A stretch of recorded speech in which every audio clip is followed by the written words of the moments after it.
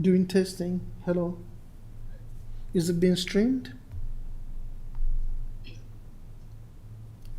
And right now it's at camera only. Yeah, so go ahead and turn it off and you can see it. Alright, I'm going to turn the camera in contact. See if the camera is moving correctly. And then doing the contact only. And I'm going to do the logo now.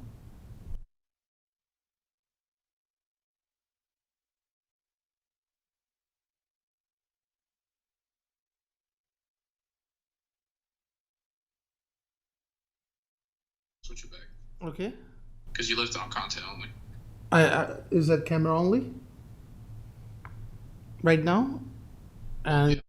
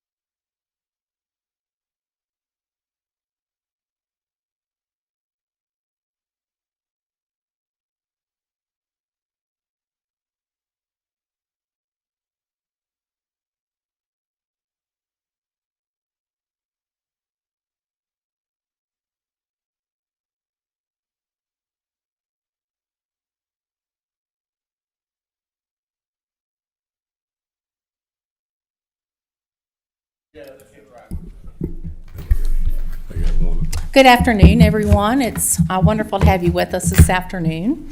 I would like to formally call the meeting of the Board of Supervisors to order today, July 21st, 2026 at 3 p.m.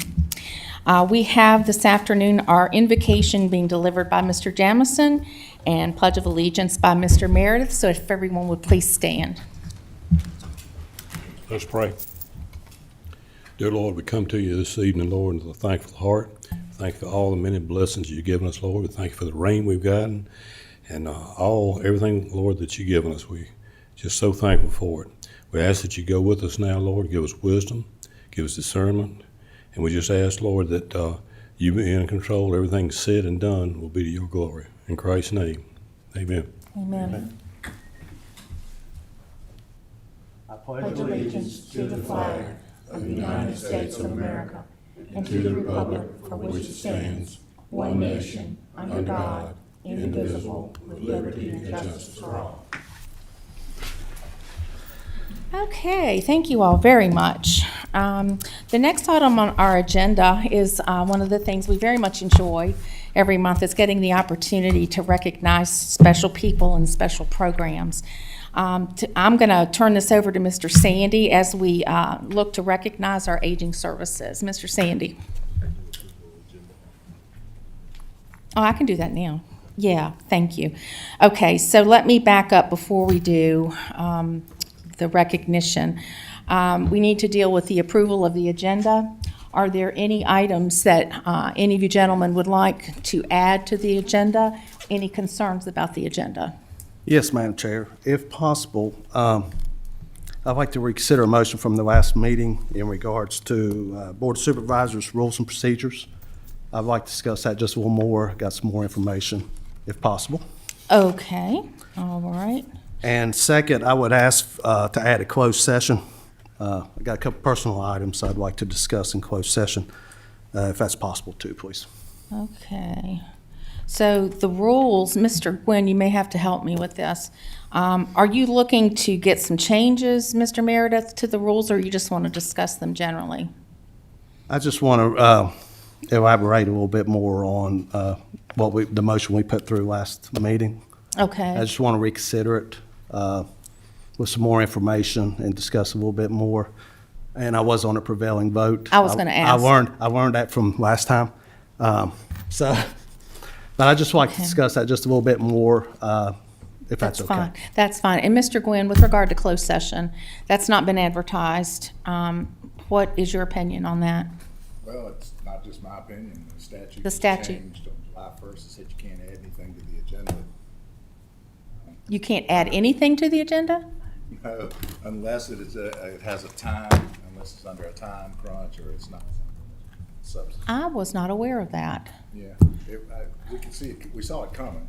Okay. And it hit, and people are getting kind of taken aback by it. But Okay. let me study it again and see if I can figure out a way to get it done.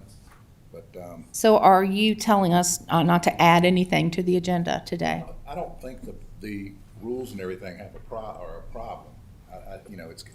It's in the bylaws. It's a substantive issue that I'm concerned with, and I think that FOIA votes, closed meeting votes generally are the types of things I wanted to avoid in that statute. So If we you're can just comfortable? hold to that, and let me get back to you before the meeting's over, and we can add the closed, if the statute will allow us and the board is comfortable with that, then we can add the closed meeting. If the statute doesn't allow us, we can't do it anyway. And so you're comfortable with moving ahead with Mr. Meredith's initial request on the discussion on policies. Mr. Meredith, would you be willing to discuss that under other matters? Or would you like that to be moved up further on the agenda? In regards to The policies? it's wherever you want to fit it in. It shouldn't take that long. Okay. And then I guess my other concern is, and I'm going to ask for policies, legal advice. Is it possible in the future that we leave closed meeting sessions on the agenda, and when we get to that point, we could easily state we have no matters for closed session? So then, I've seen other organizations do that. So if something does come up in the meantime, we got it in there, but it doesn't mean we have to go to closed session. Is that correct? True, I mean, you don't have to consider anything in your agenda if you vote accordingly. That's, From go ahead, I'm sorry. a policy standpoint, legal policy standpoint, whatever, I've always been a little less than comfortable with having on closed meetings that may not have. I think that we really probably shouldn't do it that way.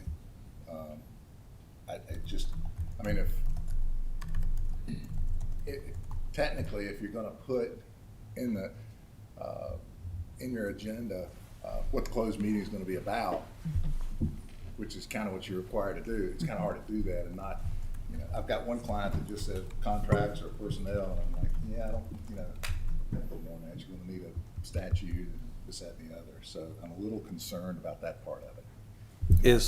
Is it possible, if it's closed session not to be added tonight, can we add it to the work session Thursday? Yes. Yes, So most definitely. either way, I'll leave that up to We y'all. just need to adjust accordingly. That's fine. With respect to the new laws. Okay, And- that's fine. And I would maybe ask Mr. Meredith if maybe we can cover those rules under your section under other matters by supervisors. Are you comfortable with that? Yes, I am. Okay, let's do that. Okay. Okay.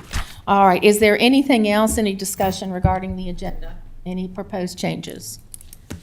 Okay, I'll entertain a motion to approve the agenda with the amendment asked for and requested by Mr. Meredith.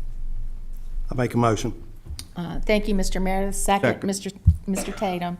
All those in, Madam Chair, might I add, with the only amendment he's proposing is for Thursday, so that wouldn't go under. no, he's wanting to talk about the policies. Oh, well, that's fine, he can, but that's under his on other matters. That's what we're doing. Okay. That would be the amendment.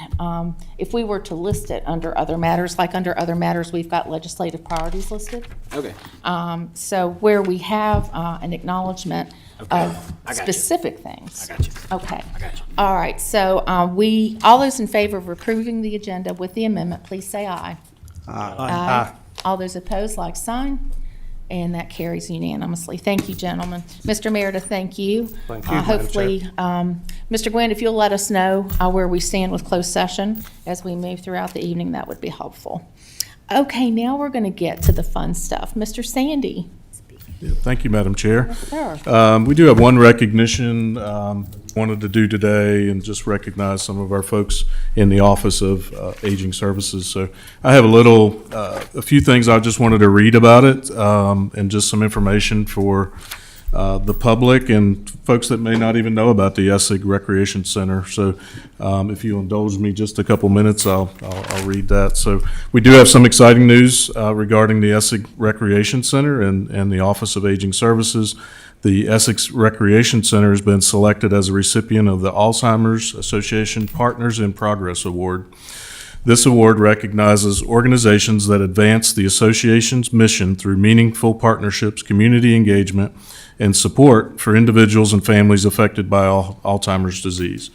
The Essex Center was recognized for its commitment to providing programs, outreach, education, and connections to valuable resources for those living with Alzheimer's and their caregivers. These efforts have helped increase awareness while improving access to services throughout Franklin County. So I'd like to especially recognize Paul Chapman, our Parks and Rec Director, as well as Marsha Cramlett and Flo Brown, who really work hard at the Essex Center every day. If you've been there, you'll see them all the time. Their dedication, compassion, and hard work played a significant role in earning this recognition, and I think that they all deserve a great deal of credit for this accomplishment. This award is also a reminder of the tremendous impact that our Aging Services Office has on our community every day. So just a few figures I wanted to give you about the Essex Center. Last year alone, the Essex Recreation Center offered 268 high-quality activities and programs for older adults, representing a 14% increase over the previous year. Those programs reached 8,690 participants, which was an 11% increase. Helping older adults remain active, engaged, healthy, and connected. In addition, the Senior Transportation Program provided 3,086 medical and essential transportation trips. That was a 9% increase from the previous year. and those services help seniors maintain access to health care and other critical services. Overall, the Essex Center welcomed 49,283 visitors last year, which was a 7% increase, demonstrating both the growing demand for the services provided there and the important role that the center plays in enhancing the quality of life for Franklin County residents. So, Madam Chair, if you would join me down front, I'd like to congratulate Marcia and Flo and the entire Aging Services team on this very important recognition and accomplishment.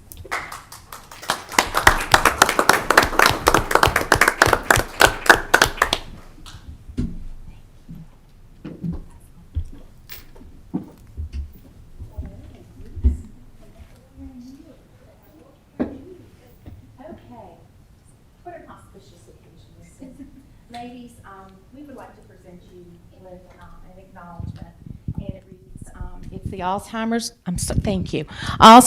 Association Partners in Progress Award presented to Franklin County Parks and Recreation and Office on Aging 2025-2026. We congratulate you. You make us so proud, and our seniors and everybody that participates at the Essex Center benefits from you being there, and we thank you for that.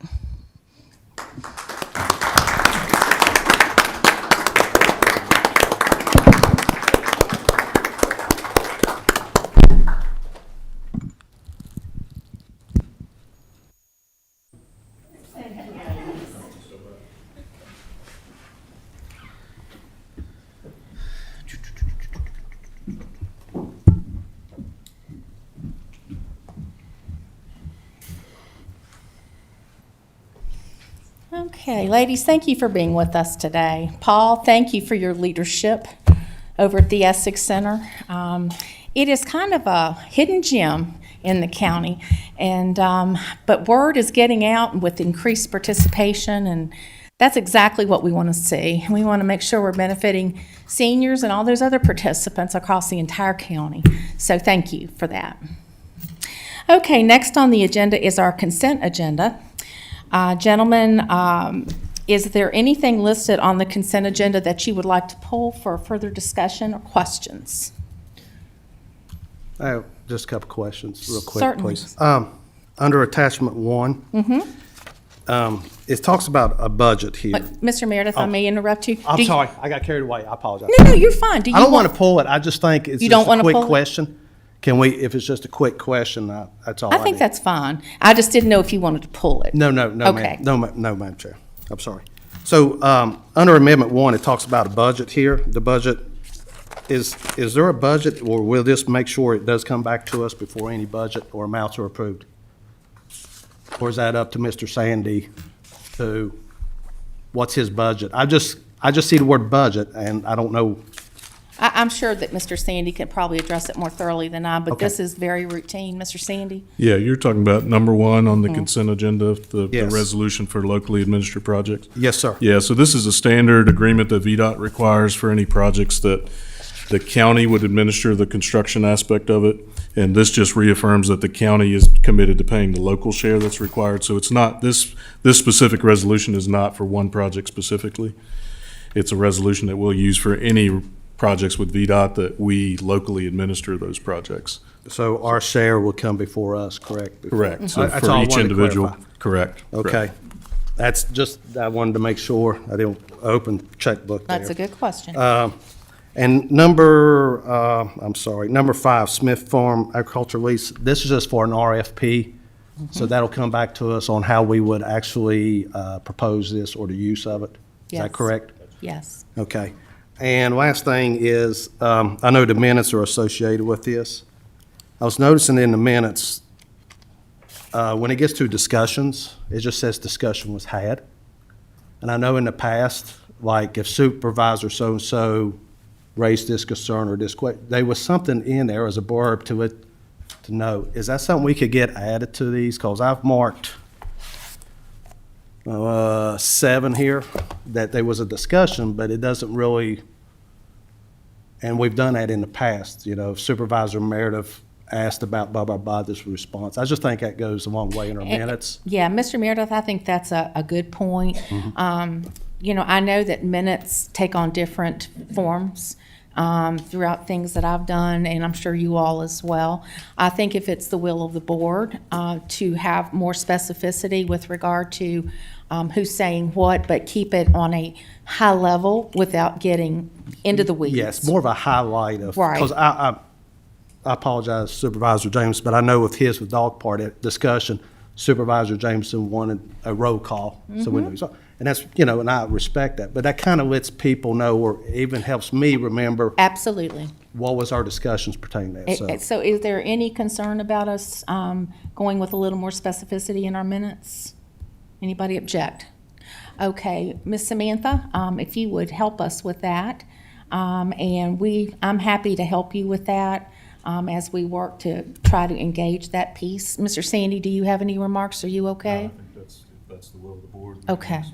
And I'll be more than happy tonight sometime I'll show you what I got marked, and I'll be more than happy to help Yes. out. And Thank you for that, Mr. Meredith. Thank you. And that's all I have. I'll be quiet now. No, you're fine. No, those are great points. Anything else that you all would like to discuss or pull? Okay, hearing none, I will entertain a motion to approve the consent agenda as submitted. I'll make a motion. Mr. Meredith, and second, Mr. Jamison. And we will have a roll call vote. Madam Clerk?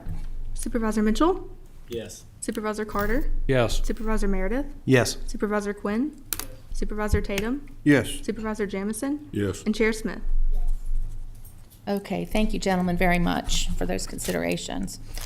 We are going to move now to our VDOT report. We have Mr. Casella with us and Ms. Lewis. Hello, welcome. We're so glad to see you guys. I know you've been busy. That's been obvious. We have been As busy. you travel the roads in the county. A lot of activity on 220. Yes. For sure. It's always a pleasure to be here. All right, so we'll do our monthly road report.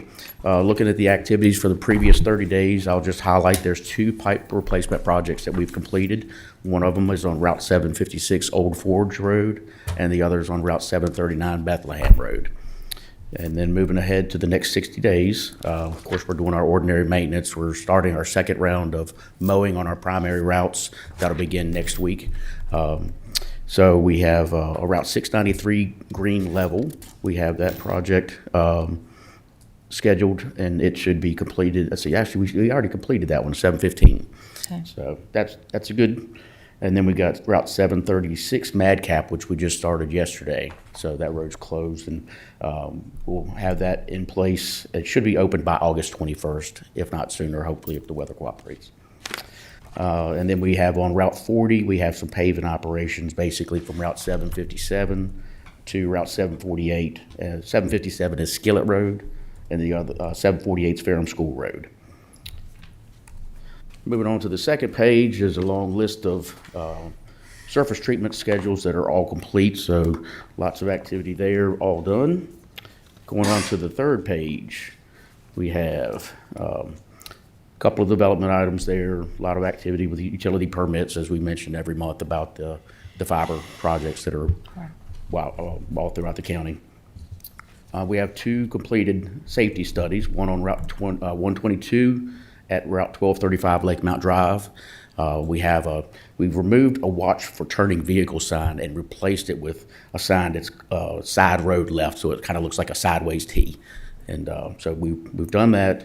And then also on Route 671 Golden View Road and Route 826 Golden View, we did a study and there were no recommended changes, but we do note that there are chevrons in place already with rumble strips in the area, so no changes on that. Dropping down to our project status, Route 220 and 619 Grassy Hill. The contractor had a pre-construction meeting. They received a notice to proceed, so they'll begin soon on that, and I believe that's night work. We have 220 and Naff Road will be, bids were received on June 24th, and anticipated construction to begin this fall. Route 122 and 636, we still have that scheduled for mid-27. And then the 40 bridge replacement project still for late summer of 27. And then on our final page, I'll just highlight a couple of things. Second bullet, Route 220 and 635 Bombrook Mill. You'll notice the barrier wall's been installed and they're actively working on that one. And then, of course, at 220 and 619, we did a traffic shift last night. They're working on the signals today. A lot of activity in that area today. So we'll be glad when that one's opened, and I know all the traffic will be too. Then on 220 at the Summerview Business Park, they're continuing to do the fiber that's in the median, and then the poles will be coming soon thereafter. And we have a couple of rural rustics which we're actively working on, Route 657 Red Valley and also Route 635 Novella. With that concludes our report, and I'll be happy to try to answer any questions you all have. Thank you, Brian. Any of the supervisors have any questions? Mr. Tatum? Brian, I just had one citizen that called me this past week with some traffic concerns of people speeding, reckless driving on Ingramville Road in Ferrum. And I think the speed limit through there is where it's unposted is 55. Could we get that checked and see if we need to lower that? I've asked the sheriff to, have a little extra patrol and make sure that people are adhering to the safe speed. But can we check and see if maybe we need to lower that? Yeah, because I don't recall us having looked at that at any time recent, so we'll take a look at that, make sure we haven't, and then, of course, we'll get our traffic engineering folks to review it. Thank you. Yes, sir. Okay, is that, Mr. Tatum, is that Yeah. satisfied? Okay, anyone else have any questions for Brian, inquiries, concerns? Brian, I just want a quick question on the Summit View poles going up and flashing. So are they going to be in flash for a very long period of time, or what is the plan? So what I recall is they'll be in flash until a signal is warranted. So I'm not sure what that date is projected out. Are you all planning to do incremental speed checks? I mean, is it going to be, you all will check it once a year? I mean, because I know a traffic study is a big deal. So are you all just going to use it on an observation mode to trigger a traffic study, or what are you thinking about that? So, Mr. Sandy, you might be able to help me out. You've been involved in that discussion a little, probably more than I have, to be honest with you. But I know we were doing a flashing just to make folks aware of the intersections. Yeah, yes. And then at some time in the future, when the signal's warranted, they would be with a regular traffic signal, and it's a two-phase type signal. They've got the median crossovers already constructed so that it'll operate Good. Such that you'll come out of the northern entrance and be able to go north, and then you come out of the southern entrance and you can go south, and then you'll be able to turn if you're northbound into the southern entrance. Okay. So those will be the movements. Okay. But as far as when the signal was warranted, that's going to depend on the development. Sure, I understand. Mr. Sandy, did you have anything you'd like to add? Yeah, and the conversations have been with VDOT at the district office as to when and how those counts would be determined.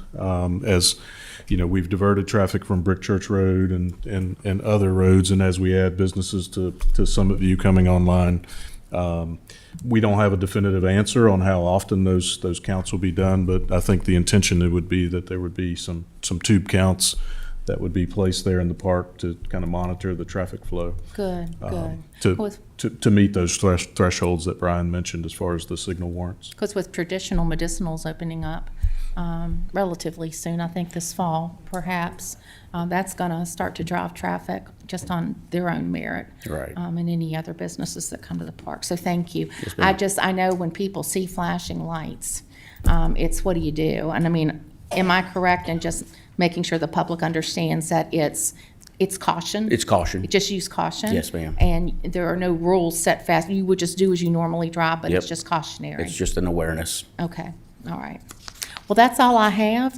Brian, I think you're good to go. All right. And Thank I you very much appreciate you being here. Lisa, ma'am. thank you for being here. We appreciate it. Okay, moving right along.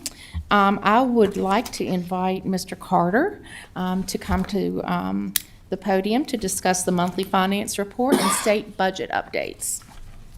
Good afternoon, Mr. Carter. Afternoon, Madam Chair, members of the board.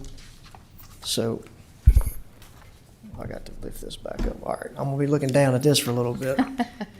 So our finance report for the month, so this is our June 30th preliminary report. It is, there will be 60 days worth of year-end adjustments that come in just as invoices come in, revenues come in for the next 60 days. So these are not the final audited numbers, but so far preliminarily, it's a strong fiscal year end. So we would expect 100% roughly of revenues and expenditures at this point, pending some of those adjustments. One of the things that we will point out, so if you look at the total revenue, we're at about 105% of budget. The biggest driver of that is general property taxes.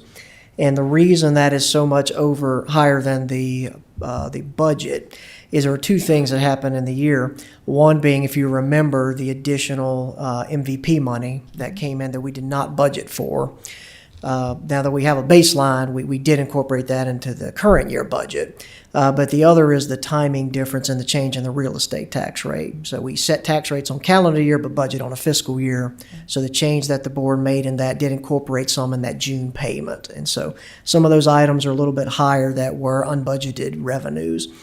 And so typically what we benchmark is 3% for our revenue projections, within 3%. So if you remove those items, we would have met our benchmark for the year as far as revenue projections. So one of the items that are a little bit lower, charges for services, that is the biggest drivers to why that's not meeting budget is EMS billing revenue. It was just softer than we anticipated with the change in billing rates. And so that it's tended to fluctuate, but it has been on an upward trend. So unfortunately, it looks like we're not going to meet budget there, and that's why you see that negative $316,000. The rest of the categories, your revenue for money and property, that was interest. So interest rate dropped a little bit lower than we thought during the year. So we're going to be about $100,000 less than we projected. And then your federal and state are typically reimbursement based, and so you'll see some offsets on the expenditure side as to why that's a little bit lower.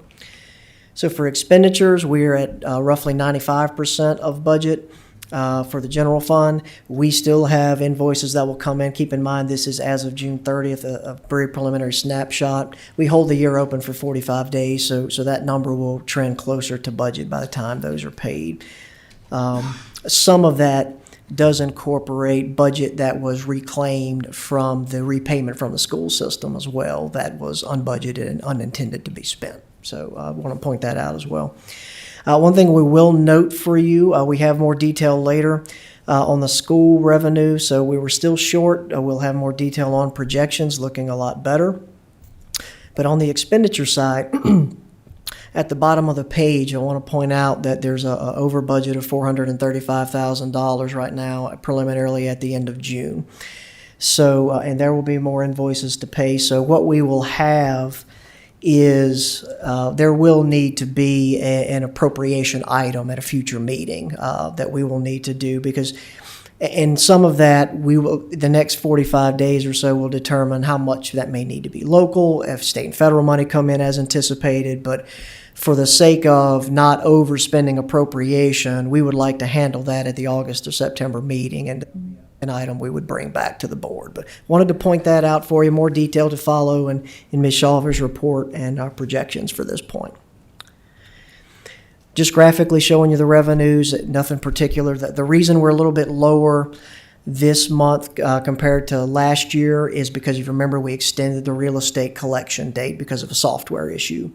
And so because of that timing, we had more collections in May this year than we did last year. And so you see that fluctuation on the revenue chart. Is the software issue under control? It is. But there was not an issue this year. So, but last year it was, and we had to extend that due date. The board did. I recall. Thank you. Yes, ma'am. So revenues, just categorically breaking that down for you, you can see the difference in your property taxes year over year. That is those one-time items we more mentioned because of the timing, not necessarily a grand influx more than we anticipated. We'll break down a little bit of that. Your other local taxes and your state revenue are roughly equivalent. There's a few $100,000 difference, but there's not a lot of change year over year. Real estate tax, so this is one of them that is driving the property taxes. So you see about $2.5 million year over year increase. While we're still, we will run some reports from the treasurer's office to make sure we have how much of that was contributed to the first half of the real estate. There will be some prepayments we'll adjust. But roughly, the majority of that, probably roughly $2 million, is related to the change in the real estate tax rate. So without that, out of $48 million, we were within $500,000 on a collection, so a very small percentage. Personal property tax is up as far as budget. It's about 107% of budget. We had a good year, but it's down compared year over year. And so if you remember, that's the offset for the MVP tax revenue. So we knew we would lose some on our local personal property assessment. We would gain it on the state collection. And so we probably were more conservative than we needed to be on what we would lose on the personal property collection. And so, but as far as actuals coming in, it's relatively the same on personal property year over year, not a lot of change, and it definitely is 7% above budget. So not concerned there. Local sales tax, 2.8%, relatively what we would see with inflation right now, nothing concerning. Had a good collection period for June. Of course, that's 2 months behind, so that would have been April. Meals tax, similar. You can see it is almost 102% of budget that we would anticipate. Small growth over prior year, about 4.5%. You can kind of see the monthly. So monitoring meals and occupancy, especially because of the drought conditions at the lake area. And so we have not seen to this point an impact in tax collections. So, of course, June collections would typically be May activity, and so we'll continue to monitor. Same with occupancy. So we had a good June for this fiscal year where you compare the prior two, up 11% year over year, but about 109% of budget. So all of these are ticking in above our budget, which is conservatively where we like to see when we're planning for a fiscal year. General fund expenditures, roughly the same. Graphically, you can see June spend was about the same for the month. Categorically, basically, you can see your two categories that typically are the largest are the ones where you see the fluctuation the most, your function of public safety and health and welfare. And so some of that is normal inflationary pressures. There really isn't a lot of expenditure, new programs being added into these areas. Health and welfare, we'll break that so that social services, the operational is up a little bit. Would anticipate that with normal operational increases, pay increases, things along that nature, just normal operations. One of the items I'll point out is programs is down year over year, and that is contributing to, if you remember, state and federal revenue on your summaries page was below budget. And the reason for that is we see some spend that is below year over year on the programs. And so because state and federal is heavily reimbursed out of their social services programs, you see a corresponding decrease in revenue collected as well. CSA is increasing. That's anticipated. We're still monitoring. It could very well be a year where we do exceed the appropriated budget. So we may have to pull money up from reserves to cover that. We've had several. Some of it is the timing and the age of children in care. They're just reaching a point where they're in an independent living stage or a group home where it's just very expensive and there's not a lot of other options for them as they're aging through. Brian, if I can interrupt for just a moment. Yes, ma'am. Would it be possible, and I don't want to create a lot of work, I think the board may be interested and they can reaffirm or not.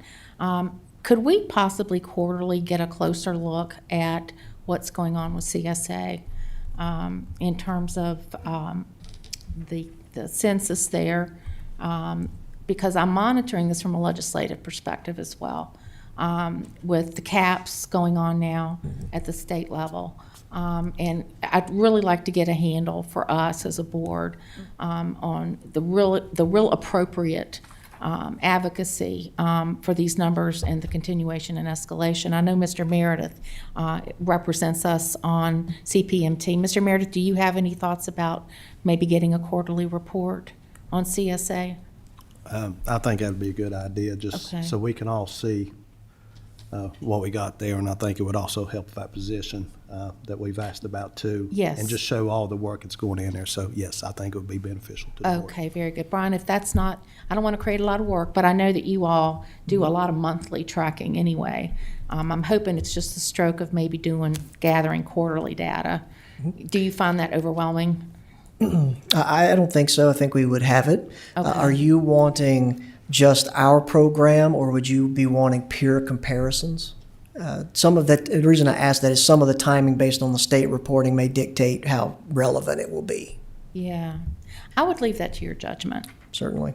Yeah. We track this as far as, we have a dashboard, various things in our CPMT meetings, of course, you're well aware.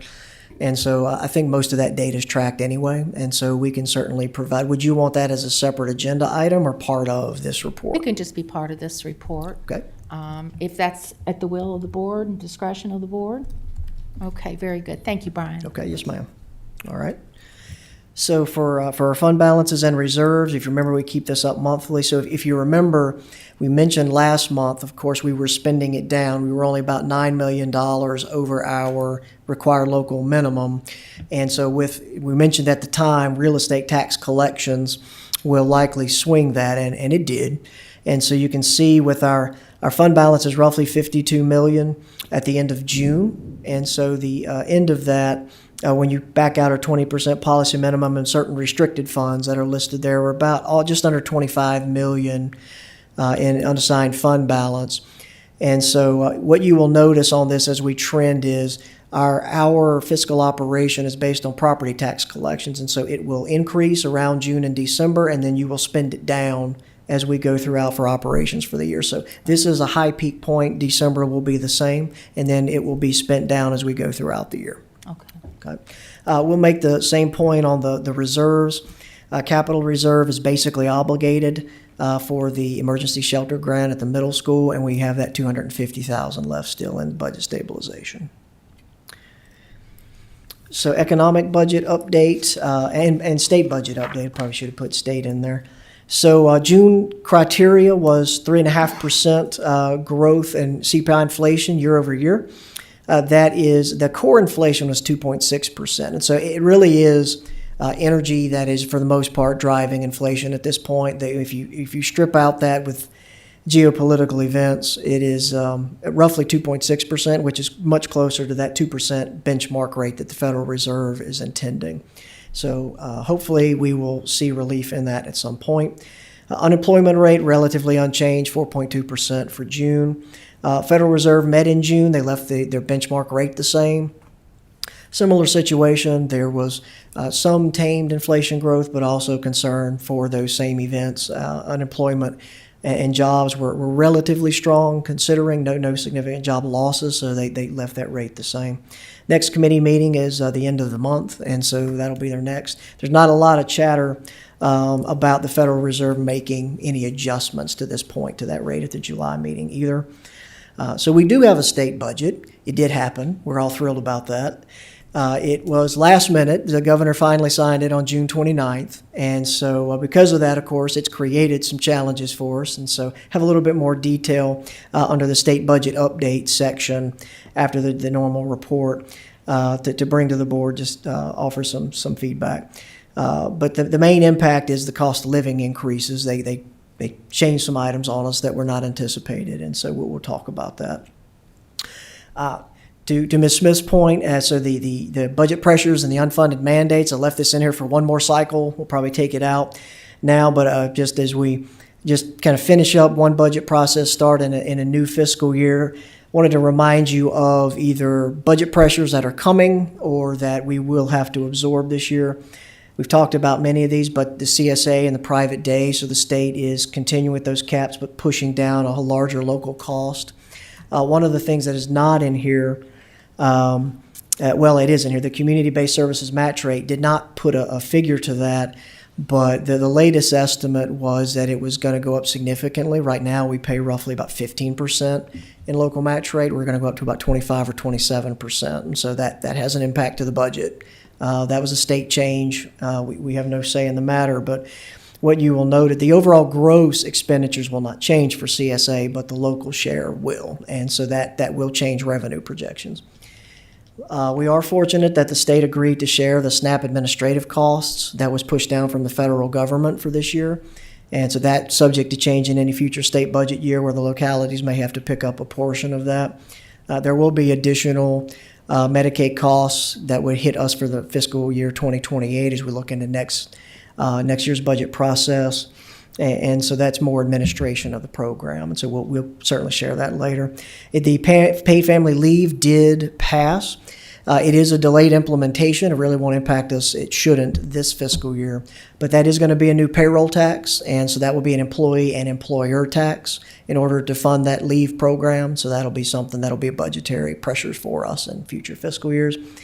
Minimum wage did pass, so it will go up to $13.75 January 1st. We counted for that in the budget, and then it'll go to $15 January 1st, 2028. That will be where there will be a compression impact on the county. Collective bargaining was not approved for this year. And so I think we as localities are thankful for that. I think VACO's position, and I won't speak for the county, but I think I support it, is that really that should be a locality by locality decision, not a statewide mandate. Collective bargaining will significantly increase costs for every locality if it is mandated. And so we're thankful that that was delayed for We're going to another hold year. our breath, Brian, on that. Yeah. I don't think it's a done deal. I hope not. I mean, most estimates are that increases locality cost 15 to 20% Yeah. in your personnel, and that's a significant change for localities. School update, and so again, Ms. Shawver has in more detail. What I really wanted to just highlight is so a couple things. So state revenue is better, still not projected to meet budget. Sales tax revenue and federal revenue are looking better. We did have to transfer 100% of the local transfer, and so we're continuing to work with Ms. Shawver and Ms. Owens and the school staff to complete revenue analysis. As I mentioned earlier, we're likely going to need a supplemental appropriation, and so we'll bring some proposed actions for that. And then we will have to look at where the year ends and cash position as we work with the auditors on what that looks like for the end of the year from a standpoint of a transfer or an interfund loan, some of those items that we will continue to look at. That's likely August, probably realistically a September item we'll bring to the board. And then mention that with the fiscal year 2026 preparation in the earlier remarks. So Madam Chair, that's the finance report. Any questions? Any questions, gentlemen? Mr. Meredith? Mr. Carter, first, thank you for getting back on them questions I had on the line items. I really do appreciate that. Yes, sir. On the revenue, I know you're showing 105%, 6,500. How much of that is going to actually have to be carried over to next year? I know a lot of that's based off the real estate increase, tax increase. Yes, sir. So what are you estimating there out of that pot to have to go towards next year's budget? To help fund next year's budget? Yes, because I would assume the 3-cent raise help us make our budget for next year, but we're already receiving some of them revenues. Right. Well, it depends. And so for next fiscal year's budget, we anticipated the rate would stay the same for the December and the June 2027 collection. So if that rate does stay the same, we will not need any of this money to help cover next year's budget. If Okay. it does not stay the same, we will need some to offset. I think the main portion for us is going to be, if this holds, and I don't see any reason for a major fluctuation, is that we do need to restore some reserves that we have depleted, funding capital the last couple of years. But that's really, Mr. Meredith, right now, the only thing I would say probably would be a priority. Just to replenish dedicate. it. All right, thank you, sir. Yes, sir. Thank you. Anyone else have questions for Brian? Brian, could you elaborate on a couple of those reserves that we've depleted? Budget stabilization reserve and the capital reserve in particular, they were both roughly $1 million each that we wanted to. And we also we pulled down fund balance, unassigned fund balance slightly last year with the transfer of the school system. So I would want to keep some of that to bump that unassigned fund balance back up, which is helpful for of course, our bond ratings. And I think the board has indicated we want to be intentional about building the capital reserve. So we'll continue to watch that and monitor that with your guidance, as we move through the year. Yes, ma'am. I think that would be the intent. Yes. It provides flexibility to move revenue or reserves as needed, especially as we get ready to proceed with planning for large capital projects in the next year. So 18 Brian, are you months. going to be dependent upon just monitoring the capital reserve as it relates to the funding that the board is allocating for the school buses, coming to a total of $1 million? Is that going to sit as an itemization under the under the capital piece, or is it going to be a separate reserve? It is under the county capital at this time. Okay. And so the direction from the, and this is historical practice, has been that we would transfer that later in the fiscal year. And so we have, the schools have ordered the school buses, and so they provided the documentation for that. So really, once they arrive and those funds are needing to be dispersed, we'll be ready to transfer that money. But that would be monitored on the county side until that time occurs. And so same process, I'm gathering, for equipment, fire apparatus, and so forth, the allocation that the board has made for the new fiscal year that we're currently setting in. Yes. The $1 million, rough, give or take. Yeah, so that money is part of the local transfer. And so the county does transfer those funds over to the capital fund, but that is part of what is monitored by staff on purchases. Okay. Are they line item managed? Yes. Okay. Yes. So anything, especially to the cost of a fire apparatus, will have to come to the board for approval anyway because of the dollar amount. Sure. But yes, we do monitor periodically, some monthly, some more quarterly, but if we have questions as staff, we follow up with the appropriate department on particular projects like that. Thank you, Brian. Yes, ma'am. Okay. Proceed, sir. Okay. So then it's still in your printout that you have in front of you. We have a couple of slides after to talk about the state budget update. And so really what we're talking about is compensation. I alluded to that a little bit before. And so this is an informational item for the board. No particular action needed, but need to make you aware of it for the sake of what the state passed. So we budgeted a 3% cost of living increase in the budget that started July 1st. At the time, that was the higher end of what was in the General Assembly. So the House had a 2% increase in their budget, and the Senate had a 3% increase. Well, what was ultimately passed and signed by the governor had a 3.5% increase for state employees and state-supported local, and then a 4% increase for school employees. Typically, your SOQ, not all school employees. So because of the lateness of the budget, this 3.5% is not effective until August 1st for reimbursement on those state-supported local positions and that we would mention. And so mentioned the 3%. So roughly what we're talked to the schools a little bit about it. They will be receiving revenue estimates from the Department of Education. Likely that's going to have to be an item that we bring back for what could be a supplemental appropriation of state revenue, and then ultimately offset that in personnel lines.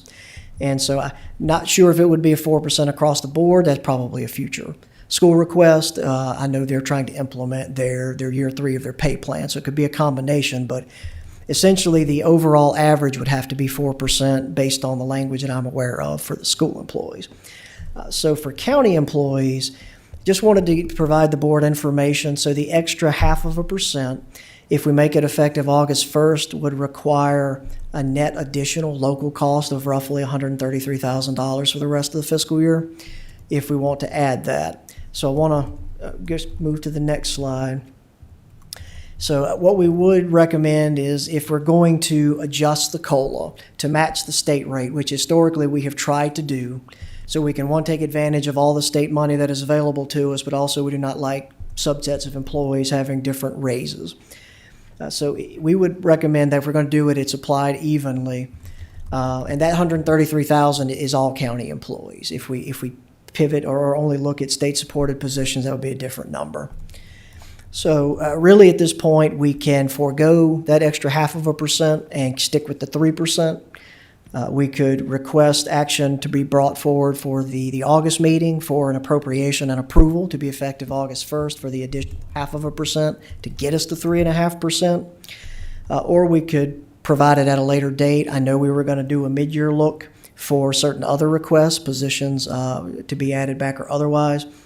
And so right now, those are possible actions. I don't think we as staff have necessarily a recommendation as to what we would prefer, but I do think whatever the board's desire would be, we would prefer it's consistent across all employees. So I wanted to bring that to the board. That's really the update. That's really you will likely hear from the school system asking for an amendment on that because of that 4%. And so we wanted to bring to you also the county side on the extra 0.5% for 3.5. Mr. Mitchell.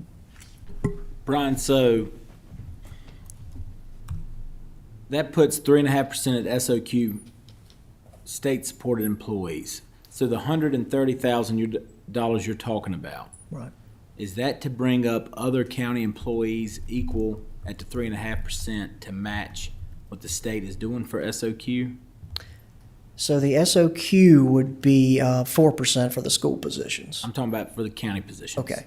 Yeah, so state-supported local, there would bring, yes, that 133,000 would be all employees, full-time employees, well, regular part-time too, would be at 3.5%. So it would be state-supported, state-supported local, and it would also be employees within those constitutional offices that are not part of the comp board, that are 100% local funded. It would bring them up to 3.5% as well.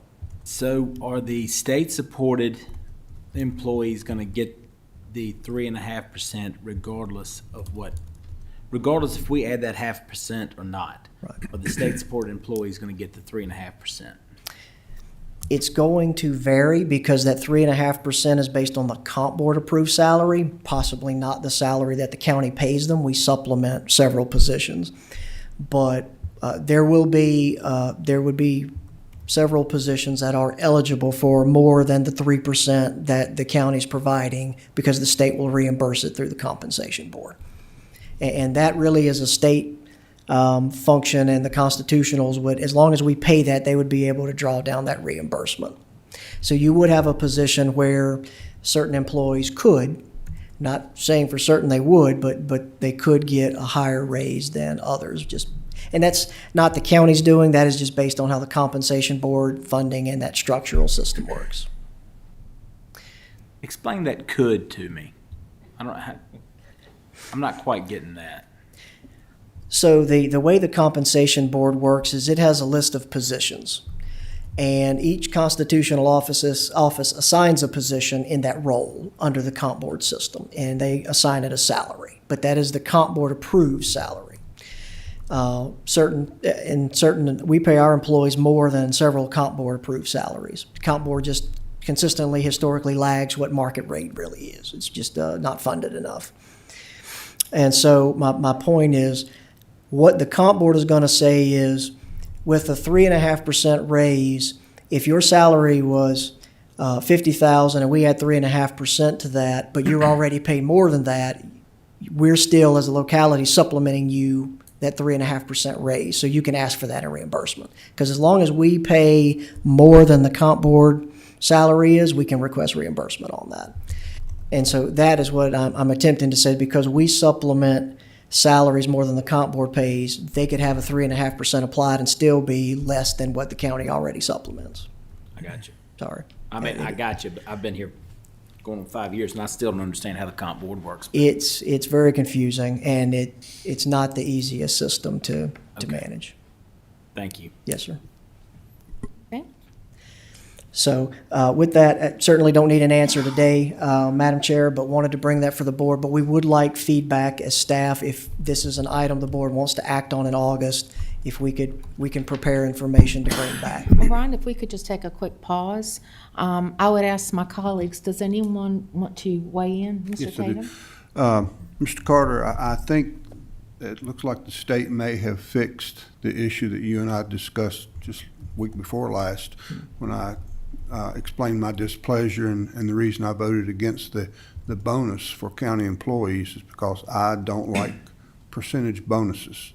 Because, that bonus is a one-time deal, and when you do percentages, you have people that are, making $80,000 getting a higher bonus than people, and it's a one-time, and I've always felt that bonuses should be equal. Like what the state was recommending for the school employees was an equal bonus. So it looks like that they come back with a raise, a cost of living raise, and took care of that discussion that you and I were having. For me personally, I think we need to step up and do the 3.5% for for all of our employees, and because you know, they're feeding their families, they're serving the community, they're serving the county, and our county employees are our best asset we've got going, and we need to take care of them. Thank you, Mr. Tatum. Anyone else wish to chime in? Mr. Mitchell? I'm not a fan of across-the-board bonuses, but I will support this. 3.5? Yes. Okay. Mr. Carter, do you have an? I will support this. I agree with Tim. I've never been a fan of bonuses because if you get, I don't know, $600, basically you're taxed $300, so you get $300, and it's a one-time deal. This is a, ongoing. Right, Yeah, right. I would Okay. support it. Mr. Jamison, do you have anything? I'll support the 3.5. Okay. Mr. Quinn? I would support the 3.5 on August 1st. Okay. Mr. Meredith? Yes, I'll support it, and I got one question, Mr. Carter. Knowing with the minimum wage going up, by us doing this now, that may help us narrow a little bit of a gap when that other stuff kicks in, as you're talking about, the domino effect. So it's kind of being proactive if we do this in a sense too. Would that be correct? It will help because that 3.5% is, when we're looking at market and state funded, that's going to be something, if we don't do it now, we'll have to catch up. When we're looking at next year's budget, and we're talking minimum wage and compression. And so the way the state approved it, it was 3.5% in both years of their biennium budget. So we're going to have another 3.5% benchmark we're looking for when we're dealing with next year's budget as well. Okay, that's what I was thinking, it may minimize as we move. So yes, I'm in support too. So, Brian, you're hearing unanimous support. Do you want or wish to wait until August? Do we need specific language to act on this? Would you prefer that we defer to August on this, or what is your pleasure? So I did not prepare a possible motion. We can certainly wordsmith one if we would like. So it's really, if the board, hearing the board consensus, I mean, I'm fine to move forward today if the board would like to make a motion. If not, we can certainly bring back language, and I think this could just be a consent agenda item at the August meeting, and that's still enough time for us to make that effective with the August payroll. If that. Do you know of any statutory language that would need to be in a motion per se? Madam Chair, just off of what Jim was saying earlier, I think it would be wise for this to be a consent agenda item next month. Yeah. And that was the intent, was this was more informational for the board, just didn't want to surprise you. Yeah, so I think fair enough that, Mr. Meredith? I was just confirming with Jim, but is this a possibility if they have the motion ready Thursday at a work session? Could we?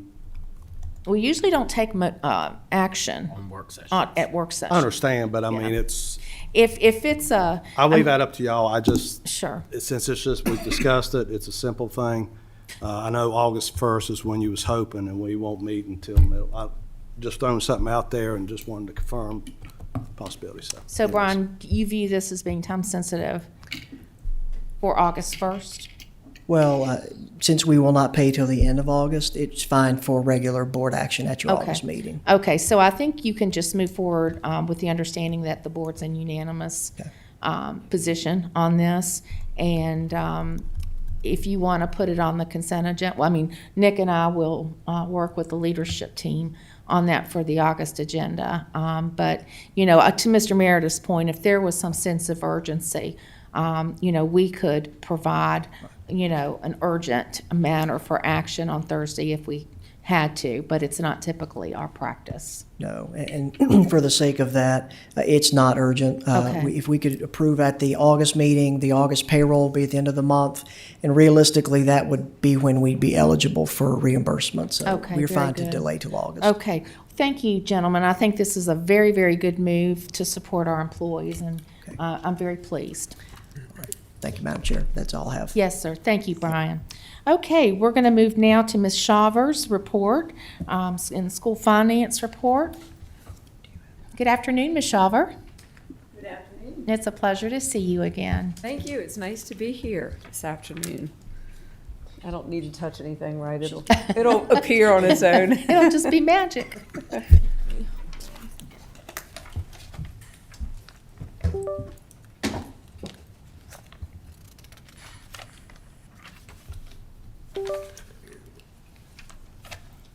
Oh, and the projector, yeah. I have. There we go.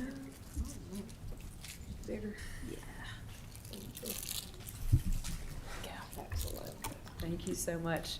Good afternoon, Madam Chair and members of the Board of Supervisors. It's nice to be with you today. And my presentation will sort of follow suit after Mr. Carter's, where we're going to remind you that it does take a while to get everything completely buttoned up for the fiscal year that ended June 30th. But happy to present results to you today, including the physical results through June 30th, as well as our projections for how the fiscal year will wrap up for the school division once all entries are in. The format of the report is exactly the same as you've seen the last couple of months, so I won't review that. Major categories of both revenues and expenditures, and then data across the columns of the report. So this first column, pointer's not going to want to point today. Okay. The first column of numbers is literally like stop the clock, midnight, June 30th. What do we have in terms of total revenues and total expenditures? And so you can see that we've got more expenditures at that point in time than revenues, thank you, to the tune of about 2.7 million here, okay? The next column is our current budget, and then the percent of budget recognized through June. And so what I'll point out here is that basically just a little bit short on the revenue side, and that's mainly because there are a number of accruals of revenue still to be made before we close the books. Expenditures pretty much fully spent out in total. That one typically will run a little bit more along the calendar clock. Some accruals, but not as many. The projected column continues to be the one that really gets all of our focus. And so for this report, this presentation today, that column is literally the June column plus the estimate of the accruals still to be booked when accountants do all of their end-of-year journal entries. On the revenue side of the house, we're expecting around $2,250,000 of accruals, using round numbers. On the expenditure side, we're expecting to pick up about $450,000 of additional expenditure from those accruals. And as Mr. Carter pointed out in his presentation, I mean, it does take time.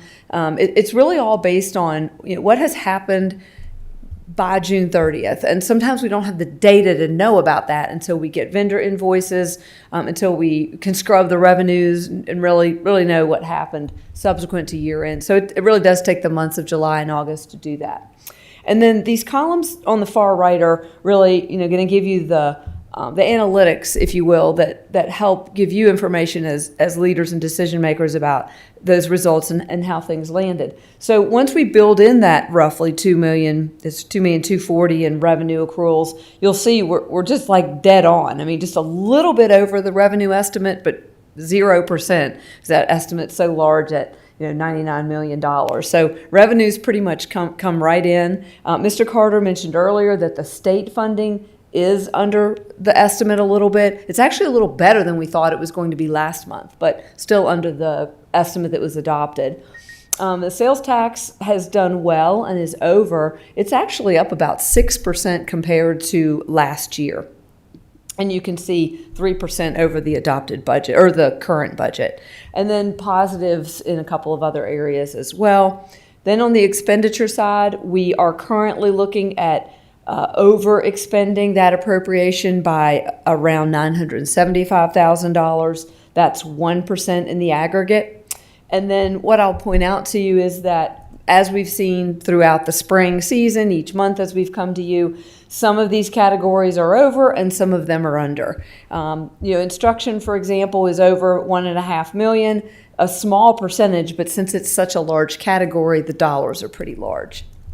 I also want to just walk through the history briefly of currently we're looking at a $971,000 deficit for the year.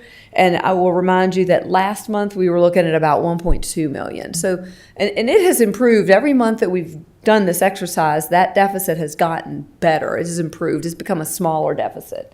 You'll notice here on this bottom line item contingency, a $100,000 projection. Of course, we have a 0 through June. We have $100,000. The group of us that have been working on this each month talked about whether we wanted to have a contingency there or leave it alone. And I think somewhat symbolically, but again, just to remind all of us, there are some unknowns. We've done our best to make these projections, but keeping that $100,000 cushion, if you will, in there. We hope that this number will get even better as we close the books, but we wanted to keep just a little bit of contingency in there.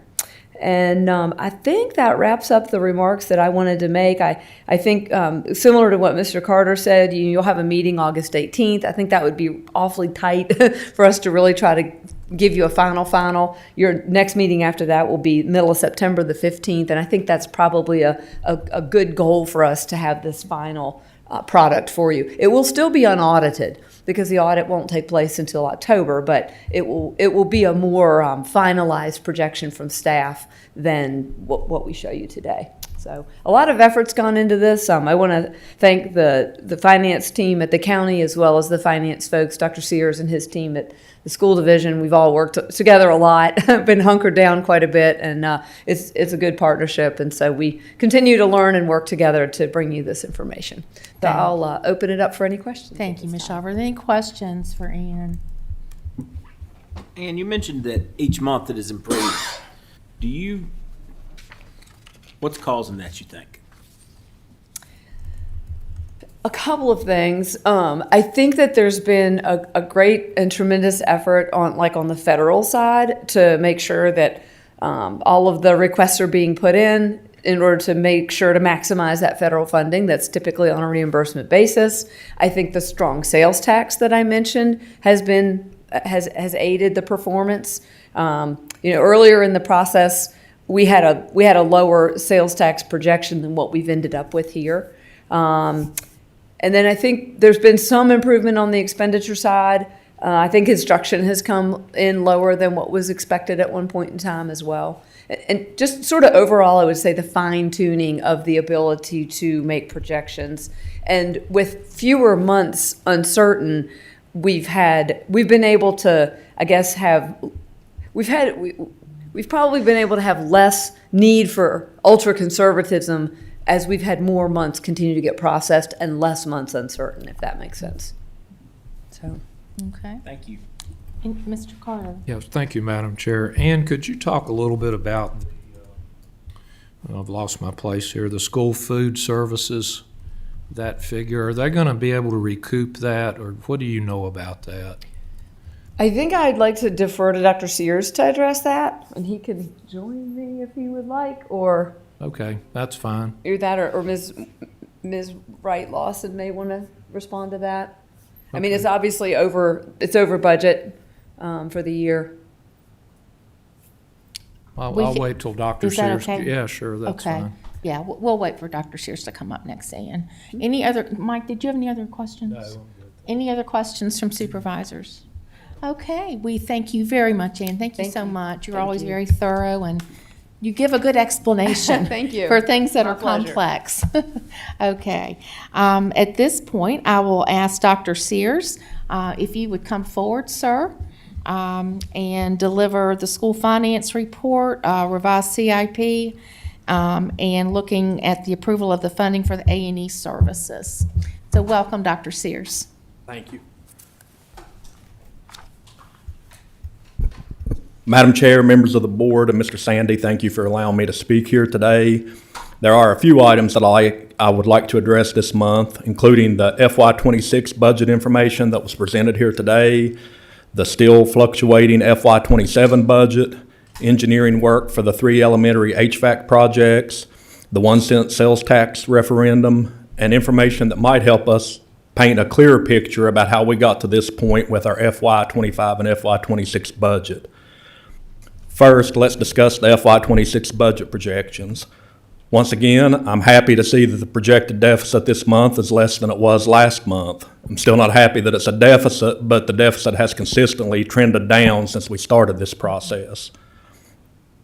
It is also worth noting that the projected deficit is now in the same neighborhood as the funding that was taken out of this year's budget to help offset the FY27 or FY25 deficit, So it's reasonable to assume that we would have been okay with FY '26 had we not been having to correct the FY '25 deficit as well. It would have been close, and it might still have been a deficit, but it would have been very close if we weren't trying to cover what occurred in FY '25. In regard to the FY '27 budget, much still depends on where things land with FY '26. The final state budget did appropriate an additional $300,000, but all of that increase is tied to giving a 4% average raise to our employees. The budget that we approved gave a step increase for all employees, which is a 2.5%. So we're currently working to determine how a partial implementation of Phase 3 could get us to an average 4% raise, so we'll be eligible for the full state supplement. If we aren't eligible, or if we aren't able to give an average 4% raise, then we look at losing about $400,000 in state funding. The options we are exploring are giving an additional step to everyone who was at least one step behind, or giving an additional step to those who are 3 or 4 steps behind. And once we know what the solid number was for FY '26, what we're going to have to cover out of the savings from the position cuts next year, we'll have a better handle on what funding we'll have available next year to apply toward those additional steps. I have notified our faculty and staff that it will likely be September before we have an answer on the partial implementation of Phase 3. Through meetings with Brian and county staff, we'll probably have a decent idea by mid-August, but in order to get things finalized, September is a safer timeline. In regard to the architectural and engineering contract, I have consulted with the school board attorney, and the contract that we have in place with RRMM is allowable for us to proceed with doing the engineering work if that is how the Board of Supervisors would like for us to proceed. He said that changes in the state law and the existing contract they meet all the requirements for them to be able to do the work. And those estimates or those cost projections were presented to the board at a previous meeting. If it's the intent to do another RFP for engineering services for these projects, we would probably need to adjust the timeline because it's not likely that we could do all 3 projects next summer. So I would ask for some direction today on how you would like for us to proceed with that. If you would like for us to proceed with securing the work through RRMM, or to do the work necessary to put it out for RFP, which will take a few months, and that will kick the timeline down a few months. It still might be possible to do a project next summer if we put the design work out for an RFP, but I don't know that we could get all the designs for all 3 schools and do the bidding process and have the work done next summer. Dr. Siers, what do you estimate the cost of the A&E services for the 3 schools? I think it was around, let's see, I've got that here. It was 800 and some thousand, I believe. $871,250 was the engineering work for all 3 schools. Is that through RRMM? Yes, that was through RRMM, through the existing contract.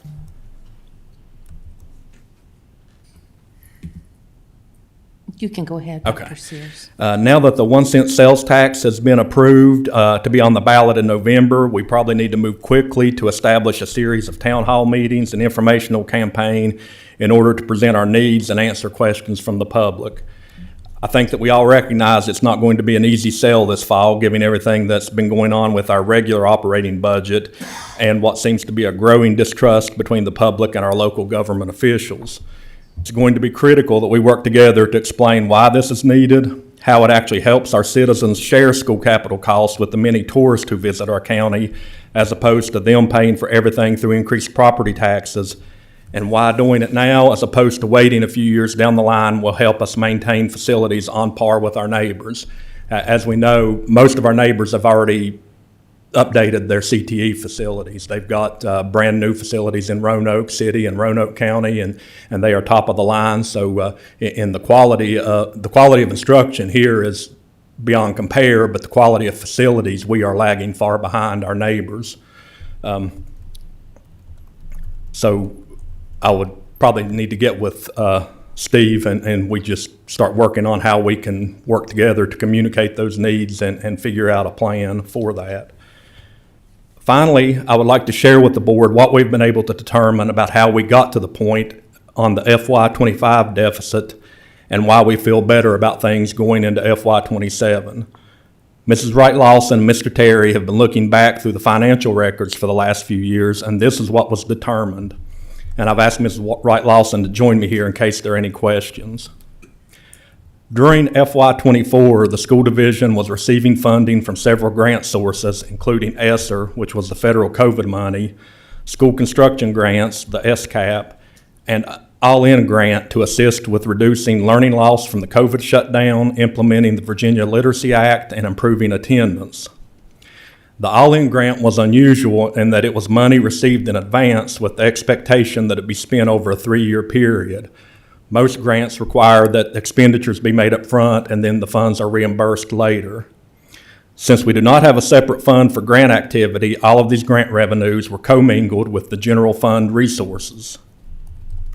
We received $2,445,000 that year for the All-In grant and expended $289,778. That means we should have had $2,155,000 and some change to be carried forward for FY25 and FY26. The end of the year revenue picture became clouded by the fact that the auditors recorded adjusting revenue entries for the school construction grant to our general operating fund, Fund 16, while recording the project expenditures to the capital fund, Fund 17. In hindsight, the advanced receipt of the VLA funds, the all-in funding, and the incorrect posting by the auditors masked what was actually a spending deficit for FY24, but didn't manifest itself as an actual operating deficit until FY25. The all-in expenditures for FY25 were approximately $1.4 million, and for FY26 were approximately $600,000. It's probably not a coincidence that last year's deficit and this year's expected deficit fell and will fall near those amounts. Since the all-in funds and incorrectly posted school construction funds were causing things to look like we had a healthy budget surplus, steps were not taken to deal with the budget shortfalls that were occurring in FY24. Now, folks might ask why these expenditures came to a head during FY24. I believe that the reason is during the pandemic, Franklin County Public Schools lost approximately 500 students from its total enrollment. Because there was so much ESSER money rolling in that could be utilized for a number of operational expenses, adjustments were not made to staffing that corresponded to the dramatic enrollment loss. This was not unusual as nobody was cutting jobs during COVID. However, most school divisions were not losing as high of a percentage of their students as did Franklin County. FY24 was the last year for using ESSER funds, and all that we had remaining that year were tied up with the middle school HVAC project. So in the 2023-2024 school year, we were paying more employees to teach 6,100 kids than we were paying to teach 6,600 before the COVID shutdown. We had also implemented phase 1 of the compensation study that year, which meant we were paying higher salaries for those employees. Even though we closed 2 schools and made significant personnel cuts for FY25, they were not enough to cover the loss of state funding due to the increase in the LCI and cover the areas where we were over budget in FY24 that had yet to be detected because of the all-in funding and the incorrect grant fund adjustment made by the auditor. I have to be honest and say that ever since coming to Franklin County, it has felt more like I'm having to liquidate an excellent school division instead of being able to focus on improving instruction and trying to make life better for the students and families that we serve. We've not been in a very good place for the last few years, but our teachers and support staff have continued to do an amazing job as they've watched coworkers leave without being replaced, seen their class sizes increase, and worry continuously about whether or not their salaries will keep up with inflation. I was doing a rough estimate today, and I think in 3 years we have cut about 15% of our full-time staff from the school division. I'm a little more optimistic going into FY27 that we've got the budget issues to a point that they are manageable, but only time will tell the level of impact all of the cuts we've had to make will have on student achievement. Folks should probably be prepared to see some dips in the data as we work through these changes, but I'm confident that we'll be able to get things back on an upward trajectory before too long. Our teachers are incredibly good, and I have no doubt they will adapt and overcome any challenges that are put before them. Thank you again for allowing me to speak today, and we'd be happy to answer anyone's questions. Thank you, Dr. Siers. I will open up the floor for questions, concerns. Mr. Quinn, go ahead. Okay. So, Dr. Siers, back to the A&E services, I think you're asking us to take an action tonight. And as I think about it, naturally, we would like both the A&E services as well as the construction work to all be put out to competitive bid. However, as I think about this, at least we're making a first really big step, which is planning to bid out the construction work. And I think that there's some risk in not doing all three schools next year. So the first is that all of a sudden, next May, one of the schools becomes an emergency, like it did this year with Lee Wade, and we suddenly have to make a big financial commitment without it being competitively bid. I also think that there is a chance that by putting all three schools on the RFP, that there'll be a significant savings there as opposed to just doing one. So just in general, for the benefit of the board, I would support doing the A&E services as you're proposing with that company that you have in line.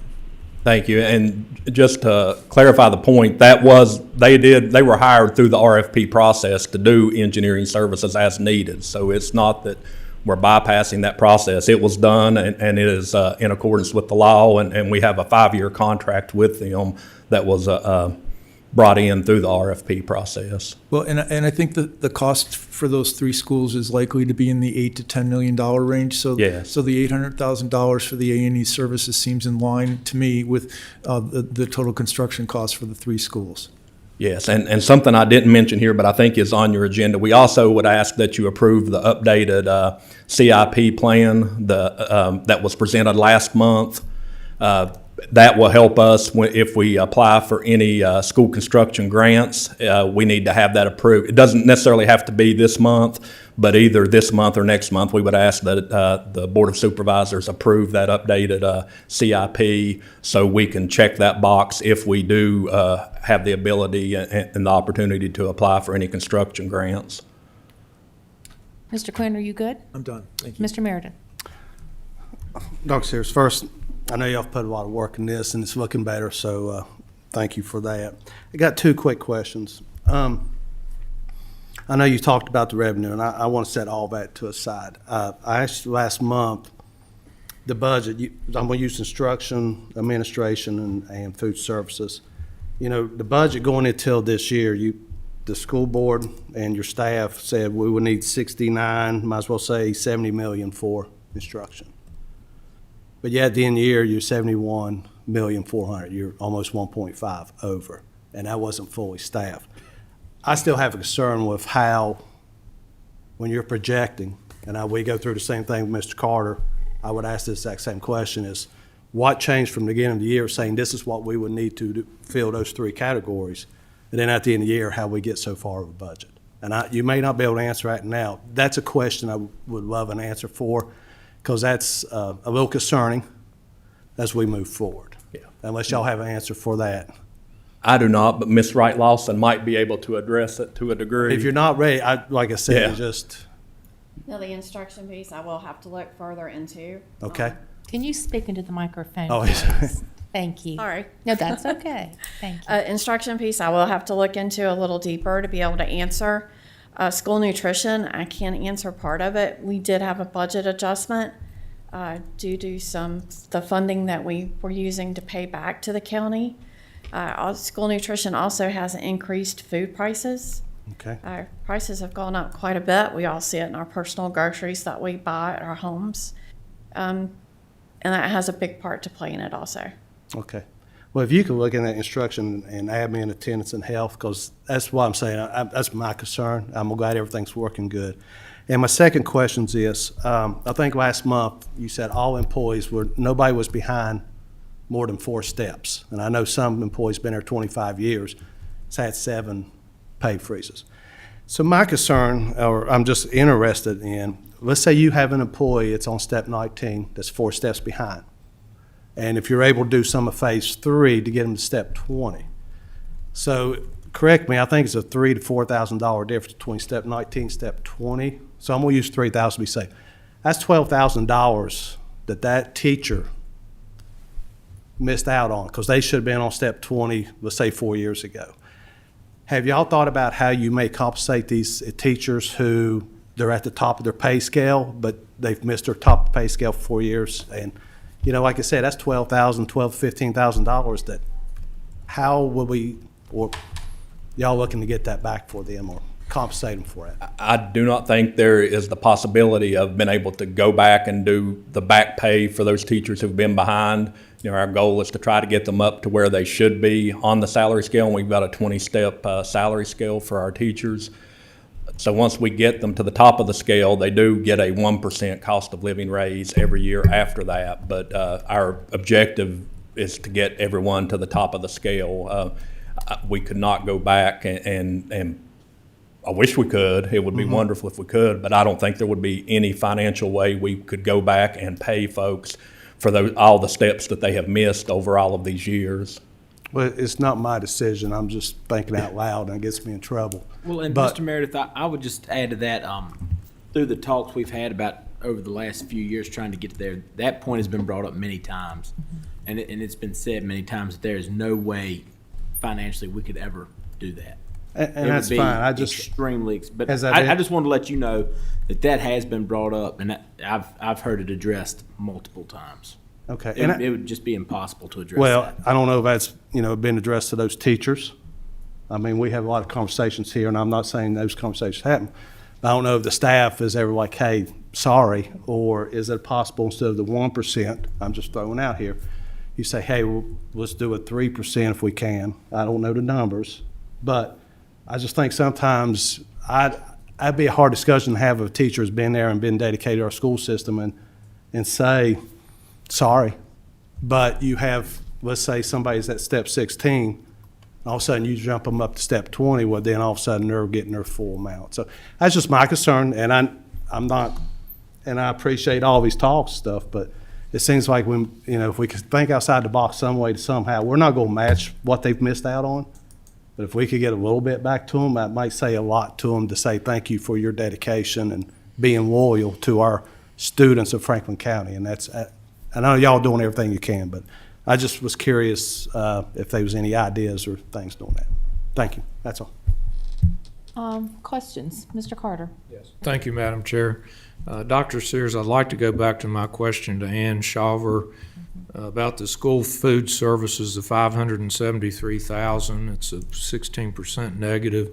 Are you going to be able to recover that, or where does that stand, or can you enlighten a little bit about that? Is that part of the 518? That budget Yeah, I'll let Ms. Wright Lawson explain that more, but that has to do with the FY25 deficit as well, and those fundings, those funds could not be posted back to last year and were in this year's budget. As part of working with school nutrition, we look at it to see, what we've expended versus our federal reimbursements. And so in the end, we true it up, use the a la carte money to make it whole. And so we did that, but we didn't do it in a timely fashion. So part of the money that we gave back to the county was the $518,000 that we used last year to do that. It was a budget adjustment to the county funding side so that we could pay it back to the county through the allocation and not taking that amount of money. And it also decreased the school food services budget by that amount. So they had actually would be just a little bit over their budget if they still had that amount in there.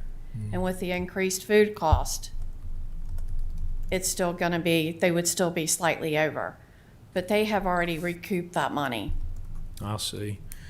And I have one more question, if I can, Madam Chair. Of course. For the upcoming school year, what are you looking at as far as the ADM? Are you projecting a loss, or what do you think that's going to look like? Yes, the budget was built on a loss of, I think, about 135, 137. I don't remember the exact number, but we always build our budget on what the state projects. And typically it's pretty close. This past year, we lost more than what was projected, which is one of the reasons why we see a decrease in state funding. I think that ended up costing us about 200 and some thousand from this year's budget because the enrollment loss was greater than what was projected. Okay. But usually it's in line, it's within, single digits of what the state is projecting. So you typically go by the state figures when you all budget that? Yes. Yeah. Okay. Well, don't you have to turn in your ADM at the end of March every year, your projections? Yes, we do. That's the number that counts for the end of the year funding and all the adjustments. We Right. have to turn in the September 30th numbers, and that dictates what our state funding is until the end of the year, and then the March numbers are when they make all of their adjustments. Okay. And usually we see a loss of students between September and March. Okay, thank you, Dr. Sears. Mr. Jamison, did you have some comments, Yes, sir? Dr. Siers, what year was it you said you lost 500 students? Was that COVID? Between the 1920, 2019, 2020, I said 1920 this morning and threw everybody for a loop.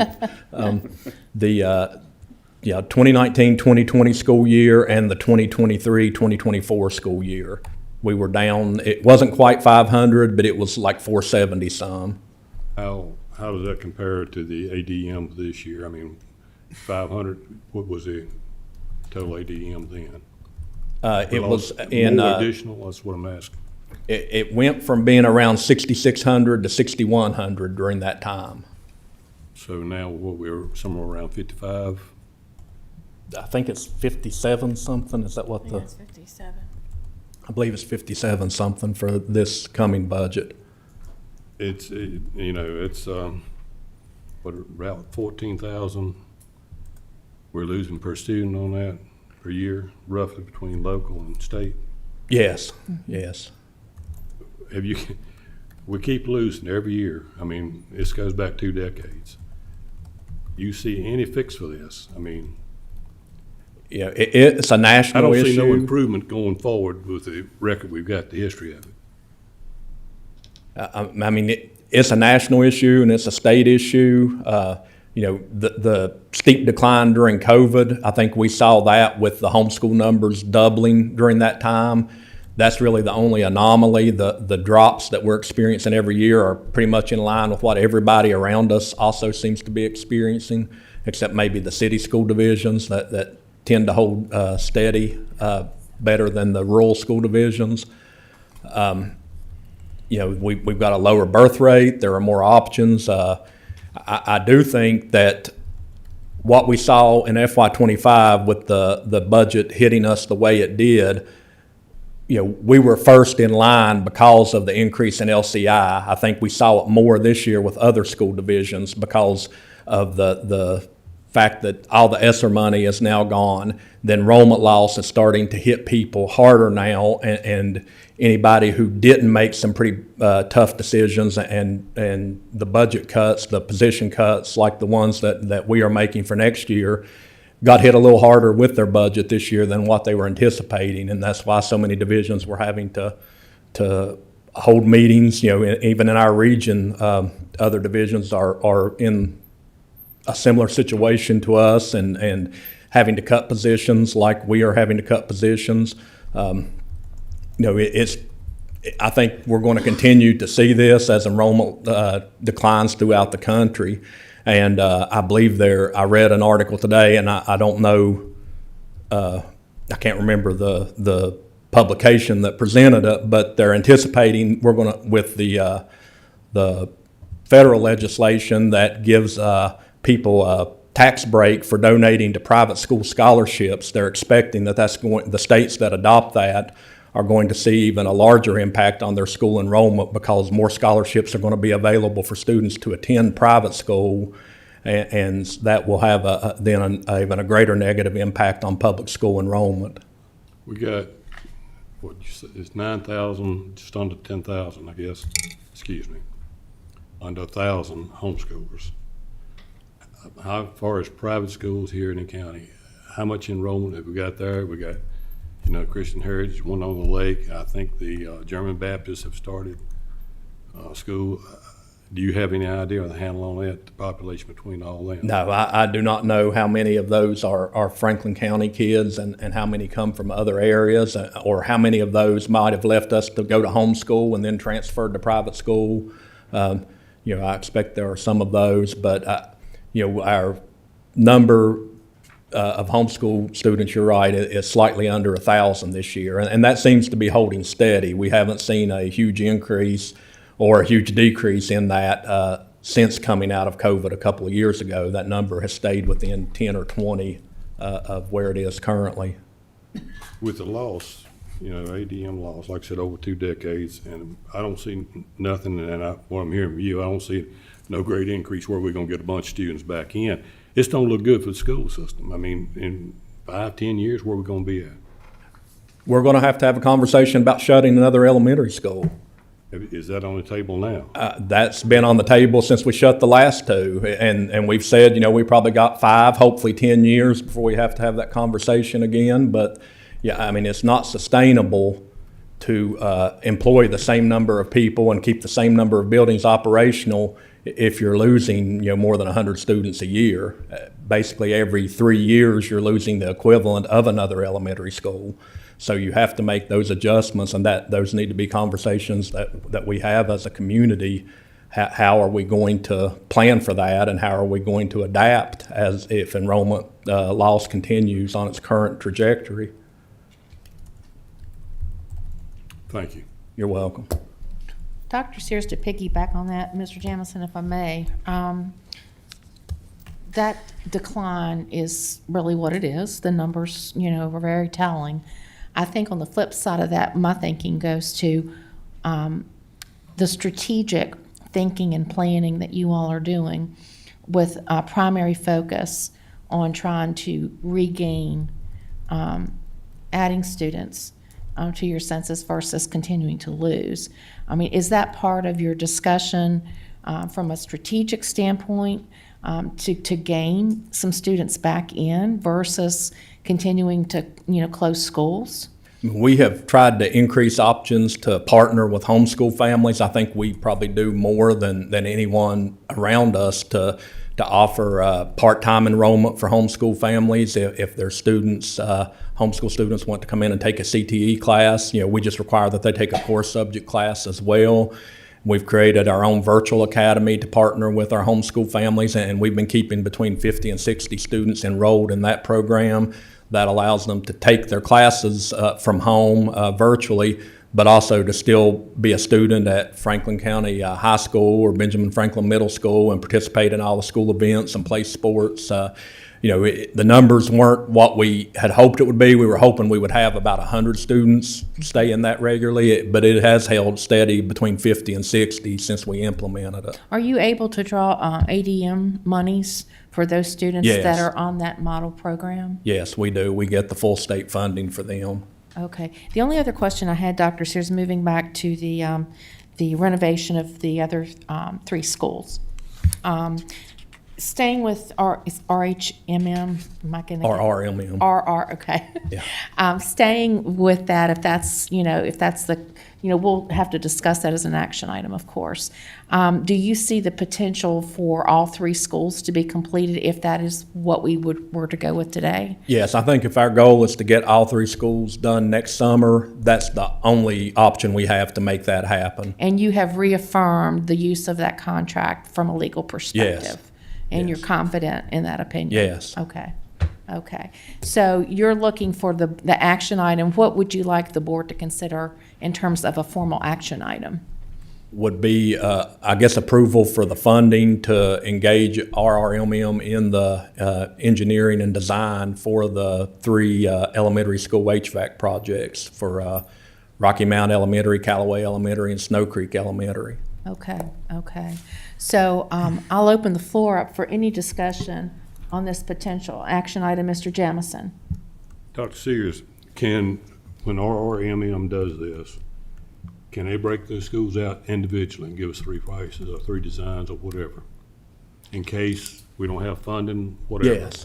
I think the designs would have to be done individually, and then we could decide how we want to bid out those projects after we have the design work done.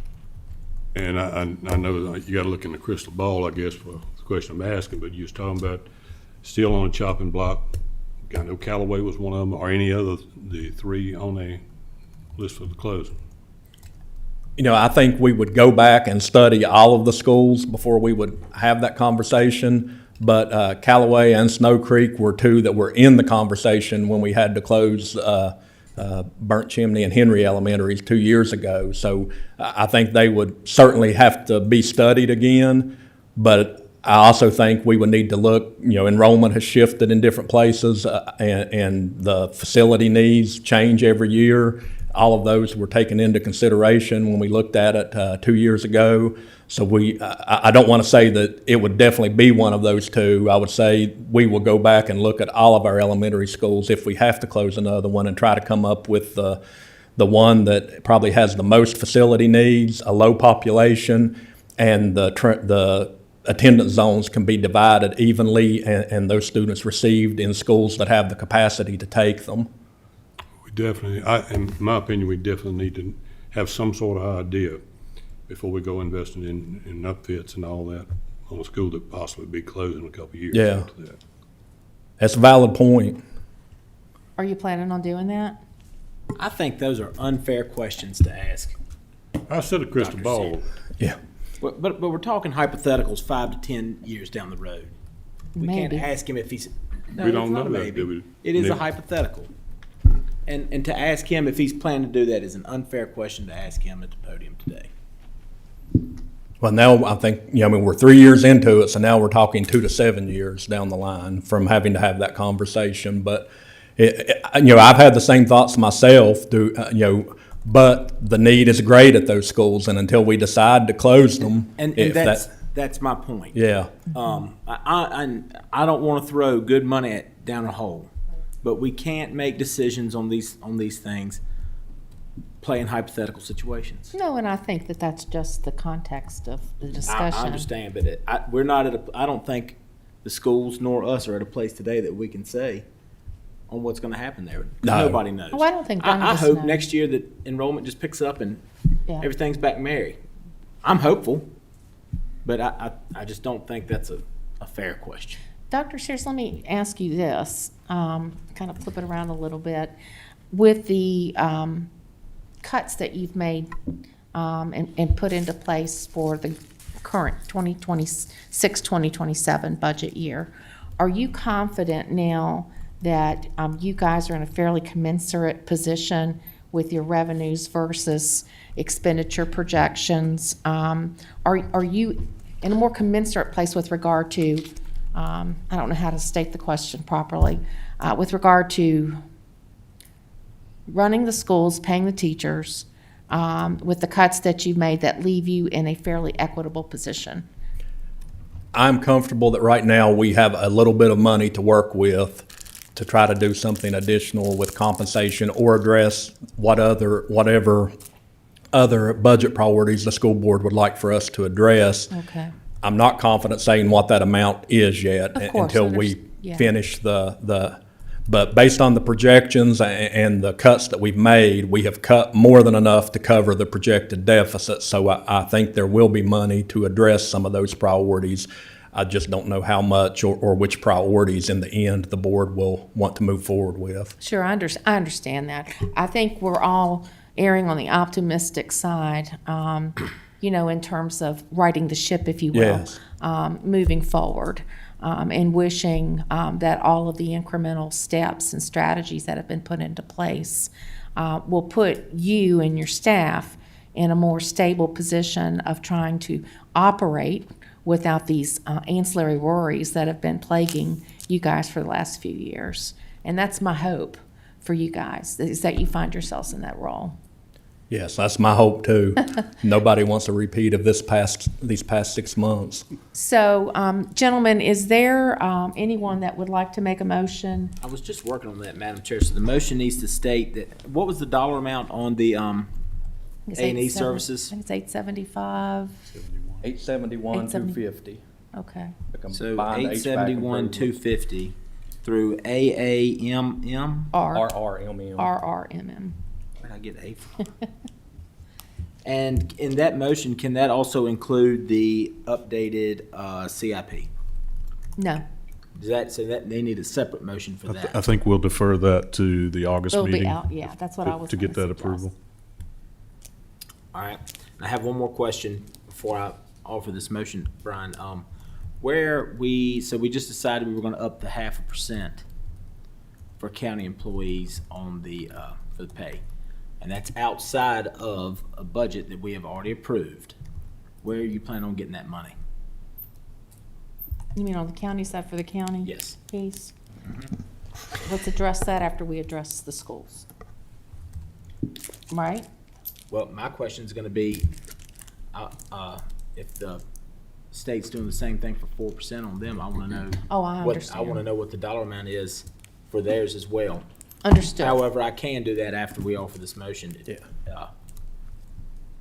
I'll offer the motion. Okay. I make a motion that we approve the $871,250 for A&E services through RRMM. Second. Who was the second? I'm sorry. Mr. Quinn, thank you. I will do a roll call vote. Madam Clerk, if you would. Supervisor Carter, Yes. Supervisor Tatum, Yes. Supervisor Quinn, Yes. Supervisor Jamison, Yes. Supervisor Mitchell, Yes. Supervisor Meredith, Yes. and Chair Smith. Yes. Now for my follow-up question. Brian, where are you planning that money coming from? He was waiting for you. I know he was. He's ready. Just waiting my turn. So just to be clear, we're talking about the $133,000 for the extra 0.5%. Yes. Realistically, just with our typical conservative budgeting, I would say that could be covered through vacancy savings. But if you look at where our budget, we've spent 95% of the budget at this fiscal year, we're likely okay to absorb that through vacancy savings. If you remember, we have a personnel reserve in the adopted budget that the board, and that's always, that reserve is to cover anticipated being staffed 100% in every department for the entire year. We do that intentionally for unknowns like this. So Mr. Mitchell, I think for $133,000, that likely can be covered from that personnel reserve because we'll realize vacancy savings during the year. Dr. Siers, do you have the information today, like what Brian provided us on what it's gonna cost? Did the state change yours on the 4%? Yes, we were planning on a 3% average in our budget, and yeah, they upped it to 4%. And we are trying to handle ours through step increases. We know that a step increase for all employees is just a shade under $2 million. But we're looking to see how a partial implementation of phase 3, for example, let's say everybody who is a step behind, we can give an additional step this year. That would get us to a 4% average across the board and make us eligible for the state funding. I would just be interested in seeing the same numbers like what Brian gave us and what the change was when the state changed that, the difference in what you had budgeted for and what it is now. Yeah, I think it was around a little over $1 million, wasn't it? For, I believe is the number that we can, just a very preliminary number we were working on for conversational purposes. I think it was close to 1.1 million is with 300,000 coming from the state and us needing about 700 and some thousand from local dollars to. If you could get all that under a microscope for next month, I would appreciate that. Okay. Yeah, I mean, just so you know, Dr. Siers, we'll talk about our legislative agenda later, but we are finding it tougher and tougher every year for the state, and we acknowledge the fact that they want us to take care of our folks.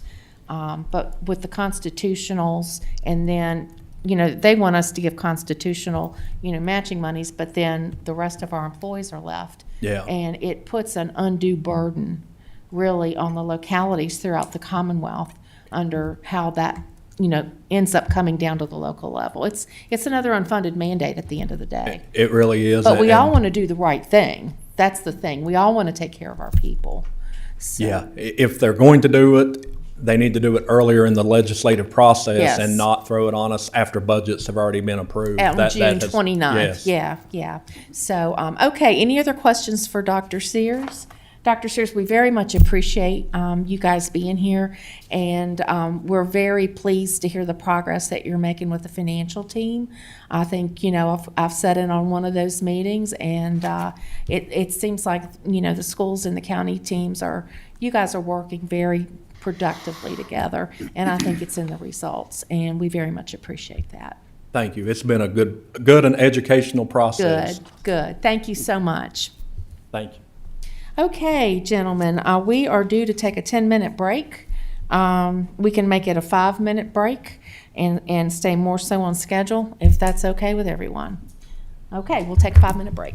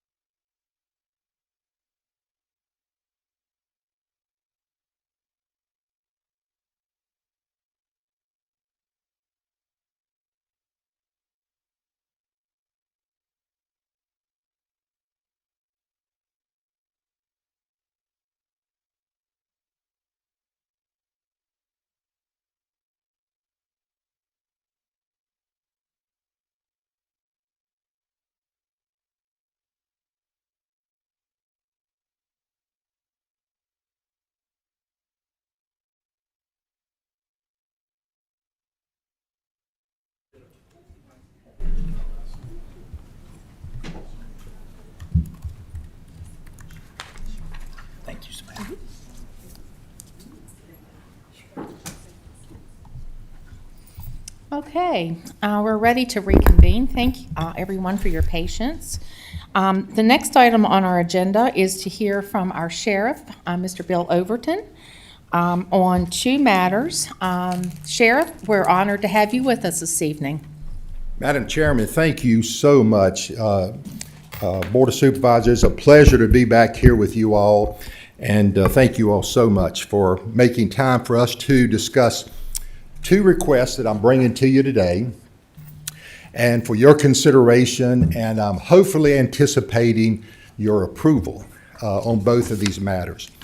The first one that not particular any particular order, other than the fact I see it popped up on the screen, is our alert system notification in our school division, in all of our elementary schools and our high school and middle school.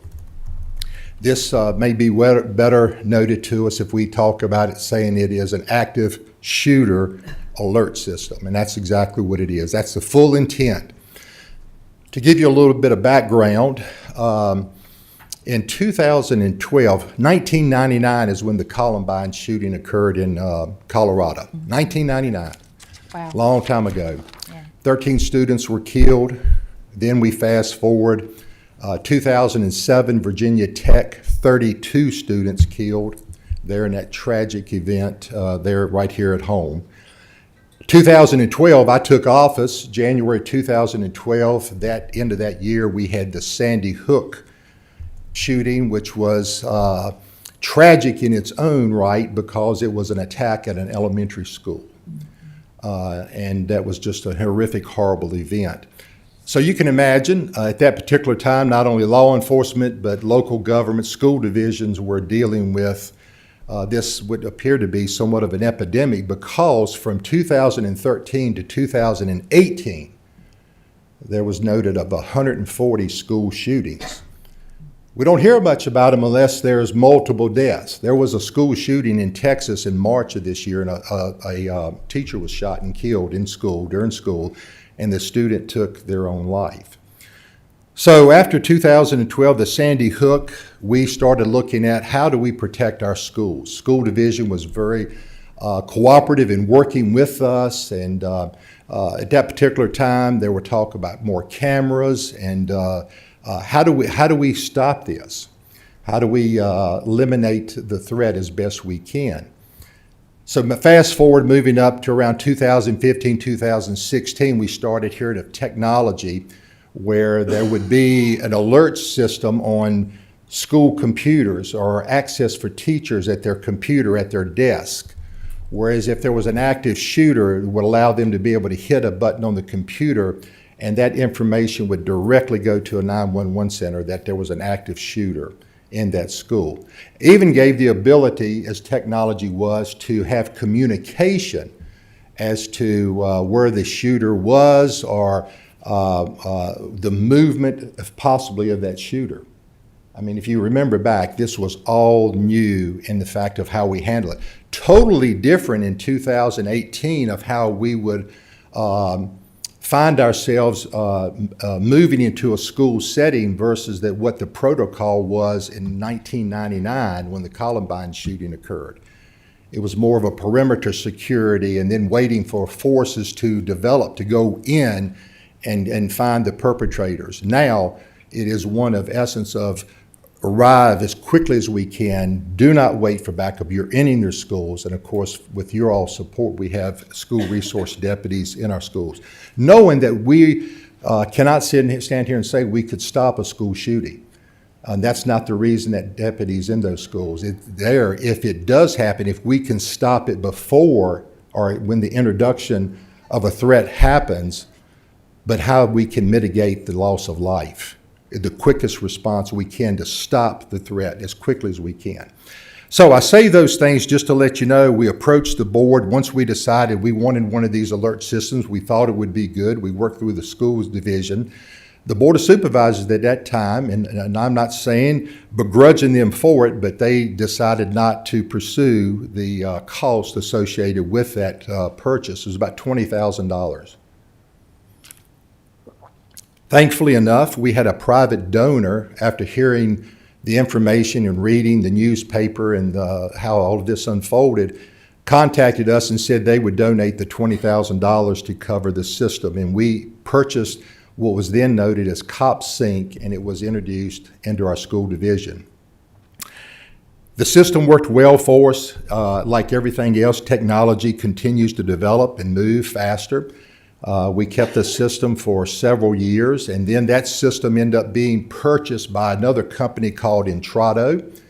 And Intrado, although there was a lot of other good systems out there, better systems if you sat down and saw what they could do, the different features they had, but we stayed with the Intrado around about the same price range. I think it got up to be about $30,000, $35,000 is what we were paying. So we were happy with it. The school division seemed to be good with it. When I say happy with it, when we would test and do the things that we did to make sure everything was functional, operational, things were working okay with it. Then the advances came to where we could put the apps, instead of on the computer, we could put them on an app on a phone. And that was a game changer, because we were finding that through IT putting the system on this particular computer, if it's a laptop, a lot of times that teacher may have a class in a different part of the school and would take their laptop. So if they were to hit their alert, it would be alertness to where the classroom was assigned for that computer, which that would have been time delay, would it not, if we were looking at a large school instead of going to where that computer was. So this was a game changer for us. But then not only our school division, but there was a big talk about, I don't want to put that on mine, they're going to track me. No, there was geofencing technology and all put into the system where it would not track out for teachers taking these devices home or wherever they lived. It was the perimeter of that school is what we were looking to do. So I say that because not only our school division, but we did not get the total commitment that we were hoping as far as the coverage. Well, that changed. And why did it change? In April of 2025, we had a 17-year-old who brought a loaded weapon to our high school.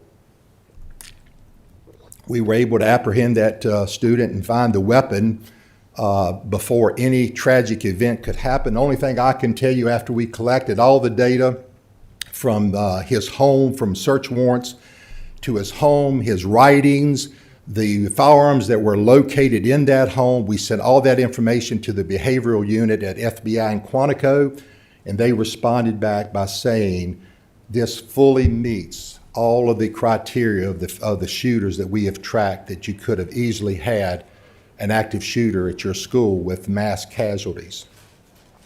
So that was in April of 2025. And we had a meeting with the school as we were talking about this event, what went right, what went wrong, and the communication piece. We learned that there was a low number of teachers who had the apps on their cell phones. And I want to thank the school division, because after we had that meeting, they made their IT department, Tim Morrison, Dr. Nestor, Dr. Siers, they made a concerted effort to speak more greatly of the importance and trying to eliminate any fears that they may have. And they did a wonderful job. October that year, this young man that made a horrible decision that day will spend 5 years in the penitentiary. As a 17-year-old, he was convicted as an adult. But the school division, through their efforts, we saw those numbers from going from maybe half upwards of almost 90 to 91 or 2% had put that on their phones. So we were very grateful, knowing that is what we needed, the quicker alert system we can do. Fast forward, that was the end of 2025. Now here we are in 2026. With the information pieces are needed, it was brought to our attention. We would have brought this to you all and dealt with the county and the budgetary process if we had known this and had no idea of this. But it was brought to our attention because a new law was changed in Virginia. A new law came about because of another shooting and that occurred at Marjorie Taylor Douglas School in Florida. which didn't say that the state had to, didn't mandate them to put alert systems in their school, but highly recommended it, and we believe probably at some point in time it will be that's mandatory that they do that.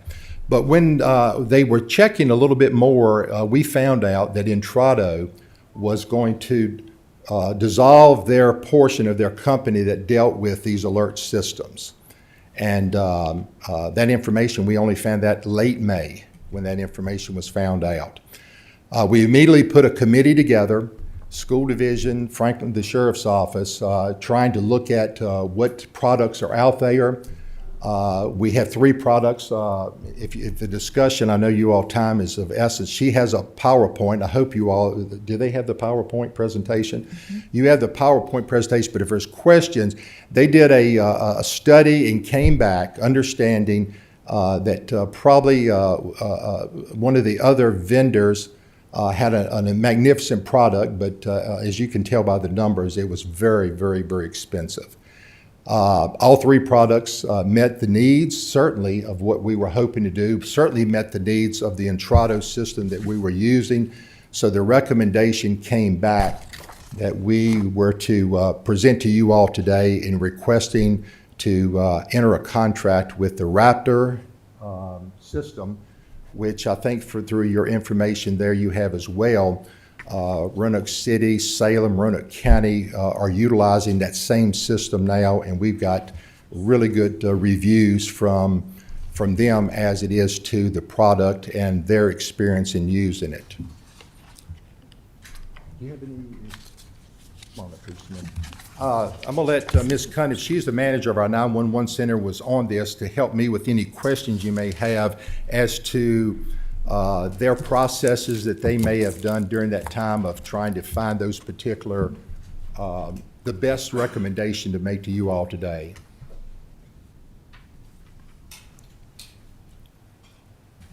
Brian, is today the first time I've seen this information was when I sat down at the dais today. I just want to make sure I didn't get an email or something. My internet has been out for 4 days. So is today the first day we've gotten this? Today is the first day that the board has seen this, yes. We've been working with the sheriff's office over the last several days, but presentation and some of these documents occurred over the last couple days. Yes, sir. So, I will say this too, because probably one of the questions you all had was a concern of ours, is certainly it was dumped in on us very quick. They first told us that we will give you notification, and it looks like it will be the end of the year. This was in May. And then very quickly it turned in, no, it's going to be much quicker than that we would end service August 31st. It's my understanding, if I'm wrong, please correct me, that even though they will not provide service, the system is still in place and could be utilized for us for a period of time. We would hope it would not be a lengthy period of time, but there would not be any service or any support from Intrado to run that system. So there, in essence, if we were to have a major event and something happened tragically, we could have to answer while we were relying on a system that was not supported. We did a recent test was done back March, and the system was still running adequately to our needs, what we were hoping it would do. So Sheriff, is the bottom line that these are wearable alert systems? Is that the bottom line? Well, that is what we do like about this Raptor that Intrado did not offer. Instead of having to carry their phone around, or if a teacher had questions about that, this would be an alert system that is attached to their lanyard, their identification cards, which everybody's required to wear, that would have the microchip or whatever that you could activate the alert system by pressing the button on that lanyard on the identification card. So is this something that teachers and school staff will have, or is this something your people will have? The school staff would have, but our people have access to any alert goes out, whether they're off, whether they're mowing their grass. We had an incident, and I thought it was a prime example of how the system worked. It was an accidental alert, but came in from Henry Elementary School, and one of my members was mowing their grass and got the alert and was there within about 2 minutes. They were off, but they got the alert on their phone and they responded immediately. Isn't that what we're supposed to do? Yeah. Respond immediately. Stop the threat as quickly as we can. I know it's substantial money. It's more than what we have been paying. I want to say two things too, and I checked on this the other day. You know, there's always been a lot of talk, and there has been a lot of funds put in cameras. Your 911 center, the 911 center of Franklin County, we monitor those cameras in our school divisions and are able to watch and see, which is another added presence of eyes and ears to provide information to responders who are responding where a perpetrator may be moving in that school, or if they see something that doesn't look right, to even get there before something happens. So the cameras are serving a purpose, but this is, aside from that, is that an immediate threat? Only, not to be pushed for anything other than the fact shots fired in a building, something, they've seen a weapon on someone, that is of an emergency call that we're responding as we have at 10:33, which is light siren and full out everybody going to get there. So is this taking the place of Cop Sync? Cop Sync was bought out by Intrado. Intrado is now going out. They're stopping. They're still in existence. I don't know. They do communication Are pieces. you still paying for them? We finished out, I guess, yes. As of June, we would have to start a new payment plan to them as of July 1st, yes. And we have not. Did you budget for it? We did budget for the Intrado, yes. And that's another discussion we could have at a later date, work session, whatever. You know, yes, it is an alert system that operates out of our division, but it's an alert system specifically for the schools within the county. You know, that gets into the budgetary thing, whose line items, who should be covering this. Good topic of discussion. Yeah. I haven't seen the dollar total for this in the other pack. I think it's 63, this up here, 63,000 annually. Yeah, there it is. Yeah, I'll let Ms. Cundiff speak regarding those options. So you do have two options here with Raptor. Option A gives us strobe lights at the high school and the middle school. And when we talk about the high school, that's all buildings on campus, including the West Campus. And the middle school is all buildings on campus plus the Giroux Center. One thing that the committee really liked about the strobe lights is students move in and out of those buildings continuously. The PA system does not pick up at your softball fields, your football fields, and in the parking lots. But those strobe lights are an indicator to tell the students with different colors what they need to do. Do they need to shelter in place? Do they need to go to the closest room? What do they need to do? So that is the difference between option A that the committee liked of the 123, and that does include the setup, the implementation in the first year, and then annually after that is $63,000. And then option B, of course, is no strobe lights, just the implementation and the alert button. So Bill, just to clarify, I'm not sure if I'm understanding all of this. The budget amount that you have, and I agree with you on the work session piece, what you've got budgeted, would it begin to take into consideration the cost of this proposal? No. I didn't think so. No. Okay. All right. Are you ready for any questions, or do you have? No, I think we're ready for any questions you want. Okay. That's where we're at with the request, and yes. Thank you. Thank you. So I'll open up the floor to my colleagues for questions, comments. Mr. Jamison? Sure. How long has Raptor been in business? I mean, technology changes. So Lynchburg City Schools has had Raptor for over 15 years. So we know at least they've been in business for over 15. The school system currently uses Raptor technology for their student check-in and check-out purposes. So this is not a new vendor to the county nor the school system because they're currently using it. It's just an added application. How long contract? I assume it's a contract to go. You enter in money? For Raptor, it's on a yearly basis. Yearly? Yes, sir. Questions, concerns, questions? Mr. Quinn? Just for clarification, so the first year expense would be, so that's 186. No, sir. For Raptor, it's 123,230, and that includes the implementation plus the first year. Annually after that is 63,000. What's the first year again, then? 123,230. That includes everything for the first year. Oh, that includes the annual expense also for the first year? Yes, sir. And secondly, how long, if you resubscribe to the existing service, how long could you use that for before maybe it's lights out or they don't support it anymore? Is there an end of life that's been announced for that system? Well, the problem in lies, and it's not always technical or equipment, but every time we do an audit and a test of our system, there's new things we learn, and there's little caveats that need to be looked into. Some of it can be technology, technical from the fact of the software itself. We continue to know communication and how that works is always an issue that we always address. So no major issues. But who knows with what we could run into, and certainly it's our intent. We want these things running just as smooth and adequate as we know they are able to do. That's why we do several tests during the year.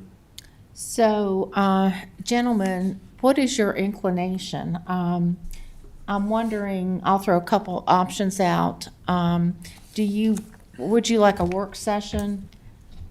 Discussion on this. This is new stuff that we're seeing for the first time. Whether you have an immediate reaction today, positive or negative, or what are your wishes, Mr. Tatum? Do we have time for a work session?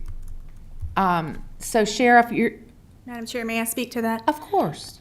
So when we demoed this product, all three products, they all gave us a 30-day contingency. With Raptor, they did give us an extension for the 30 days. So instead of June 30th, it's July 30th. If we do not sign before July 30th, it will go up in price by $28,350 because they gave a discount for implementation. That's a tough position to put us in. I mean, it truly is. I don't think we would argue the merit, of course. Too, please understand, this is all, we were hit with all this too. Understood, We're just Sheriff, trying to yes. continue to do what we're tasked to do. Of course. And unfortunately, there's expenditures to these things, Yes, sir. very costly expenditures. So, Mr. Jamison, pardon me? Go ahead. No. This system right now is strictly for the high school and the campus there, right? It's no elementary school? All elementaries. All elementaries? All elementaries, yes, sir. Thank you. Oh, one other thing. The price increase, does that include, is that the first year? Or is that increase? You're talking about the 5% annual increase? Sorry, say again. Are you referring to the 5% annual increase? Yes, no, the increase if we hold off. That's a one-time fee. Sometime I think it's a sales pitch for them to kind of get the implementation part done. And so they give you that discount, the $28,350. $28,000? That's the discount that they gave as part of the.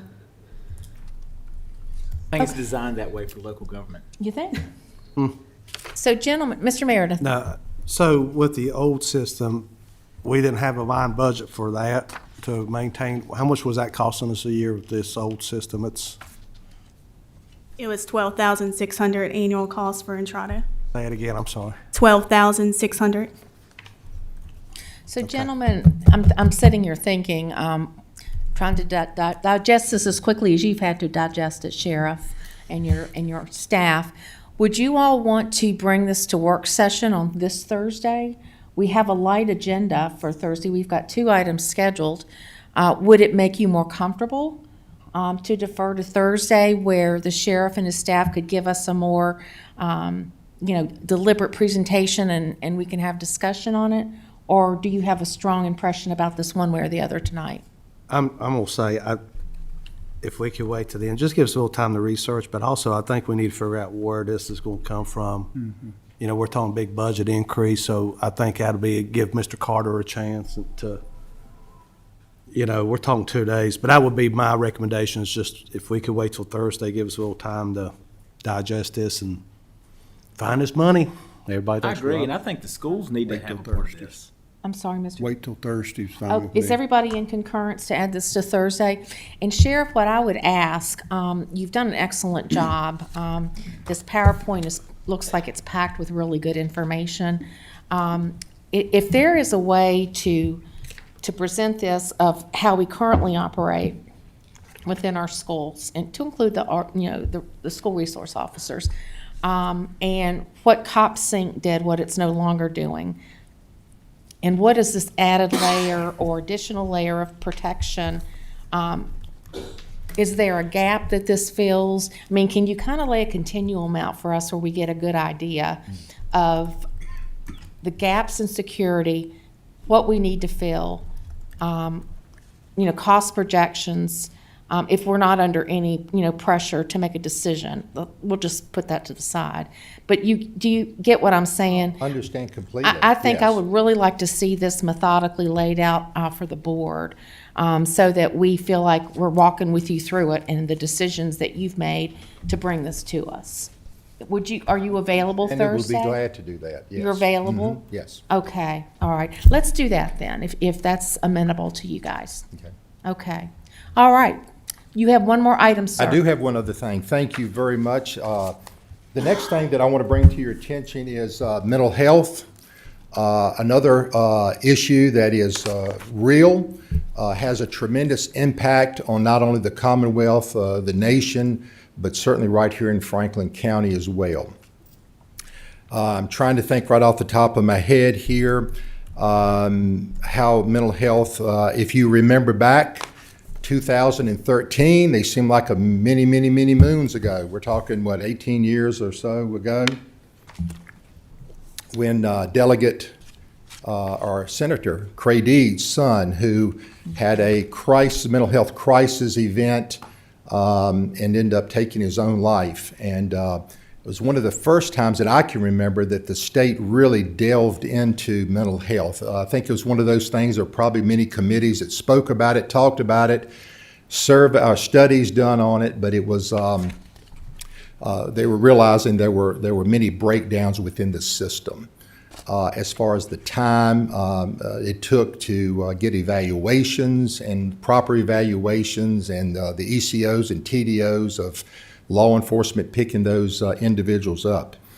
So then you fast forward to 2018, and there was a man by the name of Marcus David Peters, who was a biology teacher in Richmond, and he had a mental health crisis. Was out on Interstate 95, unclothed, naked, throwing things at vehicles, was encountered by the Richmond police. Testimony was that he had made an overt charge at one of the police officers, he was killed. And through that, legislation continued to move as it related to this incident. There was quite a bit of movement across the state in regard to mental health and how it was treated, how many people were incarcerated that were not criminals but had mental health issues. And then they did an exorbitant look at the mental health facilities in the states, which are woefully unable to meet the needs, and the staffing is woefully unavailable to do that. So much so that it affected law enforcement, but we were having to sit with patients for hours and hours and hours and days and days and days upon time before they would find bedding space to maneuver and do the things to get the adequate help that these individuals needed. So recently, they certainly have passed the Marcus Alert System Act. Prior to our current governor, Governor Youngkin tried to and did a yeoman's work in addressing a lot of the mental health issues. Two things that he did was they formed what is called a CTAC Center, which is a Crisis Incident Team Assessment Center. We're part of the Piedmont Mental Health, so this center is located in Henry County. Patrick, Henry, Martinsville, and Franklin County are part of that CTAC Center. And what they did was trying to alleviate a space and place to bring mental health patients that could be evaluated, and if there was a time delay it could be done in this type setting versus in corrections facility or at the hospitals to get folks out of the hospitals. They were just so overcrowded with it. Even so, they had grant funding for localities to provide people to work in this CTAC center. We applied for and are currently operating under a state grant that provided for an individual from our corrections facility to work shift work in that CTAC center in Henry County. Been doing that for several years. So most recently, what has come out is also that grew from that is they now are have provided funding for private businesses to transport, which has helped tremendously from our manpower as well. We still have to do quite a few transport, but the funding and the hiring of these private sector transport organizations has helped tremendously. What I'm here for today is there's two models that the state is requiring all law enforcement to adhere to in dealing with crisis intervention. One, be trained in crisis intervention, that your people are trained to handle these situations. And two is one of the models and is the fact that we would handle it somewhat like we're doing now. Meaning if we get an ECO or TDO, meaning someone's come in, a family member's come in and got a paper for an individual person, we would go out and locate that person, pick them up, bring them in. If they needed medical attention at the hospital and then have them evaluated, we're with them from the time we pick them up. And then we do the transport or we pass it off, if available, to the private business to do the transport. The other model would be, and this is the model the state is pushing, and they've had a pilot program across the state for the past 5 years, and they have seen tremendous success, is where you will pair a law enforcement person with a clinician from the behavioral unit of Piedmont. And they would work as a team responsible for going out on these particular calls and serving the papers, whatever they needed to be done. At what time there's not a crisis event taking place, or we do not have a paper to pick someone up, they can do follow-up work on clients that are currently working through Piedmont Mental Health, checking on them, making sure they're taking their meds, they have the things that they need to have themselves in a good place. The reason I chose to go with that particular model is, if we stay with the old model, we're not going to send a clinician out to do this and not have their back. So I'm going to have my people tied up either way. So what the state is saying they will do is, we will provide grant funding for a law enforcement officer. And that's what the request is today, that you all allow. There's no matching fund. It is only, right now, it's only for a year. And certainly if it was to fold in a year, I think with attrition, we could move that person pretty quickly right back in our organization. But I do believe, with what we see with mental health, with the homeless and the issues that are going across our country, this program is going to expand and probably get bigger, not smaller or go away. So the request today is for us to allow us to proceed with the grant, to hire someone to work through this Marcus Alert system with a clinician that would work out of our office. Henry County has decided to do the very same thing. Patrick County is too small. They're not required to do it because of their population. And Martinsville City has decided they were going to do the DSS, where an officer just responds to help the clinician, which is much easier because their land, the territory they cover is much smaller than the amount of geographically how much we have to cover. So that's where we are, a little bit of a trying to bring that to your attention. I know here again, this is kind of thrown on you, but again, there's no new monies, and I'm happy to answer any questions I can. And hopefully, I've got Ms. Elena Wimmer.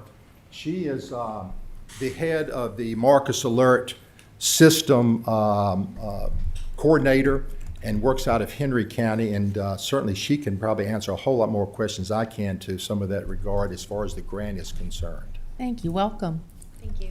Are there questions from supervisors? Mr. Quinn? I'll start. So just to be clear, Sheriff, what you're looking to do is move to this new system where there's a deputy and a clinician. So it's a two-person team that's showing up, right? Correct. For a response. And the person that you're proposing to hire, that's not the clinician or the deputy, it's a person that would oversee the whole program and how this, and implementation of the program, is that what? No, the person we're looking to hire would be the deputy. Right. That will work with the clinician. They're doing the process now of getting ready to hire clinicians, and their hopes is what, by September 1st? We're more or less looking at October 1st. But to also answer your question, I am the Marcus Alert CIT coordinator. I am over the program. So I am coordinating with law enforcement in Franklin, Henry, Patrick, and Martinsville City to create this program. So but the one person you'd hire, say it's 40 hours a week, it's not 24/7 coverage, right? It's just 40 hours a week where you have that person? That's correct. And we would certainly have to follow the other model if we had something in that particular time frame. But we have studied the data and the history of when it looks like most of the calls that we have, most of the papers. I know that can change, but historically, this is what we're kind of looking at.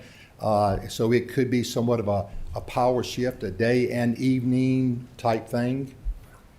So if the call came in during the 40 hours, then it's the deputy and a clinician. If it's outside of that 40 hours, then it's just the deputy? Yes, but then when they came back the next day, then they would immediately be following up with that. The good thing about this, by having a clinician there, they're evaluating the situation and that person when they get on scene as to, is this probably something we could allocate or defer to other resources for that individual? Or, yes, this person is in service and needs now, and we would probably need to issue the paperwork to do that.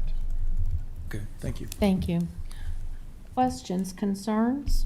Just what action is needed from the board since there's no matching money? Well, I think that's a great question, Mr. Tatum, if I may. Yeah. Sheriff, this is a one-year grant, and the grant itself covers the salary and benefits Correct. of a full-time deputy. Correct. I'm assuming, correct? And so at the end of the first year, has there been any indication that grant funding would continue, or is it just restricted to the first year? If you could speak in the microphone, please. Thank you.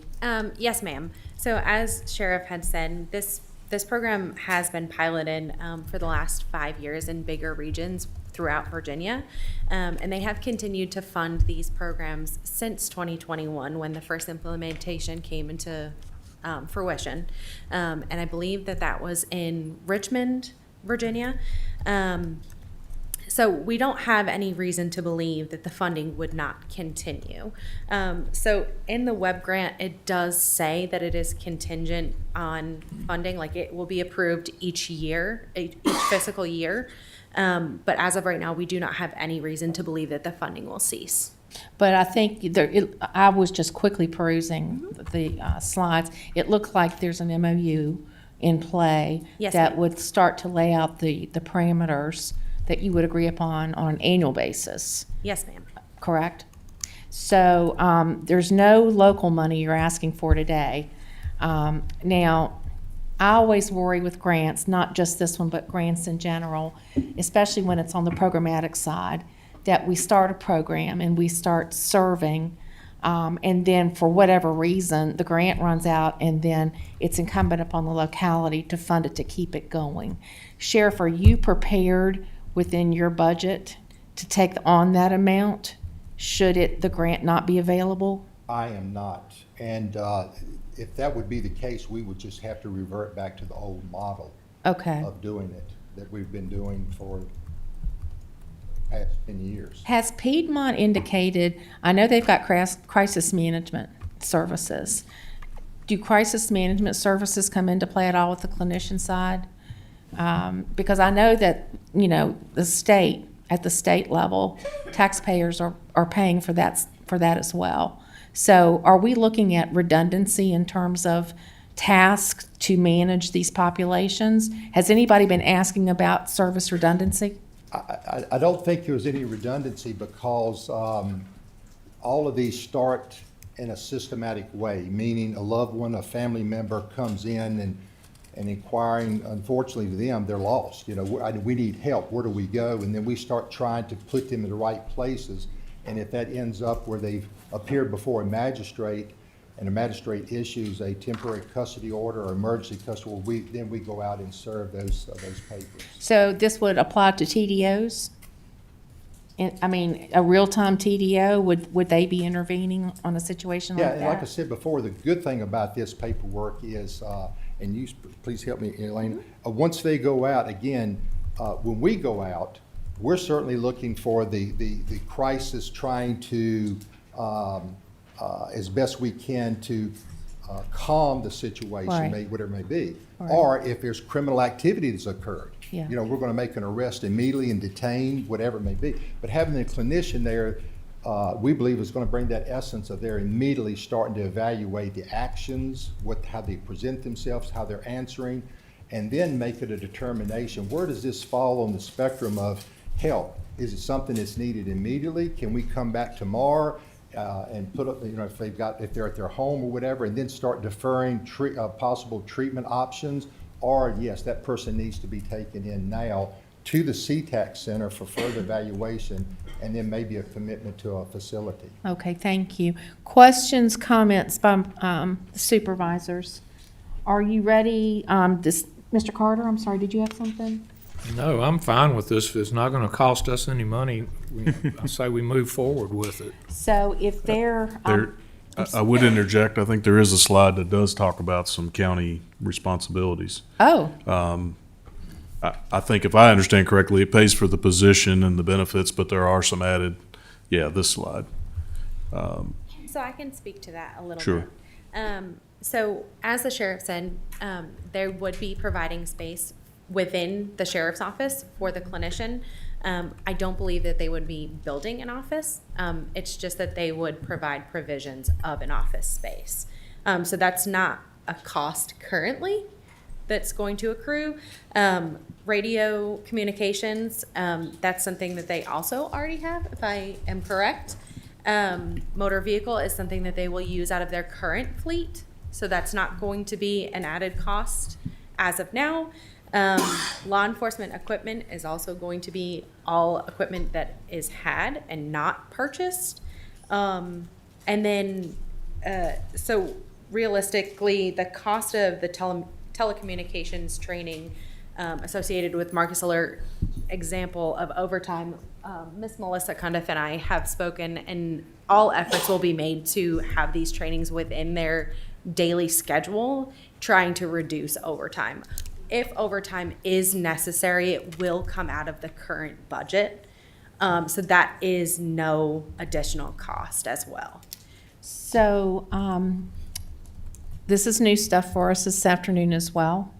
Do you all wish to take an action on this evening, or do you want to defer this to Thursday as well to give you some time?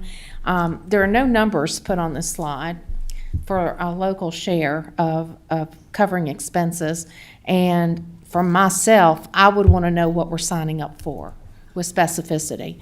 And we don't have that in this. So what are your feelings, supervisors, as to what you would like to do? Mr. Tatum? I'm prepared to vote right now because all this requirement on the county are things, equipment and everything, the sheriff's gonna have already on hand in stock.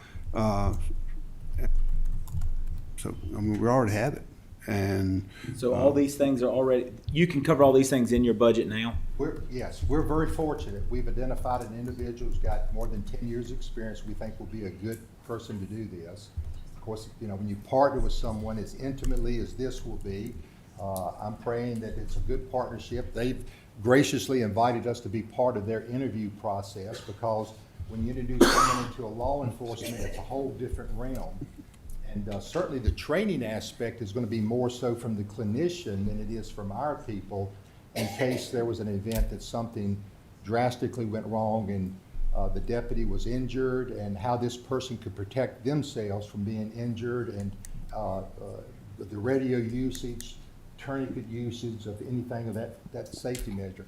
Overtime, my gosh, I think that's not an issue. The overtime's a problem we're spending now Right. on the hours we're putting in, and Right. we're hoping the overtime's gonna go down. Right. That's my prayer. Right, right. And we are also prepared to do the training for the law enforcement officer for the mental health aspect. That training will come at no cost to the law enforcement officers. Yeah, That will come we're not from providing a Piedmont. car for the clinician,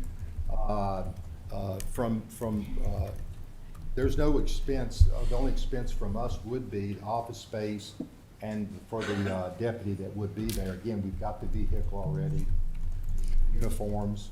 He's already trained in critical incident training, so he doesn't have to go back through that. So we would be asked to execute an MOU with an approval of this, is that correct? And it's possible I could come up in a year's time and say, we don't want to be part of this again. It's not working, or here are the measurements that we've seen that has worked, hasn't worked. There needs to be a different model, and I think we'll be meeting regularly during the year to talk about these incidents as they occur, to see if we are being successful in what we're trying to do. So Mr. Sandy and Mr. Guynn, have either of you had an opportunity to review the proposed MOU? No? I have not. Brian, have you? I've seen the MOU. Would I say I've reviewed it in detail? No. I think the main thing here is that I think it's a valid program, and I know there have been updates to the board previously over the years about Marcus Alert. That's But now we're to the point of we're adding a position, and typically when we add a position to the budget, the board has to approve that because that's a new FTE, whether it's grant funded or otherwise. So for us, I think it was more, this was the informational to the board of we're now at this step. Where is the comfort level? But the MOU is mostly between, and correct me if I'm wrong, but the Sheriff's Office and Piedmont Community Services. Okay. And the coordination of those services. Okay, so, given what Brian just said, are you all wanting to kind of get some feedback from the board on where we are this evening? And I guess to the discretion of my colleagues, Mr. Tatum, you would be okay moving forward? Yes. What about the rest of you all? Would you all want to move forward, or do you wish to defer? Madam Chair, I'd go forward with it. Mr. Quinn? Okay, Mr. Jamison? Seems like a win-win. And Mr. Carter? Okay, so I would need a motion on the floor to approve of, I guess, supporting, Sheriff, you may have to help me with this, supporting of the first year grant for the Marcus Alert System. Correct. I guess the county is a co-partner, I guess. I mean, this stuff is just new in front of us this evening. But I understand the funding has been approved in the current budget as of July the 1st. Yes, the funding has been approved. The funding has been approved to the amount of $94,000 per fiscal year to be disseminated monthly to the sheriff's office for funding of this position. oh, okay. You didn't tell me that. Okay, so I would entertain a motion from someone that would be willing to provide that motion. So move. Can you say what the motion? Yes. I make a motion that we approve the position, the grant position, and the agreement with the Sheriff's Office and Piedmont Community Services for the amount of, was it $94,000 that the grant will encompass. Second. Okay, very good. Madam Clerk, if you would be so kind to do a roll call vote. Supervisor Meredith? Yes. Supervisor Quinn? Yes. Supervisor Tatum? Yes. Supervisor Carter? Yes. Supervisor Jamison? Yes. Supervisor Mitchell? Yes. And Chair Smith? Yes. Okay, Sheriff. Thank you I all so think much. that concludes that, and we will hopefully, well, we will look forward to seeing you on Thursday. And we appreciate very your much. time. Thank you very much. Okay, gentlemen, it is 10 till 6. We've got a couple options here before us if you want to take a quick break before 6, or we can keep moving and move right into the evening session with dealing with the county administrator's report county attorney's report, and then other matters by supervisors. Tim? Madam Chair, if possible, I would like to cover the other matters by supervisors before we break, if Okay. possible, because as time goes, I may have to leave to go to work. That's a great And point. Sure. And Mr. Sandy, Mr. Guynn, I don't know if you all have extensive reports or not. Mr. Sandy, would you be okay deferring? Yeah, that's fine. Short report. Mr. Guynn? Okay, very good. So based on that, let's go ahead and jump ahead to other matters by supervisors, if that's at your discretion, of course. And I will start over here to my left, Mr. Jamison. We got, on, I think it was July 2nd, myself and Mike Carter went down to the tea factory. I just like to say, I was blown away. It's a really nice place. I think we may have an opportunity to visit again. But this, they're getting ready to start, I think, in end of September, I believe, production. And anybody that's able to be, needs to look at this. They got machines, 2 machines in there. It's a packaging machine, right? What they called it. They came from Italy, $2.5 million each, these 2 machines. They're connecting them up and they're getting ready to run some product through it, for testing and all like that. So if you ever have an opportunity, that'd be a good thing. Second thing was, I figured we kept the sheriff here long enough and I didn't see an opportunity to break his stride. But I've had some inquiries on the flock cameras. And I would like to see on the sheriff's report monthly, maybe a printout of how they're being used as far as what good they're doing, how they're helping, how many times a month and all that, if that would be possible for them. Okay, I don't know if the sheriff is still here. I think he left. Mr. Sandy, would you be willing to convey that request? I think that's a good idea, Mr. Jamison. Does everybody else concur with that? Okay. Mr. Jamison, did you have anything further? That's all. Okay. Mr. Tatum? Okay. I'll try to make this as quickly as I can. I just reminiscing the other day, and I looked at a calendar and figured out that I'll soon be celebrating 40 years of service with the county. And 40 years ago, or almost 40 years ago, when Sheriff Quincy Overton hired me as a deputy, he took me into his office on the first day, and I'll never forget it. He told me, he said, Tim, he said, we work for the citizens of Franklin County. And he said, don't ever forget that we work for the citizens of Franklin County. And I've kind of carried that same ideology, not only as a sheriff's deputy serving in Franklin County, but also in this seat on the Board of Supervisors, that I work for the citizens of Franklin County. And just last week, we went to a VACO conference down at Patrick and Henry Community College, and I had the opportunity to talk to some General Assembly members that were there, and they gave me some disturbing news that really bothered me.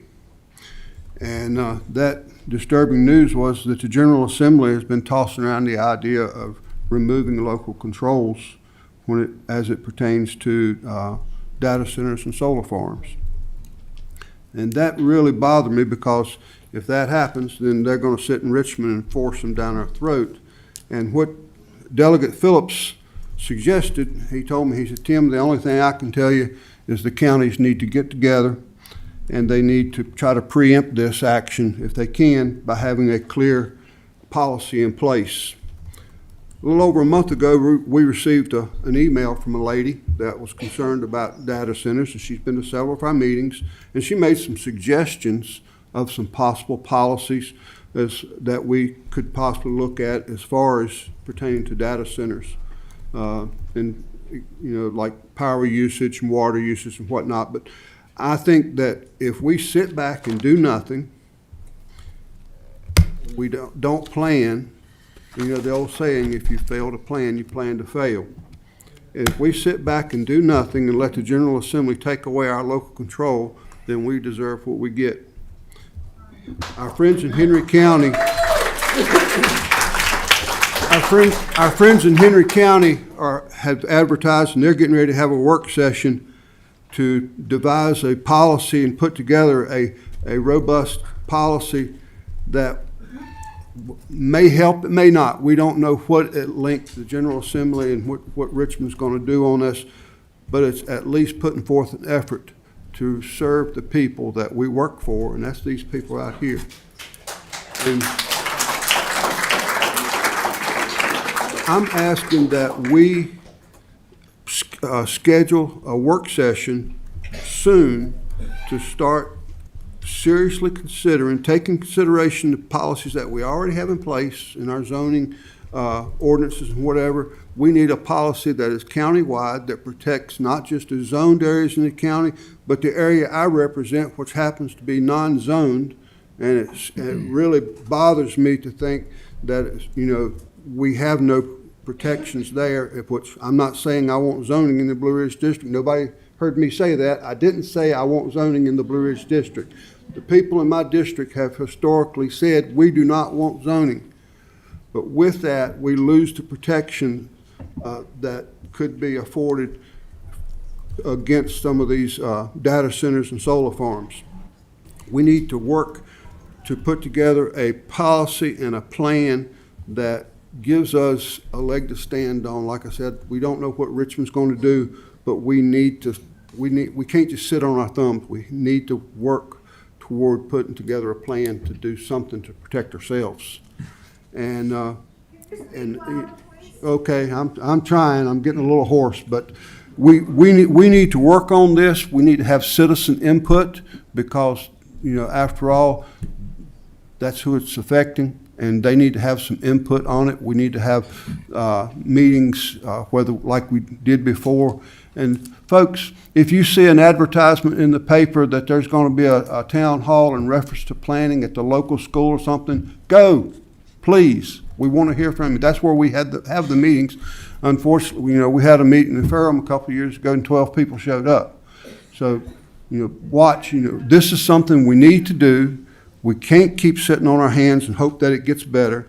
And that's all I'm going to say on that. The next thing, I agree with Marshall. We need a report from the sheriff on these flock cameras. I know flock cameras are a great tool for law enforcement to be used if they're used properly. Back in 2015, I'm sure all of you remember that horrendous murder, double murder down at Bridgewater Plaza. That man was found, the shooter was found on I-66 going into D.C. by a flock camera. Now, he did take his own life, but he was located by a flock camera. What concerns me is I recently found out that the companies that sell and install and service these flock cameras in many states are selling the information that they're bringing in, that car information. And that concerns me. So I'd like to find out, are the flock cameras in the county being used by a company to gather data that they're selling? I'm not okay with that. Yes, they are. But we need. I want to know for sure, and if that's the case, we need to make some changes. But that's all I have. Thank you, Madam Chair, and I do want to see us move forward with this. Thank you.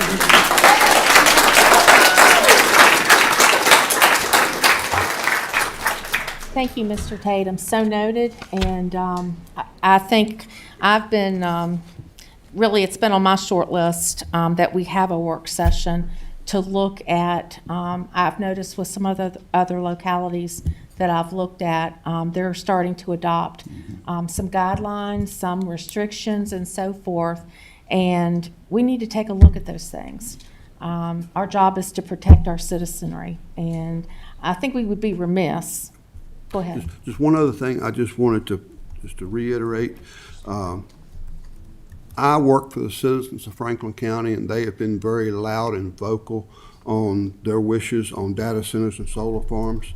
So I'm saying pretty clear right now, I'm a no vote on any data centers.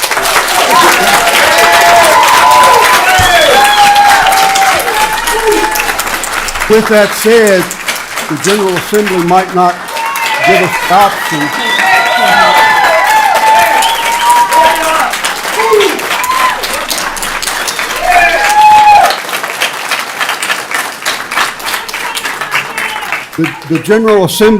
The General Assembly may take that away from us, but we still need to take a stand.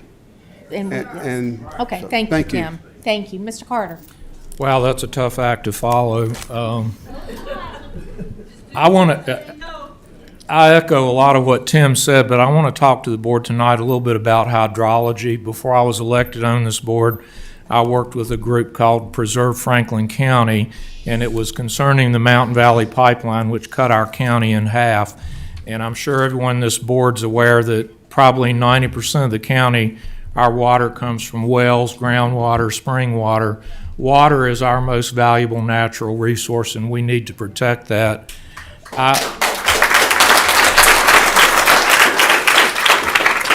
I would like for staff to get West Virginia Water Authority to come over here and speak to us about the Roanoke River watershed and Smith Mountain Lake.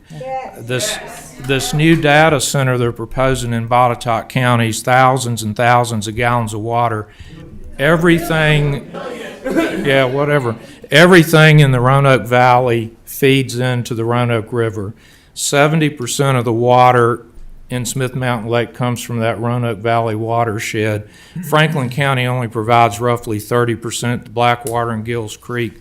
We need to find out what's happening upstream because it's going to affect us downstream.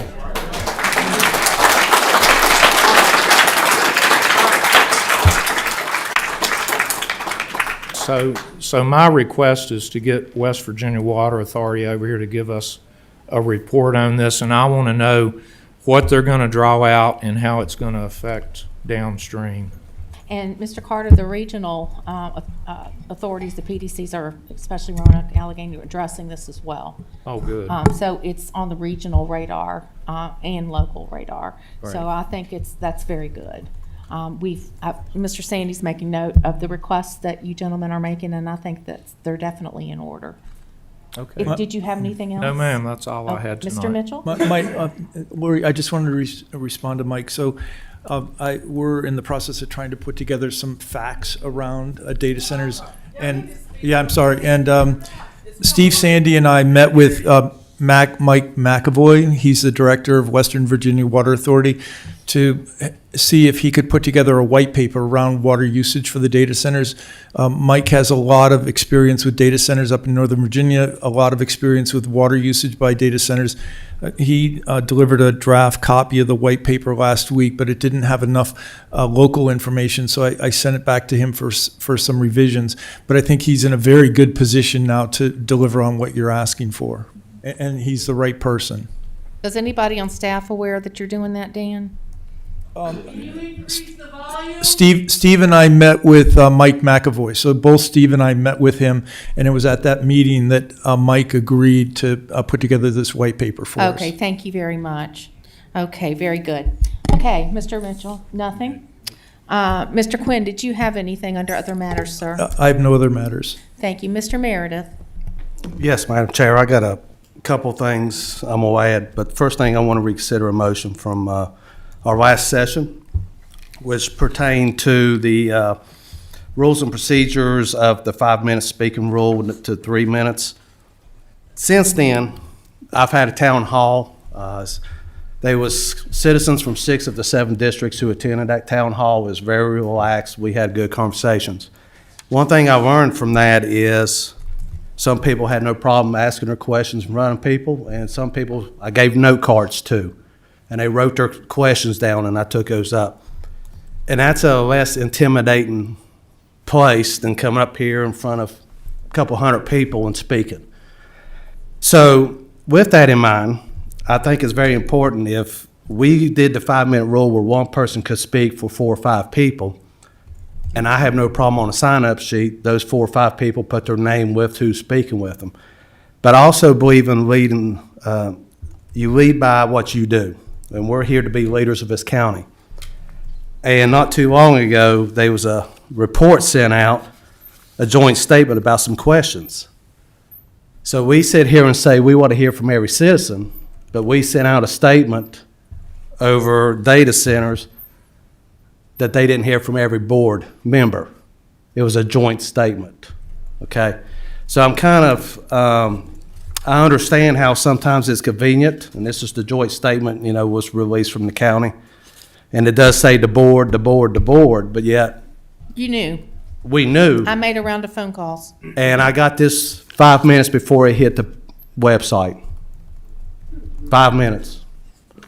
So what I'm just saying is I have no problem if we do something like this. But I don't think we need to really consider for the people who may not be comfortable speaking in front of a crowd like this, if they want to have somebody to speak for them, like in this situation, that would cut down on our time. You're here. So I've just, I think there's situations where one person can make a statement, and yes, you're correct, but I'm just gonna leave it what we said there. But I just think that's why I want to reconsider this motion, that instead of 5 people speaking 3 minutes on one subject, one person does 5 minutes, it gets the point across in a quicker fashion. So I want to make a motion, or if there's any more discussions, but I'm willing to actually make another motion with this, with that information on this procedure we voted on. So I'm going to leave it open for any more comments or discussion of the points I brought up about speaking in public. Thank you, Mr. Meredith. Mr. Guynn, my assumption is we're within the parameters for reconsideration, given that Mr. Meredith was part of the affirming side. Yes. Okay.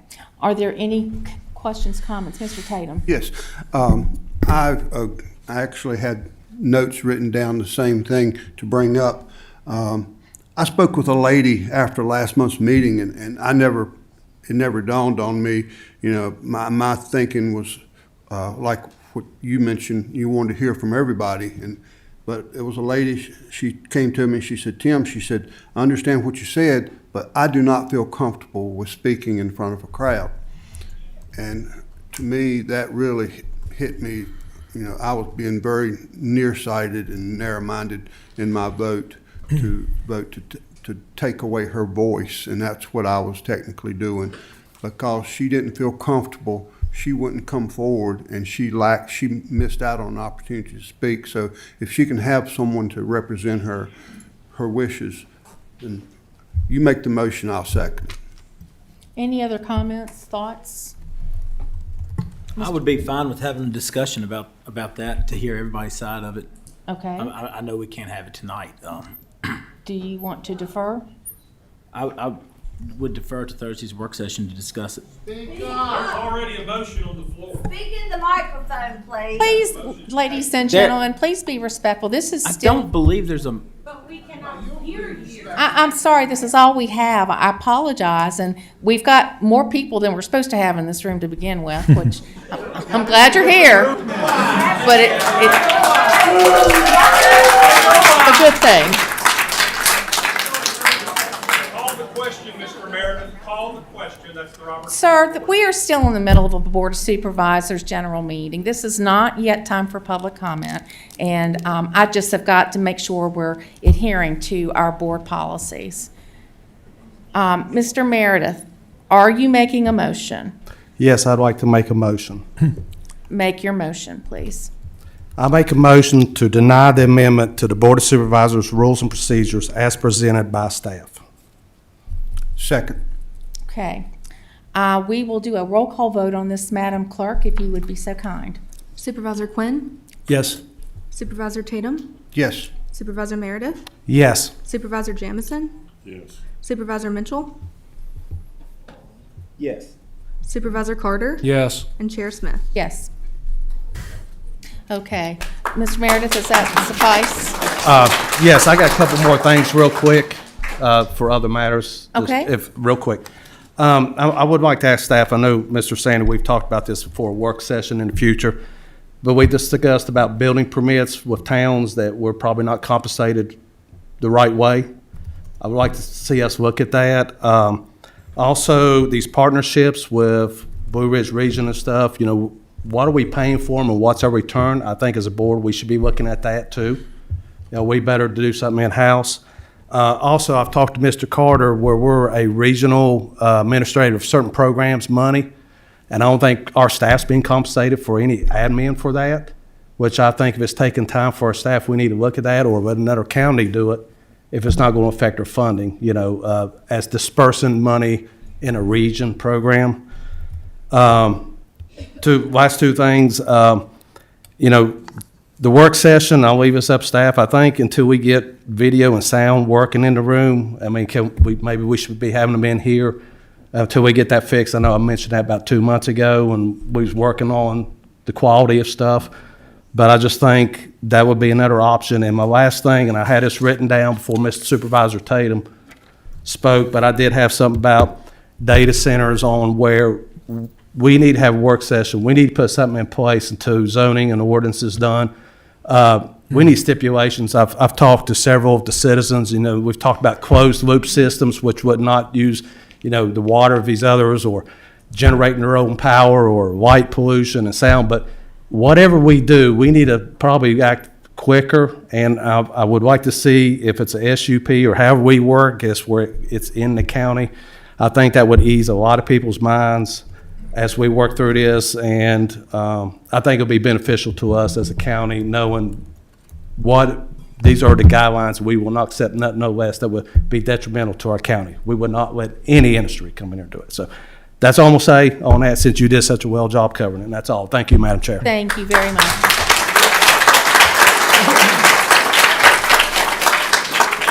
Mr. Carter. Thank you, Madam Chair. As a follow-up to Mike's comments, I was at the Planning and Zoning meeting, the last meeting, and someone probably from this group brought up, they thought maybe they should put the zoning planning rewrite on the back burner and address the data center issue now.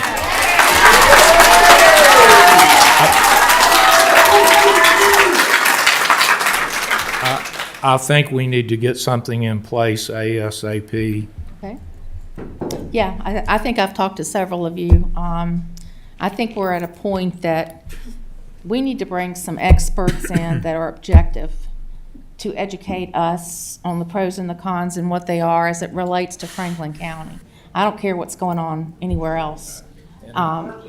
I would recommend Jim Hutzler with VACO. Yeah, that would be good. That would be good. But I do think that if we become informed. Excuse me, Mike, will you repeat that, please?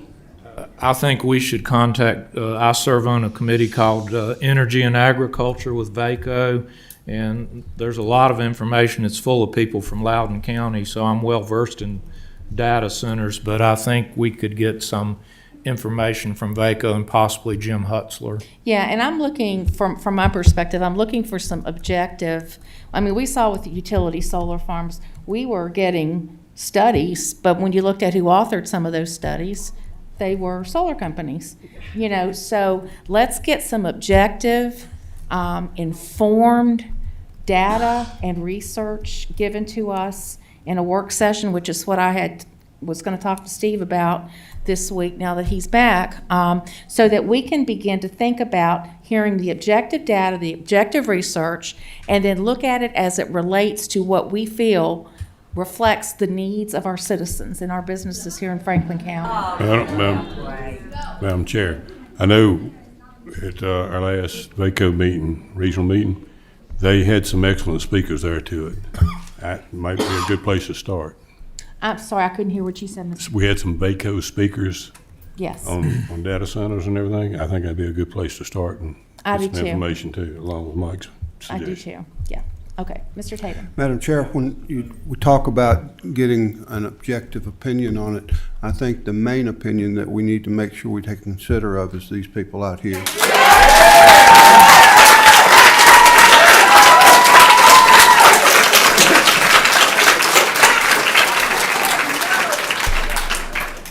I think we have all said that, Mr. Tatum. You did it. Yes, I did. Okay, so, gentlemen, with other matters, you didn't have anything, correct? Have we exhausted the round, Mr. Jamison? Okay. The only thing that I had, you have copies of our draft legislative agenda for 2026, 2027. And what I would like to ask you, and I've been in communication with each of you, to make a determination if you wanted to add anything or if you disagreed with anything that was on the draft documents. And so I would like to ask you this evening if you have anything that you want to be more specifically addressed, I would defer a decision on this and ask you for August. If you seem to be in concurrence with the document as it was submitted to you, we could certainly go about approving that document tonight, but it's at your pleasure as to where you want to do this. Not doing it any later than August would allow us to set our meeting times with our legislators in September before they get wrapped up with submitting bills and so forth before they go into session. So we're trying to get in front of that each and every year, and we're having some success. And I think that it's a very good thing that we've taken a proactive role. So is there anything or tell me what your pleasure is with regard to waiting until August or whether you're ready to do something this evening? Mr. Quinn? I'd be willing to approve it tonight. Okay. Anyone else? You ready? Mr. Jamison? Mr. For a year. Mr. Carter? Permanently. Yes, I'm fine with that, and we're gonna do the card. Yes. Okay, Yeah, that's fine. I gave you the priorities, which is what we Right. presented at the Region 10 VACO meeting. Right. And then the back document is the more, is the, 1 or 2, 3 Right. pages Yeah. that gave background that we can discuss with the legislators, but we'll have that one card that lists our priorities. Mr. Mitchell, are you okay? Okay, so what I would like to ask for is there a motion to approve the 2027 legislative agenda as it's been presented? I'll make a motion to approve the legislative agenda as presented. Okay, is there a second? Second. Thank you. Madam Clerk, would you please do a roll call? Supervisor Jamison? Yes. Supervisor Mitchell? Yes. Supervisor Carter? Yes. Supervisor Meredith? Yes. Supervisor Quinn? Yes. Supervisor Tatum? Yes. And Chair Smith? Yes, thank you. Thank you, gentlemen, for your consideration. Mr. Sandy, I'm going to bounce back to you for your report. I caught you off guard, I know. We're juggling here a little bit. I apologize. Yeah, I'll be very brief. Just wanted to give some updates on some upcoming events for the board and the public. There is July 31st to August 2nd. They're going to be the Appalachian Open Professional Disc Golf Association event at Wade Park. So that's an event that our tourism and Parks and Rec folks have been working on, and as well as a Farmstrong obstacle course race at Wade Park, August 1st. And then, as usual, the 26th Annual Warren Street Festival in Rocky Mount, coming up August 15th. And certainly don't forget about our agricultural fair coming up this year, September 2nd through the 5th, at the county's recreation facility as usual. So just really wanted to point those out quickly. Other than that, I don't have any other report. Okay, thank you, Mr. Sandy. Mr. Guynn, do you have a county attorney's report, sir?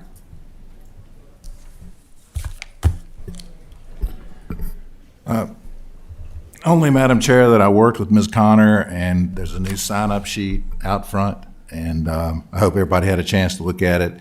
I understand there was some discomfort with folks who were stating their name from the dais, and therefore we've given them the opportunity so that they can put their addresses on the sign-up sheet and then can just give their name when they speak. So I would make sure that everybody who wants to speak tonight, be sure and sign up and be sure to put your address on there. And we'll have it. Thank you, Mr. Guynn. Okay, we're going to move into our evening public hearings with specific respect to the applicants that are waiting. So I would like to call Ms. Cooper to the podium. Ms. I'm right here, sorry. I didn't see you, Lisa. Sorry. You're fine. Lisa, take your time. Sorry about that. So gentlemen, I think if you wanted to refer to attachment 9 in your binder while Lisa's getting set up.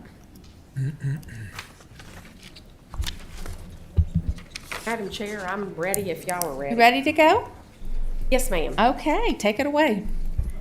This evening, they're here to do a special use permit for the purpose to allow a school, private or public, at a certain location. Basically, to give you a little background, in 1950, the existing building was constructed on a property identified as tax parcel 45-78 and addressed at 55 Woodman Road. It's approximately 1.96 acres. The parcel is zoned A1 agricultural and has been used by Woodmen of the World for many years as a community center, and it also has been rented out for birthday parties and meetings. There is a new purpose that is proposed for this location, a private educational facility, STEM education center within the existing building that's approximately 2,500 square feet with no alterations to the exterior. There is a proposed new building to be constructed at some time, 1,200 square feet, a 40 by 30. That would make approximately the existing building and the proposed building being 3,700 square feet. The applicant is proposing the following programs and uses right now, and I'm sure it will expand if it's successful through this special use permit. Chemistry and the Bible sermons in existing building, about 10 to 15 students for 4 to 6 sessions a month. Master chemistry for homeschoolers in the existing building, about 8 to 12 students, which would be weekly during the semester. A community meeting event room rental space for about 4 to 10 hours a week. And standardized testing like College Boards, the Pearson, some of the testing that's done in Roanoke to possibly bring it here to Franklin County. This property is served by private well and septic. In the letter of application, the testing center building would be, like I said before, 1,200 square feet, but it would be north of the existing building. You'll see this on the conceptual plan. Just to let you know, the nearby zonings is A1, B2, RC1. It is off of a state maintained road. And at the Planning Commission public hearing, there were 4 citizens that spoke, 2 in favor and 2 against the request. I like to give you a vicinity map of the location. This is an aerial showing the existing building. This is your zoning map, and you'll see the different zonings around. Most of it is A1. This is your future land use map, which is low-density residential. And this is your conceptual plan. So you see the existing building, and this would be approximately the location of the new building when it's constructed. This is another survey showing the property. Just an analysis, this existing building, like I stated before, has been used by Woodmen of the World for several years. It's been used as a community center. This application, if approved by you, the Board of Supervisors would have to adhere to anything with the Virginia Department of Health and with the OSC, what they find about the septic system. Also, there would be requirements of VDOT for a commercial entrance. We do realize that this will make additional traffic to this area, but it is similar to what was there before, and we don't anticipate any problems. The noise should be minimal because everything will be done inside of the buildings. There are some concerns with the surrounding area for trespassing on the property, so there is a landscape buffer condition. This proposed use, if approved, like I said before, there is some testing that is done in Roanoke. And if it gets approved, there's a possibility in the next couple of years, some of the testing could be done here where people would not have to drive to Roanoke. The facility would benefit homeschoolers in Franklin County, and it would still be able to be rented out as a community center. When you're thinking about low-density residential in your comprehensive plan, you do think about a community center or educational facilities to be this type of use that is located in that comp plan district or designation. And this is close proximity to the town of Rocky Mount, and the Planning Commission thought it would support this type of use in a low-density residential. So the Planning Commission made a decision that it was consistent with the comprehensive plan. It would not be substantial detriment to the adjacent properties, and furthermore being in harmony with the permitted use by right in the zoning district and with the public health, safety, and general welfare. The Planning Commission did recommend approval with 5 conditions. The first one is that the conceptual plan, it would be in substantial conformity. The applicant must adhere to any VDOT regulations dealing with the commercial entrance. The applicant must adhere to any VDH regulations. Also, the applicant would have to get any permits dealing with zoning, building, erosion, settlement control, or stormwater. And the landscaping that I talked about in the beginning, the applicant shall adhere to permitted perimeter landscaping between the subject parcel. And basically, if you've been to the location, it's between this parcel and the church. And a minor site plan would have to be submitted to our office showing the landscape plan, and it would have to be approved by our office. I would be glad to answer any questions. I know that was kind of quick, and the applicant is here to give you more specifics. Okay, Supervisors, do you have any questions? Mr. Carter? Thank you, Madam Chair.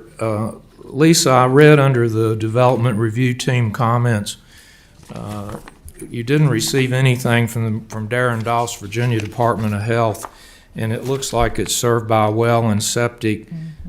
That's a lot of kids, 10 to 15 and 8 to 12, but under the conditions, I guess that'll have to be reviewed, that septic system, to make sure it can handle that capacity. Is that correct? Yes, sir. They would have to have an AOSE that would have to, a soil scientist that would have to do a report to see if there would need to be any improvements to the septic system. And that would come, the condition would say that the Virginia Department of Health, they would have to meet those regulations. And that would be in place before they could move forward? It would be, yes, sir. Okay, I'm fine, thank you. So Lisa, that would be in place before, would it be in place before the approval of the site plan? We usually get the approval of the other agencies, even with a minor site plan, before we approve it. Okay, thank you. Any other questions, gentlemen? Applicants here, Lisa, would they like to speak? I think they're here, right there. Sorry. That's okay. Good evening. Good evening. If you'd state your name and address for the record, please. I'm Stanley Jones. I live at 595 Cardinal Ridge Drive in Rocky Mount, out by Wade Park. Thank you. Okay. I don't know if you want to do the PowerPoint, but to kind of save time, because that was a pretty condensed version. Yeah. I'm a 40-year veteran of the classroom. Just finished my 40th year. I've taught high school, I've taught community college, and now I'm an instructor at Ferrum College, where I teach chemistry. I originally started this plan as just doing online tutoring. That is so overwhelmed. Then I had a couple homeschool groups who asked me about teaching chemistry, and the issue we ran into is finding a space. So I have committed $100,000 of my own investment money to make this project move forward so that we have a space for that to take place. I've had a huge amount of community support. I've already have somebody who has committed to replace the well at their cost as a donation to the center. I also have a donation for putting up the tree line between the two buildings. Like I said, I'm getting a lot of support from the community. I've already been contacted about using the building for civic meetings. So I think reverting back, this building was originally an elementary school. And then Woodmen of the World took over it for 60 years, 65, 66 is when, and now taking it back to an educational setting. The one thing that I want to set straight, this is not a school, okay? This is a education center. So in no sense of the word is it going to be a traditional classrooms full of students in there all day long. It's going to be groups of students, 15 to 20, that will be meeting once or twice a week on a typical homeschool calendar. I also have a commitment from Ferrum College that they are offering reduced administrative costs to dual enroll the chemistry classes. The hope is that I can put biology, math, and English in there as well. So I think this is a great way for our homeschool and even public school students to come and get college credit.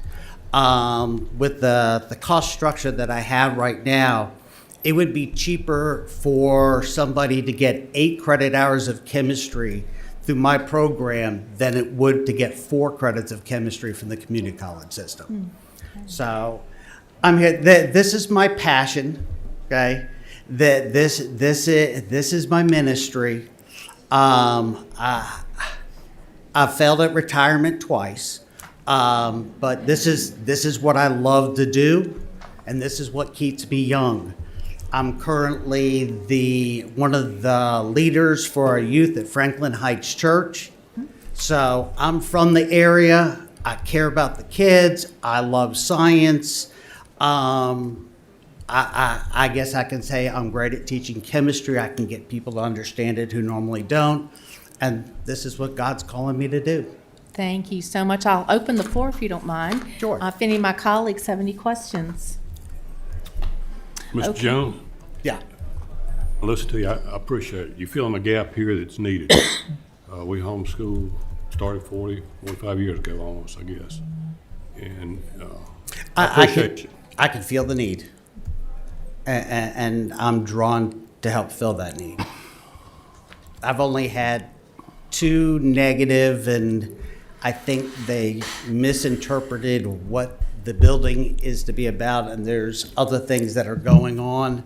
I still can't understand why a church would be concerned about kids coming on their property, but that's something they'll have to take up with their maker. My center will be open to all students. Okay. All right, any other questions, gentlemen? Okay, thank you so much for being with us. Okay, thank you. Thank you. Madam Clerk, do we have anyone signed up for the public hearing? Yes, Lisa Haynes. Wait, excuse me.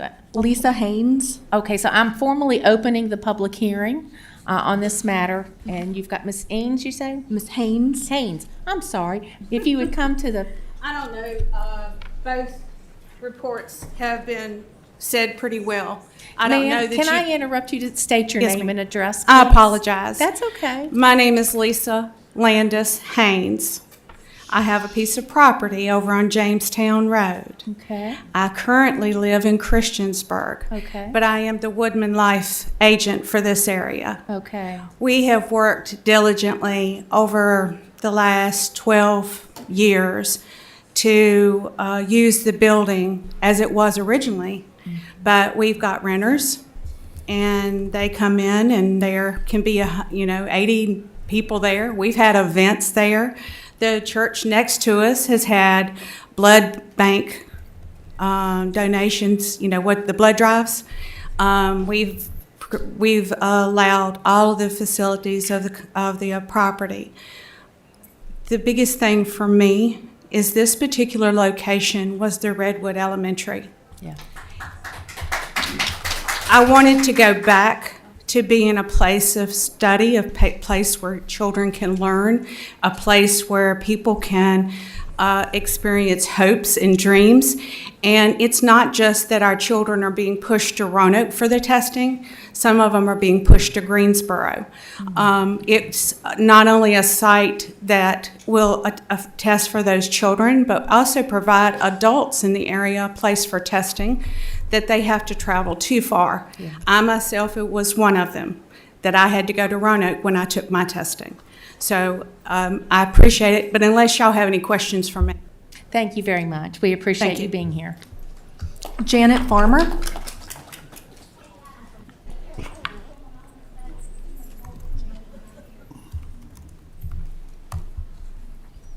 Good evening. If you'd state your name and address for the record, please.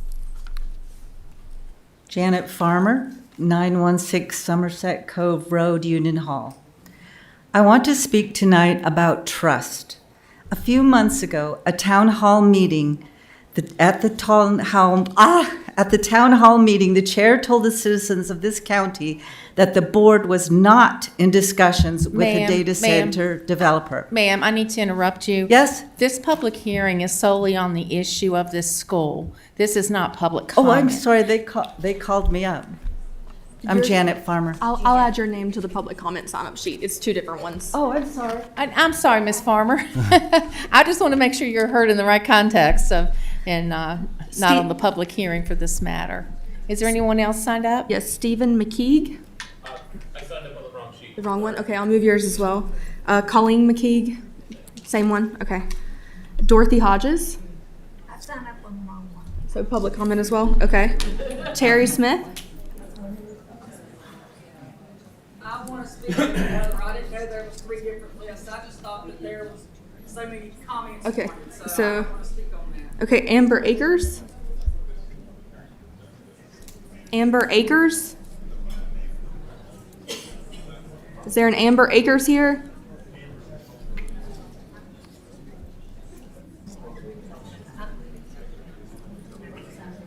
We're here for the data center. Oh, so public comment? Okay. There's no one else signed up for this public hearing. Everybody's here for the data center. Madam Clerk, what I would say is, if, let me, I would just say if there's anyone else here that would like to speak to this matter for this application, please raise your hand, and we'll get you up here so that we can make sure we hear your comments. Is there anybody that would like to speak to this matter? Okay, very good. Have you exhausted your list, Madam Clerk? Yes. Okay, so I will close the public hearing. And I would ask supervisors, do you have further comments or questions that you'd like to entertain before asking for a vote? Okay, hearing none, I will entertain a motion on this matter. I'll make a motion. I find that the use will not be of substantial detriment to adjacent properties, that the character of the zoning district will not be changed thereby, and that such use will be in harmony with the uses permitted by right in the zoning district and with the public health, safety, and general welfare to the community. Therefore, I move to recommend approval of the applicant's request for a special use permit to allow for a school, public and private, in accordance with Section 25-179 of the zoning ordinance, and with the 5 conditions as recommended by the Planning Commission. Okay, is there a second? Second. Thank you, Mr. Jamison. Madam Clerk, if you would do a roll call vote, please. Supervisor Mitchell? Yes. Supervisor Carter? Yes. Supervisor Meredith? Yes. Supervisor Quinn? Yes. Supervisor Tatum? Yes. Supervisor Jamison? Yes. And Chair Smith? Yes. Okay, thank you all very much for that. What a great, great, great thing, and we appreciate the efforts being put into that. Okay, the next item that we have, Ms. Cooper, if you'd like to introduce it. Yes, thank you, Madam Chair. Sorry. I think I should have left this up here. We are here for a zoning map amendment, a rezoning. It is a property that you have seen before. It's located in the Westlake Hellsford designated growth area. It is to change the conceptual plan. I think you will remember this property. It's at the corner of Booker T. Washington Highway and Park Crest Drive. and I'll get into the presentation. This property is undeveloped at the time, and the property will have the ingress egress for the development off of Brookview Lane, which is a private road. When this development was rezoned, the intention was for the private roads to be one day taken into the state system, so we hope that happens. The property is zoned B2, and most of the property around this parcel is B2. Some of it is PCD, and that is across the street. As I stated, it is in the Westlake designated growth area. In December of 2024, the Board of Supervisors approved another zoning map amendment for this to remove existing proffers from the original 2003 rezoning to B2. The one in 2024, if you remember, it was proposed to be a drive-through restaurant and a car wash development with proffers.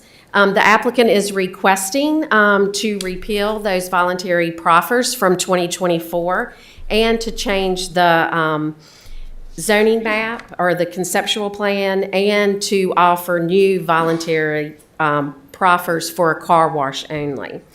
At the Planning Commission public hearing, there were no citizens who spoke to this request.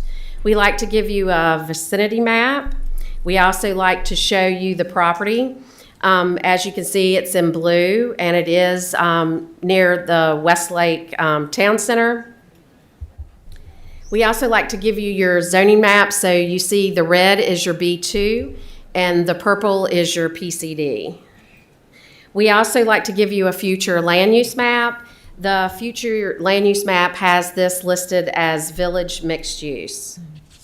This is the conceptual plan. You can see the Route 122, Park Crest Drive, and Brookview, and you see the entrance. You will see that it gives a lot more room when you just have the car wash there instead of two separate commercial businesses. These are some renderings that were given to the Planning Commission. Analysis, this property is Zone B2. It will stay B2. What this request is for is to offer different proffers and to help with any concerns of impacts of this property. The applicant did do a trip generation data for just the car wash to reduce, and it will reduce traffic in the AM and PM peak hours from what was proposed before. That would have been in your packet of information from the applicant, so hopefully you saw that. This proposed project meets the purpose and intent of the zoning ordinance, the comprehensive plan, your area plan, and promotes the health, safety, and general welfare of the public by demonstrating the following. The proposed development will increase traffic in the DGA, but it will be less traffic than what was proposed there in 2024.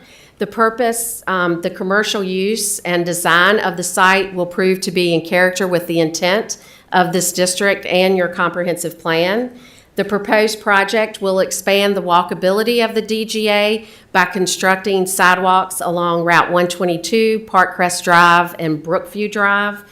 The development has proposed the entrance to the car wash to be on Brookview Lane instead of using the stub out that's on Route 122 or having an entrance on Park Crest Drive. This will help with the traffic flow of the area.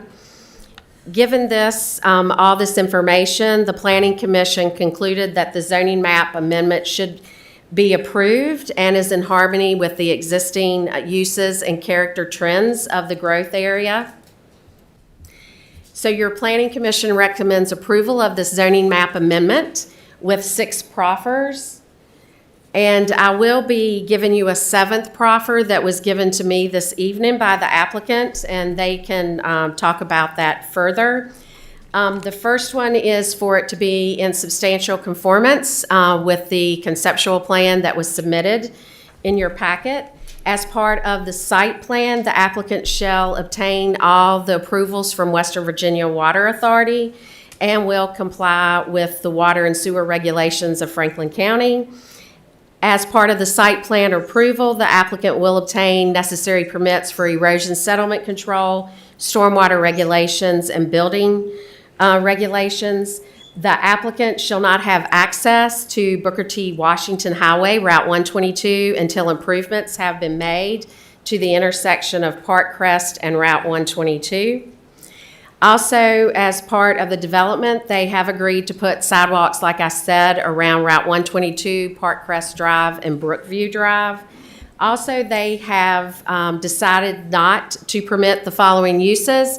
I won't stand here and read them all, but these are uses that they feel would not be appropriate for this lot. And then their seventh proffer, which is very nice. It has to do with a traffic signal that might have to be at Park Crest and 122 at one time. It states, if and at a future date, Franklin County constructs a traffic signal at the intersection of Park Crest Drive and Booker T. Washington Parkway, the property owner at that time shall pay $20,000 towards the cost of a traffic signal improvements. The property owner in Franklin County shall mutually agree upon the schedule and timing of this payment. I think that is a nice proffer to be offered up at this meeting for you all to consider. If you need to read it, I can probably supply you copies.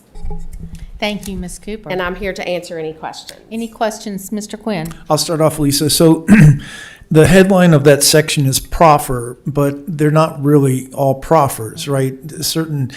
They're really conditions at the beginning, and two of them are proffers and the rest are conditions, right? Just for clarity, these are not all proffers. No, I consider them all proffers. They're all voluntary. The applicant submitted those to us in a signed statement and submitted them to the Planning Commission. It's a rezoning, so in my opinion, they are voluntary proffers, even though they may sound like conditions. I know, so it feels like as part of the applicant shall obtain all necessary permits pertaining to erosion, sediment control, stormwater regulations, and building regulations. That feels like a condition, and maybe it's just semantics, maybe it's okay, but it's really a set of proffers and conditions. Even the one ahead of that, they'll obtain all necessary approvals from Western Virginia Water Authority. That's a condition. I mean, typically that's the language we use for those. Well, in my opinion, as your planner, they're proffers because it's a rezoning and they're voluntary. Planning department did not come up with those, the applicant did. Okay. Okay, thank you, Yeah. Mr. Quinn. Any other questions for Ms. Cooper? Okay, thank you. Lisa, is the applicant with us? Yes, they're here to talk to you. Okay, very good. Good evening, sir. If you'd state your name and address for the record, please. Yeah, good evening. Chris, you can move my stomach anyway. My name's Chris Burns with Westwood Professional Services. We're at 1208 Corporate Circle in Roanoke. You may know us by our former name of Balzer and Associates. Good evening, Madam Chair, members of the board. Really appreciate the opportunity to be here tonight. I am the agent working on behalf of the petitioner. Petitioner's Hall of Fame Car Wash, and Jimmy Politis is here with me as well to represent the applicant. And I will try to keep this brief and then be happy to answer any questions. So we're pretty excited to be here today. We feel like this is an exciting project and a very needed use in this area. There's a lot of exciting development going on in the Westlake area, and we're hoping to be a part of that. So Lisa did a great job of kind of walking through the request, so I won't rehash that. But just wanted to hit on this we're not going to a different zoning district. We're just amending proffered conditions. And the major part of that is the updates to the concept plan. To address the question regarding those proffered conditions, what I would offer is just, we tried to model those off of the proffers that already exist on the property. Right. And so a lot of those just mirror what was already there. And so that's kind of where those originated from. As far as the new proffered condition that we offered here tonight, this is based on discussions that have been kind of ongoing between the applicant and county administration regarding improvements to the intersection and to this corridor. We're very, we commend them for doing that and for taking the lead on kind of trying to make those happen, and we want to be supportive of that. And so hopefully this proffer, hopefully this proffer shows that and is a good faith effort to help move that forward. So as Lisa said, property was previously rezoned in 2024 for a car wash and a restaurant. Now we've removed the restaurant from the site. We feel it works better as just a car wash. So just want to touch on a few things about the plan, and then I'll let Jimmy come up and speak a little bit about his business. The conceptual site plan's in your packet. Obviously that's proffered, so what you see is what you get. There's also some renderings or example photographs, and those are two of Hall of Fame's actual sites. There's one in Blacksburg and one in Leland, North Carolina that we've supplied pictures of.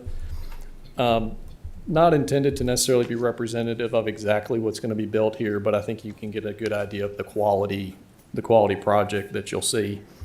A couple highlights on the plan. The building's been rotated from the old layout to be aligned with Route 122, maximizes visibility of the building, and also serves to hide the vacuum area. We feel like the internal circulation is much, much better with this plan. We've maintained sidewalk along all three road frontages. We feel that's an important aspect of the plan, and so we kept that on there. And then Lisa mentioned there is a decrease in traffic from the plan that's currently approved to what we're proposing. That's a 36% reduction in daily traffic, and then a 44% and a 24% during the peak hours reduction. And then along with that reduced traffic, we've restricted access to just Brookview Lane. And so by eliminating the access directly off of 122, we feel that really furthers the access management goals and initiatives here, especially along this corridor. And so with that, I'll turn it over to Jimmy to say a few things about his business. Thank you very much for being with us. Good evening, sir. Good evening. Thank you, Lisa and Chris. My name is Jimmy Politis. I live at 1002 Club Court in Belleville, North Carolina. Thank you. Formerly from the New River Valley, however, and we do have a car wash in Blacksburg that we just opened last November. We've been in the car wash business for 10 plus years. As they mentioned, the main reason we're here today is because we changed the layout because we wash cars. We're not typically, or not necessarily developers. Having a good flowing site is more important to us than trying to pack a bunch of stuff into a small space. So I'm sure everybody can relate to tight parking spaces all over the place, and we want the opposite when you come on the property. So we build express car washes. Building's about 135 feet long, free vacuums. We have monthly memberships, and it's been a good business model for us, and we enjoy what we do, and looking forward to being in Smith Mountain Lake. Thank you so much. We appreciate you being here. While you're here, any supervisors have any questions for the applicants? Representative? Mr. Carter? I'm just curious, what's your monthly membership fee? As low as $25. Yep. And You know, as many he's times a as you want. frequent flyer. That's right. That's good. That's what we need. Yeah. Okay. Well, thank you all very much. We ma'am. appreciate Thank you you. being here and answering our questions. Do you have any other questions? I think we're okay. Yeah. Perfect. Thank you. Thank you. Okay. I will officially open the public hearing on this matter. Madam Clerk, do we have anyone signed up? There's no one signed up. Okay. I will close this public hearing. So accordingly, unless the supervisors have anything further, I would ask for a motion on this matter. Mr. Tatum. Madam Chair. I'm sorry. Just to clarify, there was an additional proffer that was added since the staff report. So I think it would be 7 conditions if you accept, or 7 proffers if you accept the additional proffer that was. Yeah, I think we need to notate that, Mr. Tatum, in the motion, if that's what you were getting ready to do. Yeah. Thank you. Okay, Madam Chair, I find that the rezoning will not be a substantial detriment to the adjacent properties, that the character of the surrounding area will not be changed thereby, and that such rezoning will be in harmony with the purpose and intent of the county code, comprehensive plan, and with the public health, safety, and general welfare to the community. Therefore, I move to recommend approval of the applicant's request for a zoning map amendment to allow for a car wash in accordance with 7 proffers as recommended in the staff report. Okay, thank you, Mr. Tatum. Is there a second? Second. Thank you, Mr. Meredith. Madam Clerk, if you would. Supervisor Carter? Yes. Supervisor Tatum? Yes. Supervisor Quinn? Yes. Supervisor Jamison? Yes. Supervisor Mitchell? Yes. Supervisor Meredith? Yes. And Chair Smith? Yes. Okay. Ms. Cooper?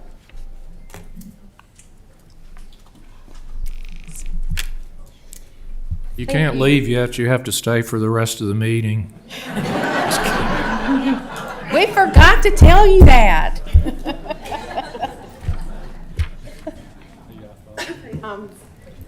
Madam Chair, this is the last public hearing that I have this evening. It's on another abandonment.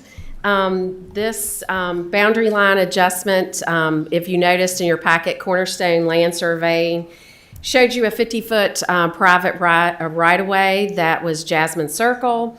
It's approximately 0.648 acres to be abandoned.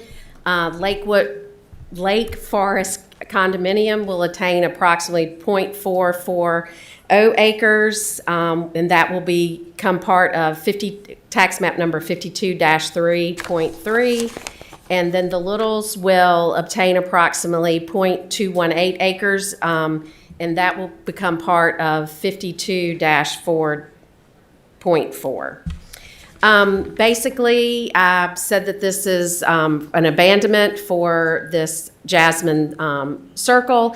The only parcels that it had access to was some that was owned by Lake Forest condominium boat storage area and their tennis courts, and then it access to the Littles property. But the Littles have access to their property from a couple of areas, but their new home will access Birch Drive, which is State Route 1441.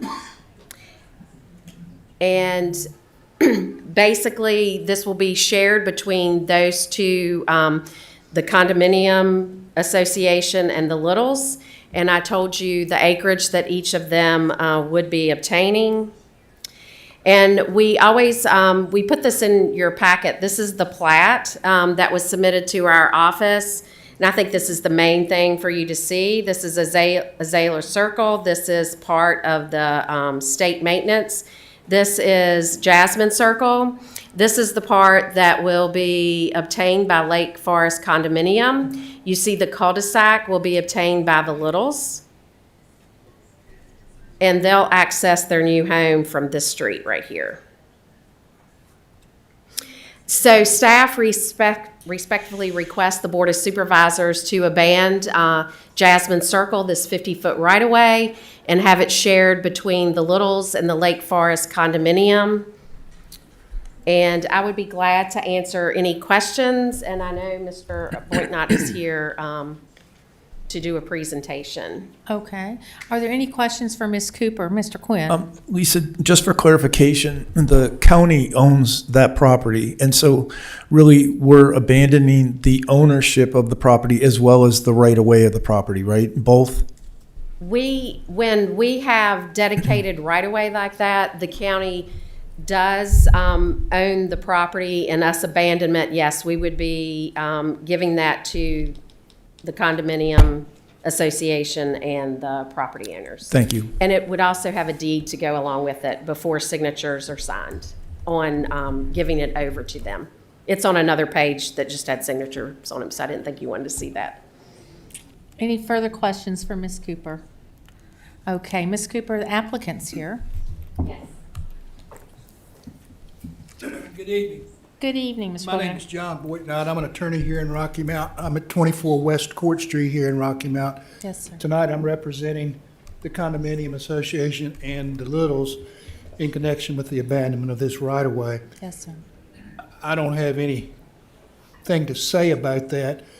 Following your consideration, subject to your approval, I will be asking you to adopt the resolution. Following that resolution, you give Mr. Sandy the authority to sign a deed that I will present, and then we'll record the plat and the deed and accomplish the purpose that we started out with.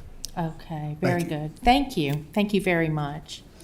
Okay, does the board have any questions for Mr. Bouknight? I'm going to mispronounce your name every single time. Quite all right. Any questions? Okay, thank you, sir. We appreciate you being here. Yes, ma'am. Thank you. Okay, we have a public hearing associated with this, Madam Clerk. There's no one signed up. Okay, so I'm going to open the public hearing, and no one signed up. Therefore, I will close the public hearing. And I would ask, yes, Mr. Quinn? I'll make a motion. Thank you, if you would, please. I make a motion to approve the abandonment of Jasmine Circle, a 50-foot right-of-way, approximately .65 acres, to Dwayne and Dasha Little and Lake Forest Condominium. Second. Mr. Quinn, may I offer a friendly amendment to your motion to include authorizing Steve Sandy, County Administrator, to execute the deed? Thank you.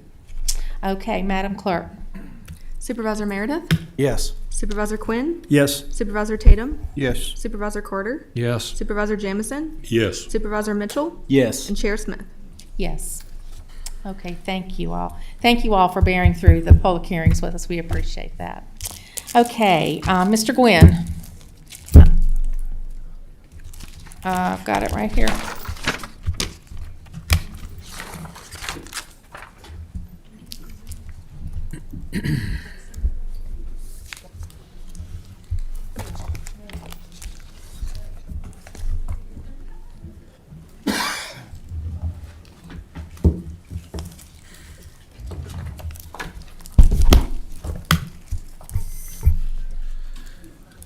We have reached the time set aside in our meeting for public comment. Public comment gives citizens an opportunity to address the board in person or in writing on matters appropriate to the responsibilities of the board.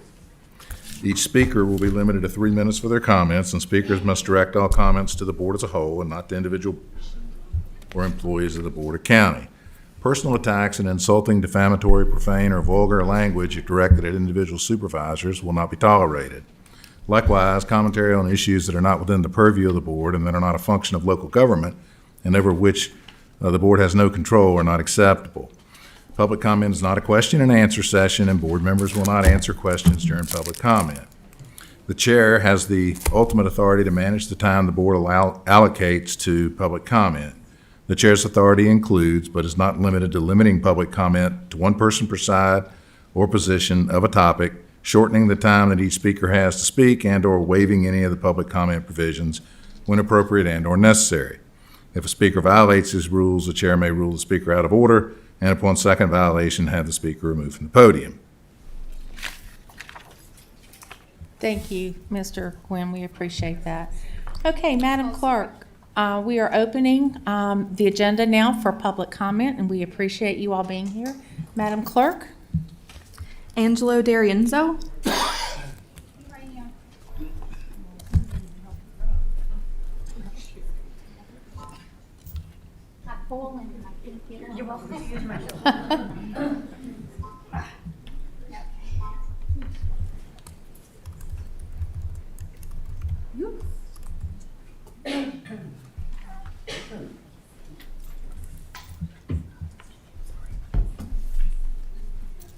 I have these papers. It's a little reading, if you'd like to read.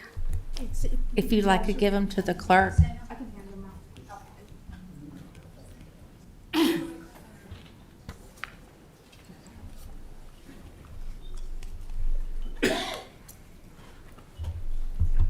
You may proceed. Okay.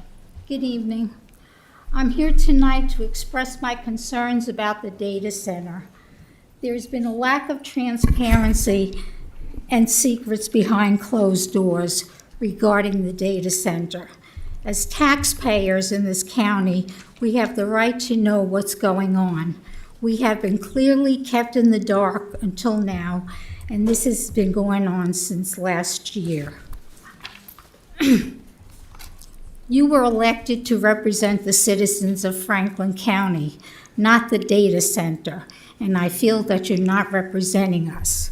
We live here, they don't. After they build it, they will make the landscape beautiful and then leave. We must deal with the pollution, the noise, the lights, water consumption, and changes in wildlife. You are violating our rights. Virginia Constitution recognizes our rights to enjoy life, possess property, pursue happiness and safety, and it's called for clean air, pure water, and protection of our lands and water from impairment. A development that takes away our sleep, threatens our wells, diminishes our property, and destroys the peaceful use of our homes is inconsistent with every one of those principles. Let me ask you a question. If this was in your backyards, how would you feel? Would you accept it? I could answer that question. It would be a definite no and would not be up for discussion. If you ever used the generator and ran it constantly, you know how noisy it could be. Imagine living to a small data center which outputs 55 decibels 24/7. The larger and louder they are, they can reach up to 96 decibels. I live 1 mile from the proposed data center. It took me years to save for the down payment, working 16 hours a day, 5 days a week to get my home. I have enjoyed the peace and quiet and wildlife for years. Now you want to take it away from me. I ask the Board of Supervisors to take a step back, speak to the residents who are already dealing with the data center, and get the first-hand opinion on what they are dealing with, and mostly be honest with the community. This is not a good fit for this community. What benefit will result be? It's going to be more harmful than beneficial. It will impact families, elderly, environment. We'll be here all night. Ma'am, your time is up.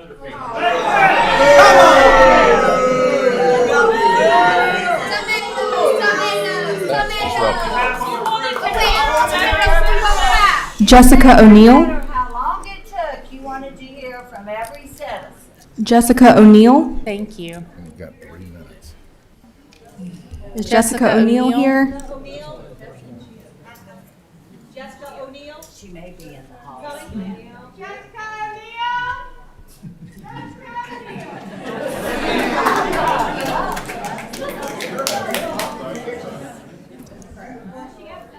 Is she out there? Okay, very good. She could have still been talking. She could have still been finishing her comment. Shame on you. We know who we won't be voting for. Why don't you continue to talk while we just sit Finish your speech, baby. Ladies and gentlemen, please adhere to our process this evening, please.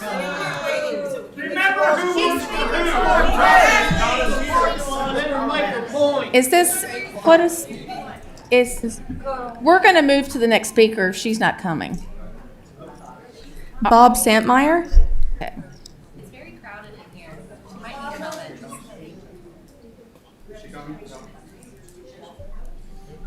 What's the name again? Bob Santmeyer.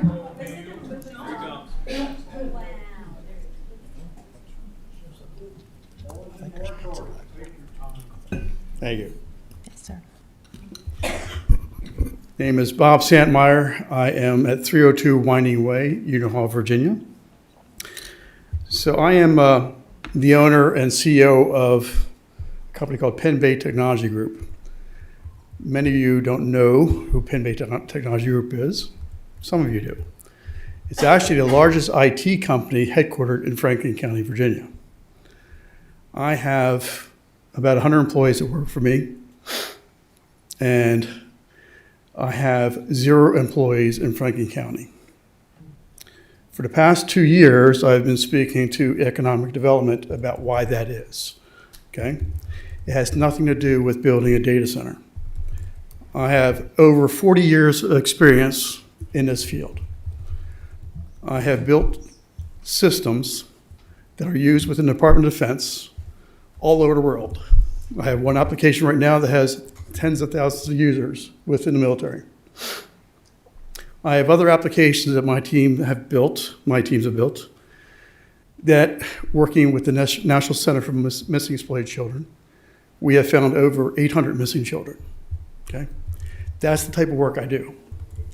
The development teams that I have live in remote rural areas. I have a large contingent of developers who live up in Maine. They do that for a life balance reason, okay? There are no data centers near them. The technology that we use from a development standpoint to be able to deliver these types of solutions are based in data centers that already exist in areas where people are wanting to move away from. I used to live in Loudoun County. Loudoun County has an area called Ashburn, which is also known as Data Center Alley. In fact, I'll be up there next week for 2 meetings that I have in Data Center Alley, okay?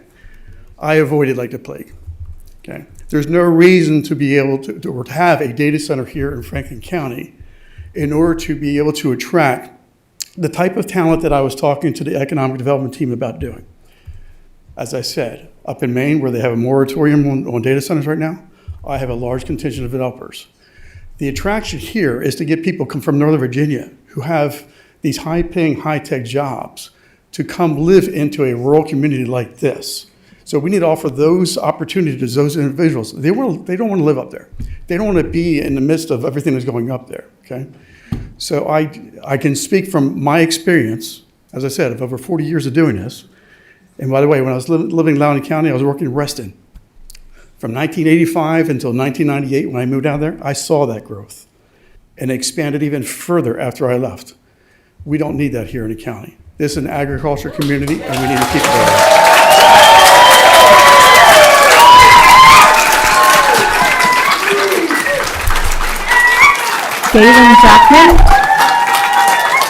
Galen Jackman.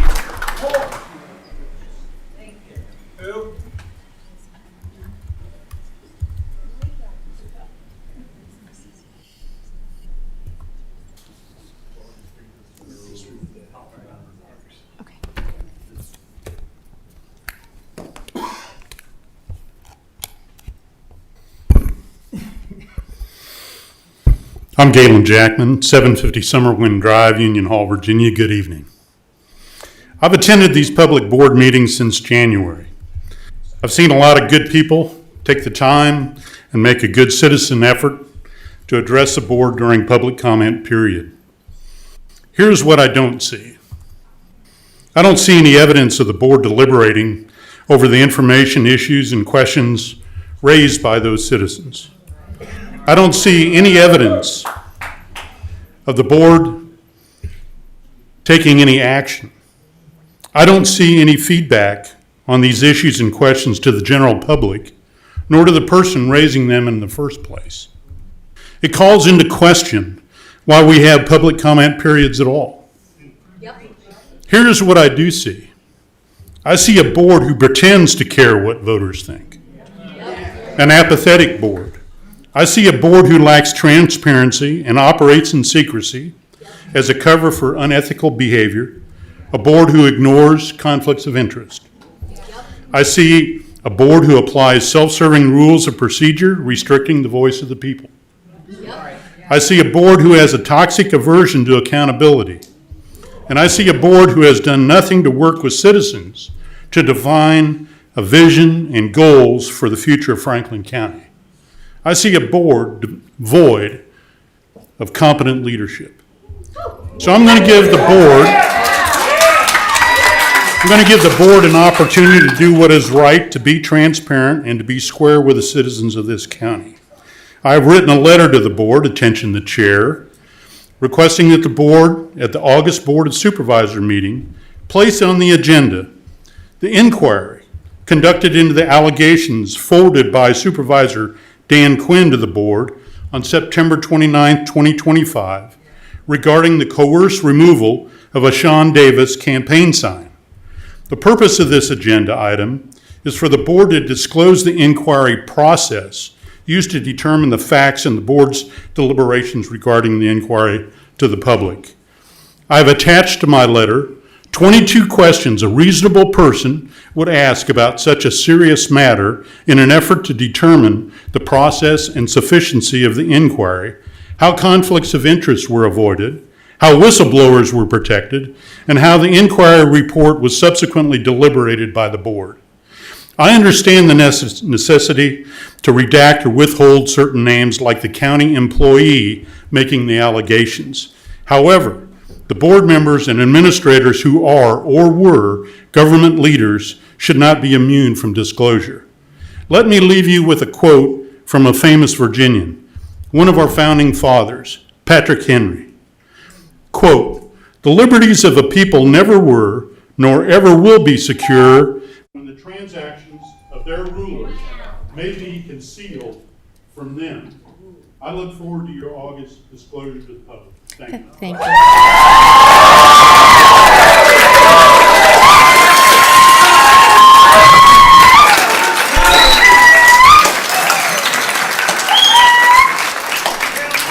Kim Jones? Kim Jones? Enough said. Amen. Check that boy up there. You all forward. Good night. No data center. Thank you. Put a pause on Keep voting for him. Good evening. Good evening. My name is Kim Jones. I'm the chair and co-founder of the Franklin County Community Coalition, and I live in the Gills Creek District. I'd like to begin by noting that this whole public comment session period started with the county attorney arguing that your current rules do not suppress public dissent. I respectfully disagree. Thomas Jefferson said, "Error of opinion may be tolerated where reason is left free to combat it." That means people should be free to disagree, criticize, and debate government without the government suppressing their opinions. In plain English, Jefferson meant this: if people are allowed to think and speak freely, bad ideas can be answered with better arguments. If speech is controlled, government becomes harder to challenge. That principle is at the heart of self-government and is also reflected in the Constitution of Virginia, Article 1, Section 12, that says that the freedoms of speech and press are among the great bulwarks of liberty, and that they can never be restrained except by despotic governments. Just in case you don't know the definition of a despotic government, it's a form of governance where a single ruler holds absolute power and authority, often exercising it without any checks or balances, leading to oppression and human rights abuses. It is characterized by several key features: centralized power in making decisions without institutional constraints, lack of accountability, suppression of dissent, censorship, and intimidation to silence opposition and maintain control, restricted civil liberties, including restrictions on free speech, assembly, and expression, and cult of personality in which leaders cultivate an image of infallibility and reverence using propaganda to suppress criticism and dissent. Yet that is exactly where we are. That is why public comment matters. It is not a stage for approved praise. It is not a place where citizens should be limited to only polite, harmless, or comfortable remarks. It is the one time when residents can come before their elected board and speak openly about what they believe is wrong, unfair, wasteful, or unconstitutional. If citizens cannot criticize you by your name, cannot say that you may be unfit for office, or cannot plainly describe what is happening in county government, then the public comment period is being turned into controlled speech instead of free speech. I am asking this board to remember that disagreement is not disrespect. Criticism is not misconduct. The Constitution protects speech precisely when it's uncomfortable, pointed, or unwelcome. A government that only allows praise is not practicing civility. You are suppressing dissent. So I ask you to follow the Constitution of Virginia, the Constitution of the United States of America, respect the right of the people you work for to speak plainly, and allow criticism without retaliation, interruption, or selective enforcement. We don't lose our rights when we come into this room. If you do not see why these principles matter and you're unwilling to engage in discourse, maybe you should start by stepping down from public office.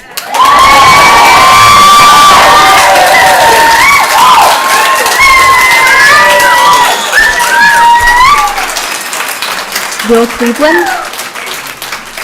Will Cleveland.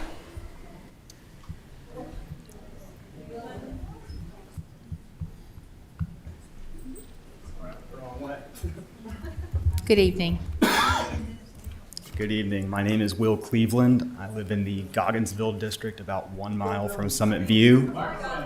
I live in the Gogginsville district, about 1 mile from Summit View, and I'm here to express my concerns specifically about how a data center might be powered there. There's a growing trend across the country right now for data centers to construct their own so-called behind-the-meter natural gas plants to provide their own power.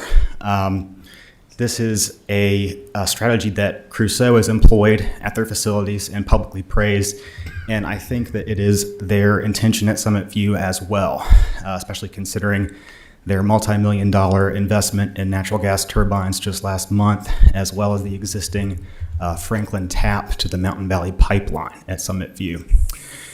There's only one other data center that operates this way in the state. It's the Vantage VA2 data center that was just recently deployed. And a study conducted by the Empower Analytics Group in conjunction with a Harvard-affiliated health scientist claims that the emissions from that facility will contribute to 3 to 6 premature deaths per year. There is no safe level of exposure to these types of emissions. And the picture gets even worse when you consider other hazards that all data centers present, whether they're powered by natural gas or not. The first is disposal of PFAS, forever chemical-laden water from cooling systems. These chemicals do not break down in soil, and they also cannot be treated out of water before it's disposed into the local water table. And even worse, they're more concentrated in systems that are closed loop, which are often favored for water conservation. All data centers also emit ultra high and ultra low sound pollution. So what you can hear really isn't the worst of it. These frequencies, since they can't be measured on the traditional decibel scale, are largely unregulated, yet they travel for miles and have been linked to sleep disturbance, increased cortisol, and even cardiac arrhythmia in sensitive populations. A data center at Summit View would be more than just an eyesore or an inconvenience. It would be a real source of real pollution with real risk that respectfully no member of this board would tolerate near their home. Thank you. With my remaining time, I'd like to play for you what the Vantage VA2 data center sounds like.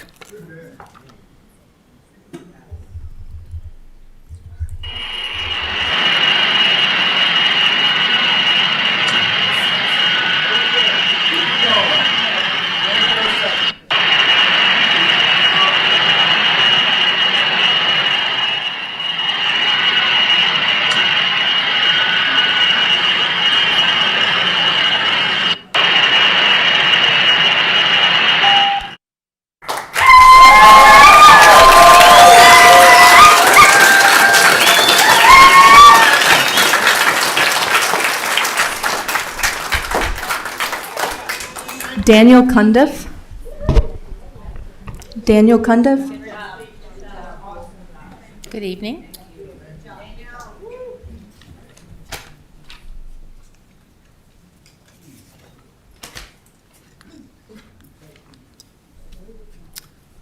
All right, thanks to the board. My name is Daniel Cundiff, 497 Hazelwood Lane.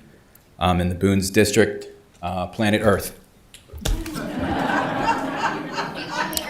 All right. Please ask yourself, what do I want to leave to the future generations of Franklin County? I'm sure you all are well aware that this rush to expand AI is also connected to the big, beautiful bill's 100% bonus depreciation for data centers. What does that mean? It means that operators can deduct the full cost of services and infrastructure, provided the project is built and put into service before January 1st, 2030.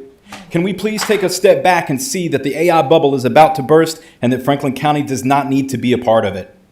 We are aware that some of you needs businesses, But we as a county, as a community, and you as board members representing the people need to push back against exploitative business practices that generate extreme profits at the expense of the well-being of everyone in Franklin County.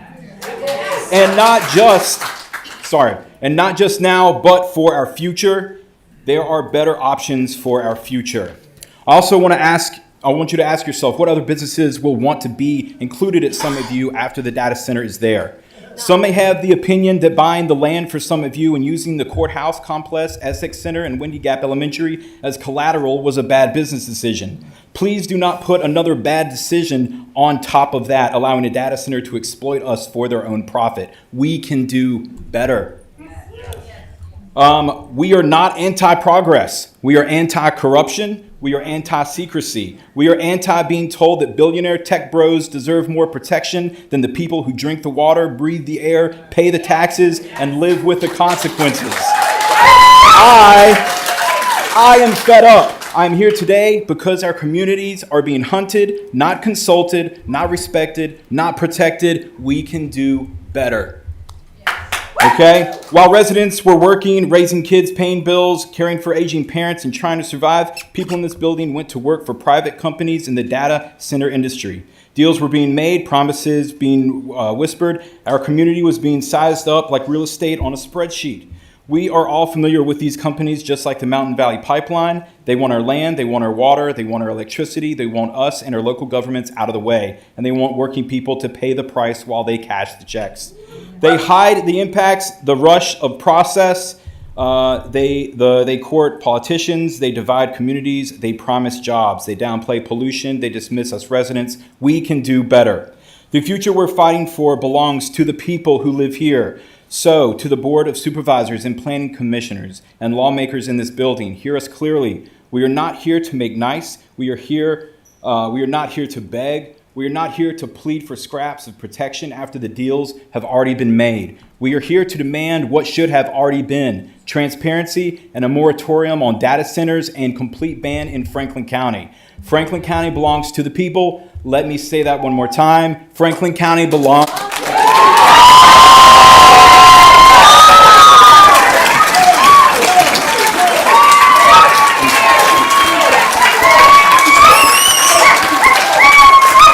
Rodney Simpson? Rodney Simpson? Yeah, Rodney. Get up there, buddy.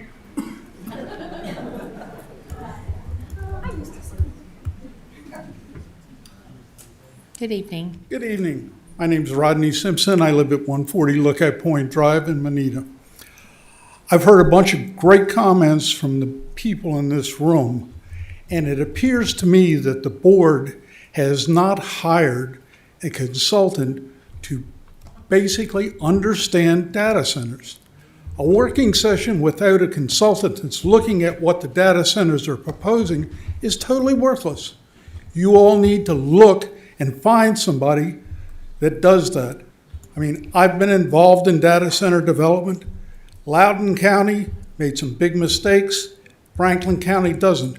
But Franklin County needs to get with the other jurisdictions in this area and get them together with you all to decide how to develop this. You realize the electric power required for all the data centers proposed is Charlotte. You are building the city of Charlotte in these counties. AEP has no idea what to do. Solar farms are worthless. They provide power in the daytime. Data centers are 24/7. What do you do at night? You have to provide the power. You talk about noise, you are providing 8 to 14 V16 diesels for the generators in these facilities. Your fire department has no idea how to handle a fire in a data center. It's not a building that you go into.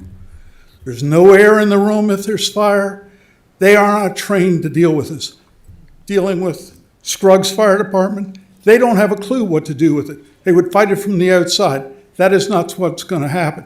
You need to look at it. Your zoning department needs to get rules and regulations and so sound levels and everything else is in place so the data centers are following your rules, not their rules.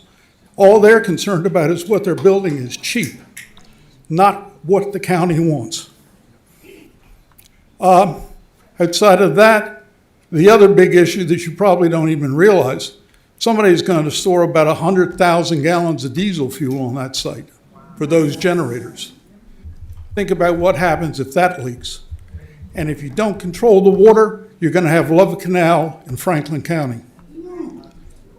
Thank you. Thank you.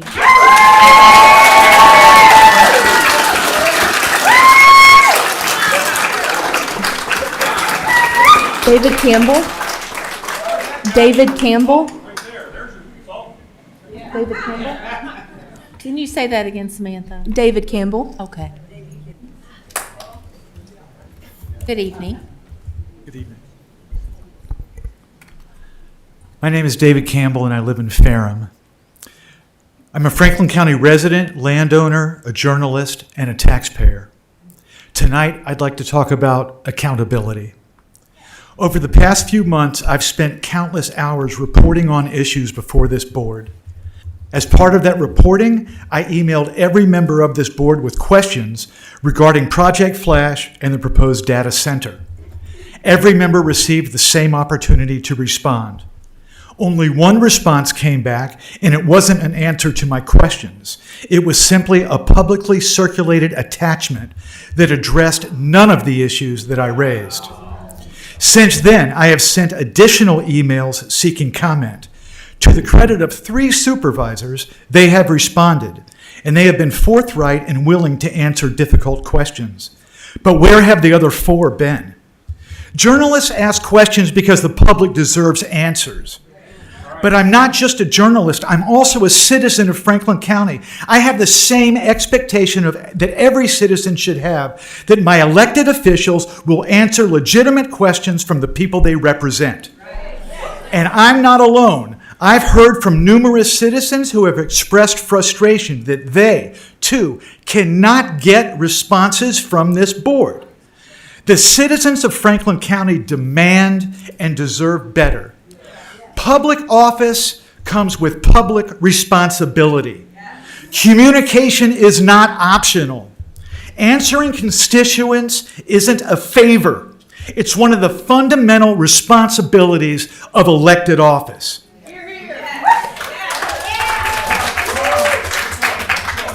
There's one more thing I'd like to address. In 2020, I stood before this board and spoke during public comment regarding the Confederate monument. At that time, I was a public school teacher, but I was speaking as a private citizen.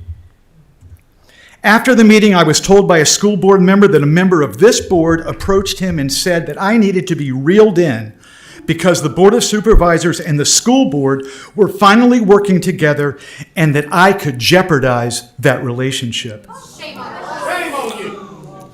That school board member told me he viewed those remarks as a threat. He also told me he would be willing to testify to that conversation, so it should not be dismissed as hearsay. I viewed those reported remarks as an abuse of power and an attempt to chill the speech of a private citizen exercising his First Amendment rights.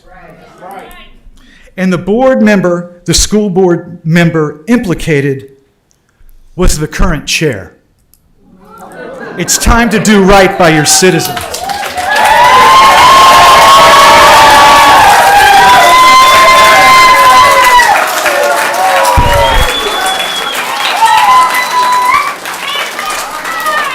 Jenny West. Jenny West. Say that again. Samantha, say again, please. Jenny West. Pause the data center. Pause. Roll once. Away with it.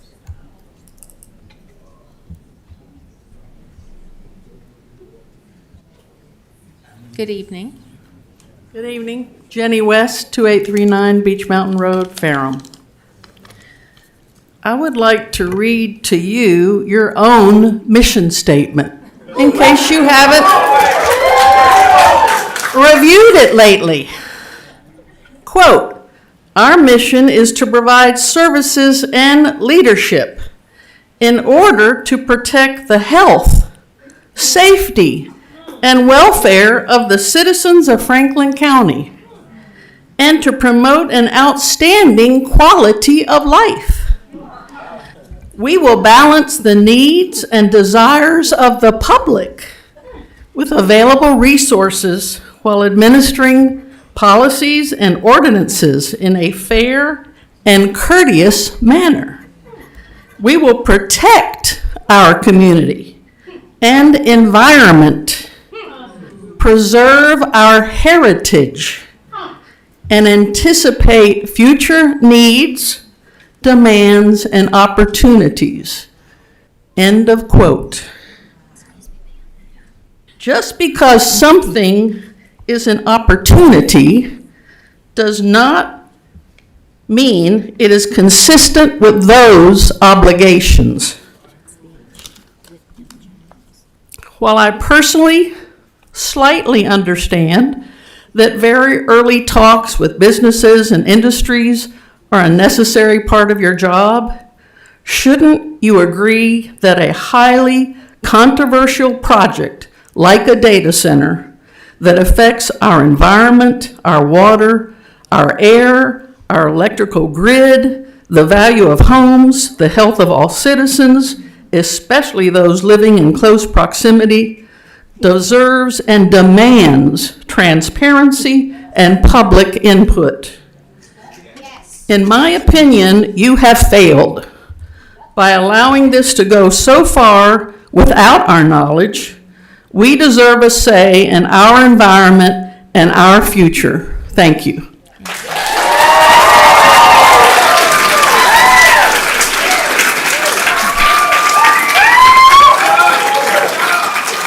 Emily Blankenship Tucker.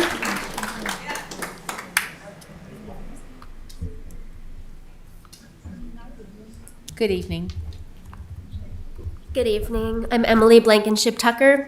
I've lived in Ferrum for 23 years. I really appreciate being surrounded by neighbors here tonight, and I would like to encourage the board to please think about the ways in which we need to put the health, safety, and well-being of the citizens of Franklin County and our children before economic opportunity.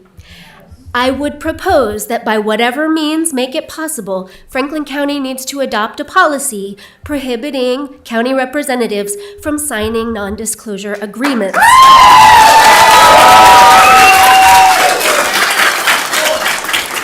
I understand that that may be seen as limiting. However, if a business wants to come to Franklin County and seriously wants to work with our folks, give us good jobs, bring economic opportunity, I would think they would welcome coming to a place where people care as much about their home as we do. And as far as I can tell, the only reason why a project like a data center would want a non-disclosure agreement to be the first order of business is because they know that nobody wants this in their county.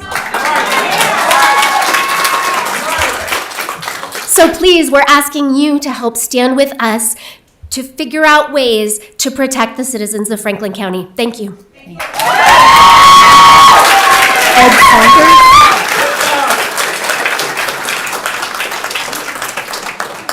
Ed Saunders. Is Ed Saunders here?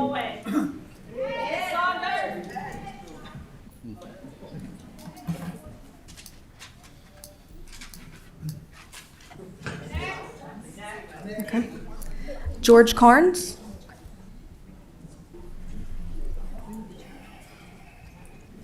You know, it might be a good idea to have the next meeting in Franklin County High School.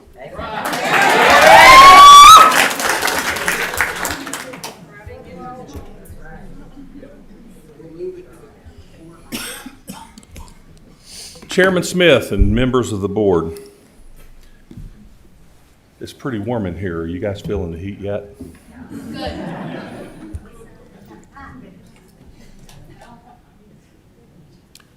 Chairman Smith, Chairman or Supervisor Meredith, Quinn, Sandy, Steve Sandy, Supervisor Carter, Supervisor Mitchell, and Supervisor Jamison. Will the 6 of you follow the lead of your fellow Supervisor Tim Tatum and say no to data centers right now? Just say no. Just say no. The zoning changes that started this movement, that I started showing up back in March, that additional people came in April and May, those zoning changes that you guys tabled, that is why all these people are here about the data centers. There's so much stuff buried in that 400-page document. But one of the big things is to make and maintain a by right development of data centers in Summit View Business Park. That needs to stop, and you don't have to wait to totally rewrite the zoning ordinance to do that. You can add an amendment to the zoning ordinance immediately. You could do it tonight at this meeting. You don't have to wait. It is clear. It is completely clear what Franklin County wants. Will you say no to data centers? Follow the lead of Chairman Tatum. It is obvious what the answer is. Will you say no, Chairman Smith? Will you say no? No, they won't. No, So then the next question is, All out. Yes. for the record, anyone not saying no tonight? What compensation, what gifts, what other benefits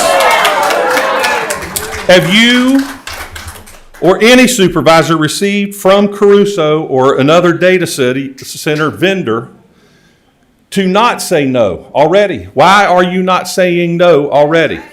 There were a bunch of sheep following the shepherd. The last question is, how many of you, Supervisor Meredith, Supervisor Quinn, Chairman Smith, Supervisor Mitchell, Supervisor Carter, Supervisor Tatum, and Supervisor Jamison are currently subject to an NDA with Crusoe or any other data center vendor? How many of you are you? Failure to answer tells us our answer.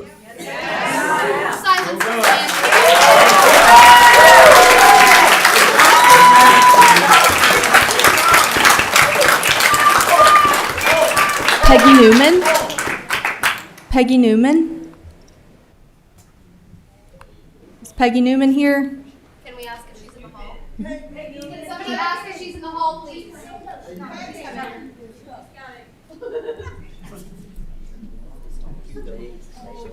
Come on, Peg. Get up, Peg.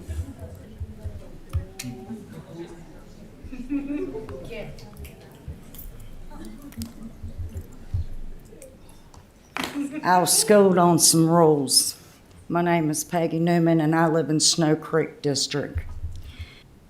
Now, a lot of people have quoted, what I see right here is a big disappointment. I'm very disappointed. I came to this county because I thought it was beautiful. And I came from the city. It's crazy. But a lot of people have quoted, and I've noticed different behaviors in different board members. And they've quoted some of our forefathers and other politicians. Well, I'd like to quote one of them politicians. She used to be the Speaker of the House.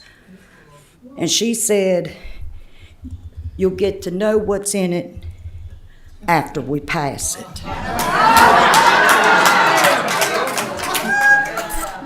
Seems to me like I heard some of them similar words. You'll know when we tell you. And that was not right. I would not want to be a protege of that Speaker of the House. Also, another board member, standing right out here on the front, was asked the same question twice in less than a week apart. And 2 times, I was given a different answer. The first time I asked about rezoning and data centers, I was given the answer, "Well, Peggy, my children live here, And my farm is here, my family farm, and I'm gonna do what's best for my children. And if it isn't right for Franklin County, I'm not gonna vote on it. I don't care if it takes 5 years. The very next week, we were standing right there in the same spot. And somebody asked the question about a data center and rezoning. And I looked at him and I said, even if it takes 5 years, right? And his comeback was, no, I'd rather go on and get this over with. I don't want it hanging behind my back in another year. I call that a lie. Yes, I do. That's a lie.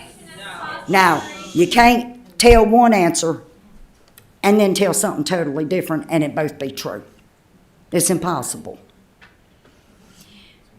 I heard another board member say, I ain't seen nothing on paper about no data center. Well, how's that happening? How's that happening? You on this board, ain't you? You up here in your little closed meetings, ain't you? So how can that be true? And then it comes across, well, NDAs. Well, first of all, if you didn't have nothing to hide, you wouldn't have signed an NDA to start with.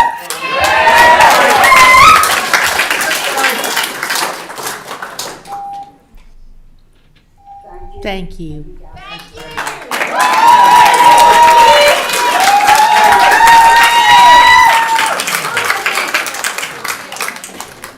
Next, we have Susie Anderson. She's asked Kim Jones to speak on her behalf and read her remarks.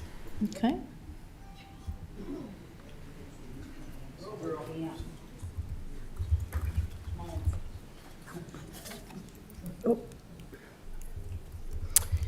Again, I am Kim Jones. This time I'm speaking on behalf of Susie Anderson. She had to head out. But you stated tonight that you would like to get some education about data centers and its impact on the environment in our area.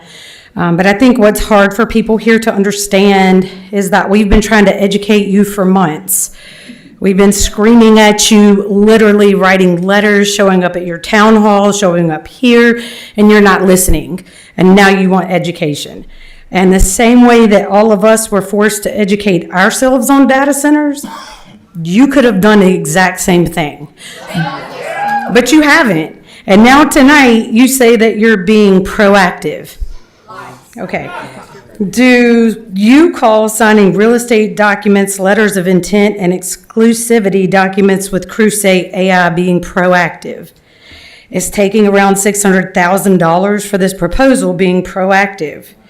And with Crusoe already advertising for the construction of the data center online with an estimated project valuation of $300 million, a 100-megawatt facility, and a proposed start date of January 1st, 2027, that is not proactive. But tonight, now, all of a sudden, you want to actually act like you care. Why? Because now there's a movement. It's all over Facebook. There's hundreds of people here that are completely against every one of your views, actions, policies, and secrecies. But would your actions be the same had we not been as dumb as you expected us to be? I think we all know the answer to that. And unfortunately for you, you've woken the sleeping giant, and you are a day late and a dollar short.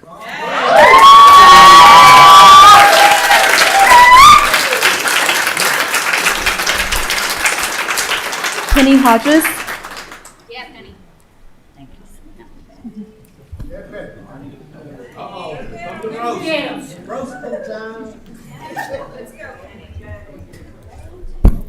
Good evening. I've been thinking a lot lately about responsibility, not just yours, but ours too. Shame on us for believing that once election day was over, we could simply go back to our lives and trust the people we elected to do, that they would do what they promised. We believed our vote mattered, not just on election day, but every day afterward. We trusted you to make to ask hard questions, to challenge one another, and to tell us the truth. Even when it is uncomfortable, many of us became complacent. We stopped watching because we were assured someone else was paying attention. That was our mistake. But when we realized our trust had been broken, we showed up. We came to meetings, we filed FOIAs, we read the documents. We asked questions because we wanted to understand. I gotta find this. We wanted to understand how decisions affecting our families and our future was being made. Too often, those questions weren't met with openness. They were met with denial, half-truths, and the statements that the documents themselves did not support. Most of us was raised to believe that your word means something. Trust isn't something you demand. It's something you earn through honesty. I've heard some of you say, I'm only one vote. But if it's only one vote, if only one vote doesn't matter, why do you ask for ours? You're not just one vote. You're our vote. Your responsibility is to carry the voices of your district into every discussion and every decision, because your decision doesn't end with this meeting adjourns. Every vote cast on this board eventually lands on someone's kitchen table. It shows up in a family tax bill. It shows up in teachers, county employees, and hardworking citizens who are asked to do more with less. Leadership isn't measured by the motions you pass. It's measured by who bears the consequences of your decisions. We're asking for leaders who remember that every vote they cast affects people who trusted them enough to cast one on their own. We are asking for leaders who remember sorry, I got messed up. We're asking, we need more space for these meetings. And Chairman Smith, you said you wanted to hear from every citizen regardless of how long it took. And for that statement, we thank you. So we're asking that the next meeting be held at the Franklin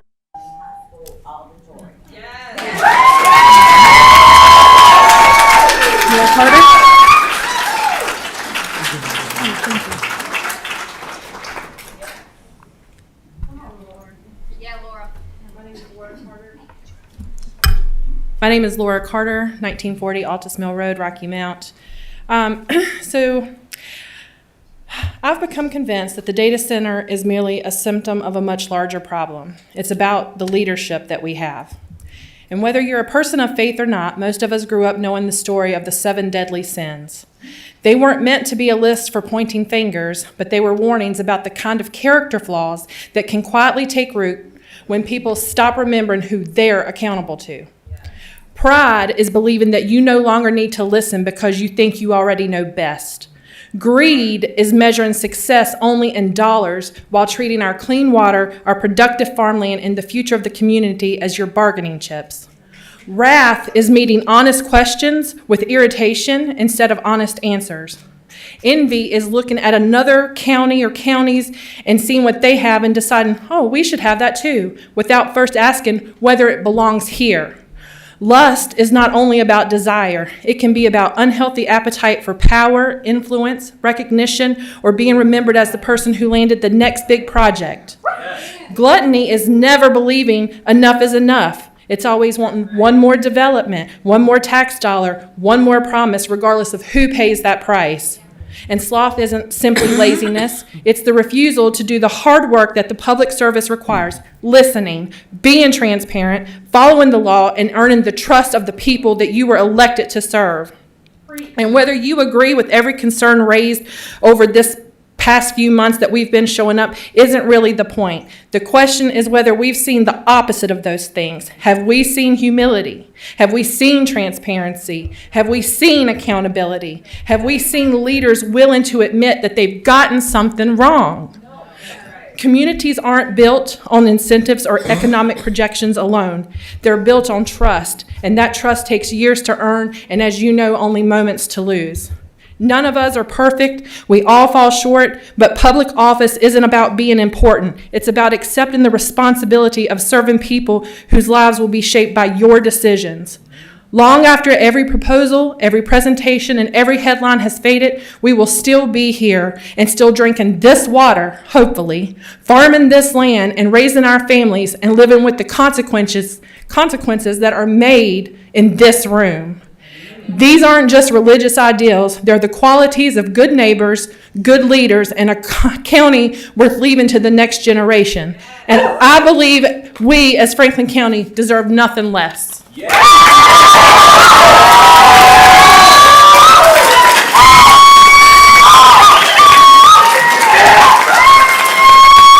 Sizemore. Christine Sizemore.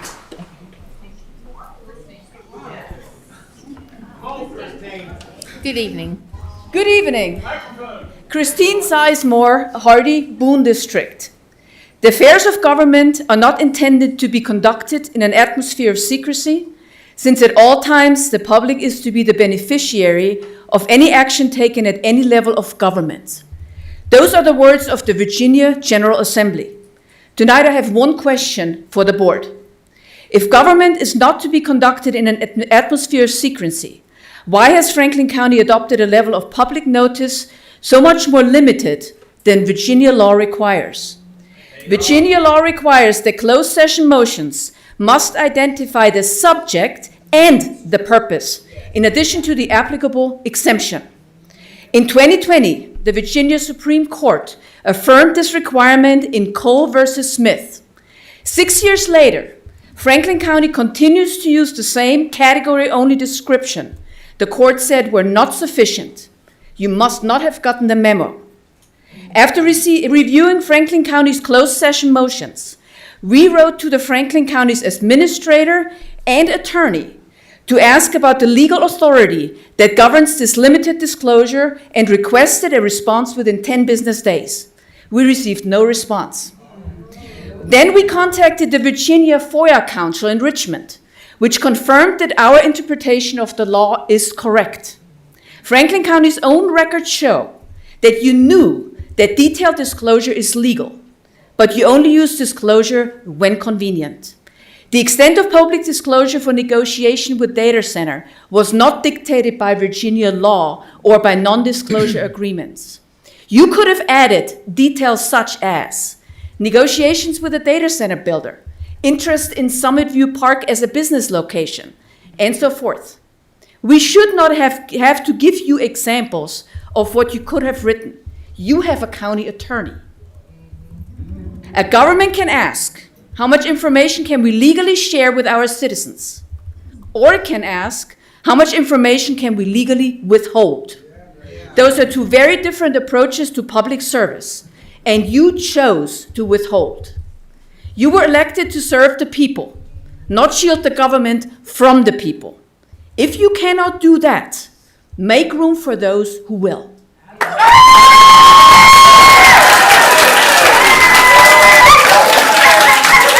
Dennis Crumpler.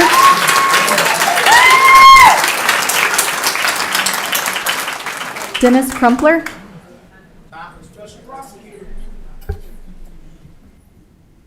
This is the back end for everything I'm about to talk about. Okay. That's all the exhibits. Dennis Crumpler, 285 Cove Road, Union Hall. Last month, I spoke with you on how to spot a conflict of interest. Like when 5 of you voted to censure Dan Quinn, 3 of you were involved in the allegation over a political opponent's campaign sign.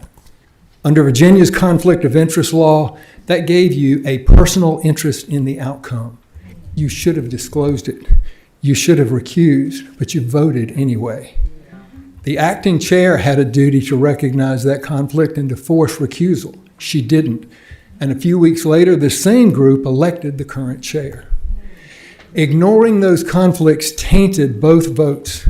It broke the oath of office each of you swore, and it discredits the office you hold. So last month, I asked the 2 of you who had no conflict in the censure vote a simple question about your vote for the chair.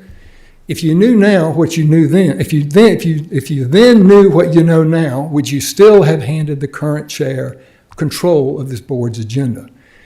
But you did nothing. And since then, things have only gotten worse in two ways. First, the current chair recently named Project Flash in a publicly disclosable email while the entire subject had been ruled confidential. That is nearly identical to the conduct you used to justify censuring Dan Quinn. The current chair now has a clear conflict on that matter, and the law requires her recusal. So when will the rest of you demand written guidance from the county attorney on how to force that recusal and open a disciplinary discussion? Otherwise, this conflict will never on its own reach an agenda that the current chair so tightly controls. Second, and far more serious, on July 8th, on our Commonwealth Attorney's own motion regarding a sworn citizen complaint, a circuit court judge appointed an independent special prosecutor with full authority to investigate the matter until it is finally resolved. The complaint details, exhibit by exhibit, numerous decisions about public money made in private email polls outside of any public meeting as required by law, plus a multi-year absence of on-the-record conflict of interest disclosures that are required by Virginia law. So I ask the two of you supervisors again to weigh my question. But since the rules bar you from responding, let's check another source. Fellow citizens in this room, based on everything that has come to light, please raise your hand if you would rather see a different supervisor serve as chair for the rest of 2026. Each of you swore an oath not to sit silent in the face of wrongdoing. You have the power to change this board's leadership and to end the run of unforced errors holding this county. Keep going. Your time's up.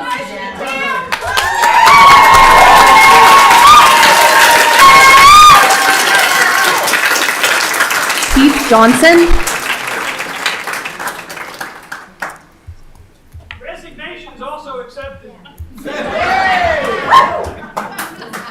Shame on you. Good evening. I'm Keith Johnson, 190 Leaning Oak Road in Boones Mill. Many years ago, the proposed Mountain Valley Pipeline was planned for a neighboring jurisdiction. When there was public opposition in that jurisdiction, a Franklin County board member took it upon himself to encourage the pipeline to consider a path through Franklin County, motivated with the possible windfall of steady income for the county. There was no citizen vote, no referendum. The tax-paying citizen was left out. County officials bought up large portions of land to develop Summit View Business Park, a projected investment of over $50 million. 15 years later, we only have one business located in the park that was not already located in Franklin County. Many aspects and costs of this project were not objectively evaluated by county officials. It has become an expensive money pit without a return on investment. There was no citizen vote, no referendum. The tax-paying citizen was left out. For many years and in secret, school officials added sexually explicit pornographic books and curriculum in our public schools. School officials denied it and were caught red-handed. School officials refused to stop this practice or allow public participation on the issue. 30% of Franklin County parents have removed their children from public school because our elected officials on the school board and the Board of Supervisors refuse to address these issues and other ongoing problems in our schools. There has been no accountability. Despite several examples of mismanagement in the school, this board always finds a way to give the school administration everything they want. $10 million in the last 2 years over budget, and they've been given everything. Franklin County taxpayer continues to be left out. I'm on the fence on whether or not to entertain an idea of a data center, and I'm apparently the only one in this room with that. I want more information on cost, location, and how many of the negative aspects like noise, excessive use of water, energy can be mitigated. If we can't mitigate the negatives, then we should not have a data center in Franklin County. I think you have an obligation, just like the Roanoke City manager years ago with the flood reduction project in Roanoke City, to sell the project. What's the cost? What are the mitigating factors that you propose? And sell it to the community. And then require a referendum for every citizen to vote whether we accept the project or deny it. That would be good governance. Thank you.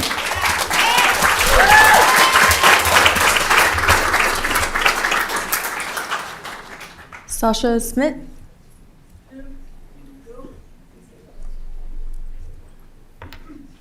Good evening, sir. Good evening. I'm so impressed with you all and with the eloquence and the consistency of the voices in this room. So I'm sure my time started, so it hasn't good. My name is Sacha. I live in Callaway. I spoke here last in the spirit of dialogue as a plea to reason. I am here today with a different tone. Since last meeting, people have become aware through the Freedom of Information Act that you all have been in discussion to build a large data center since November 2025. In that time, you have hidden this, lied to the public, misusing your office and your responsibility. Never, in any place that I have lived, have I seen a local government more distrusted than in Franklin County.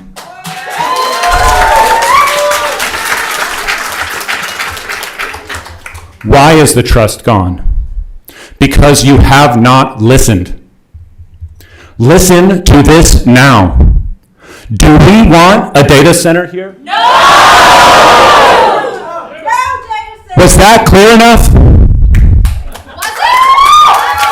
Is there anything vague going on here or nuance that you don't understand? Do you think these people are stupid? Do you?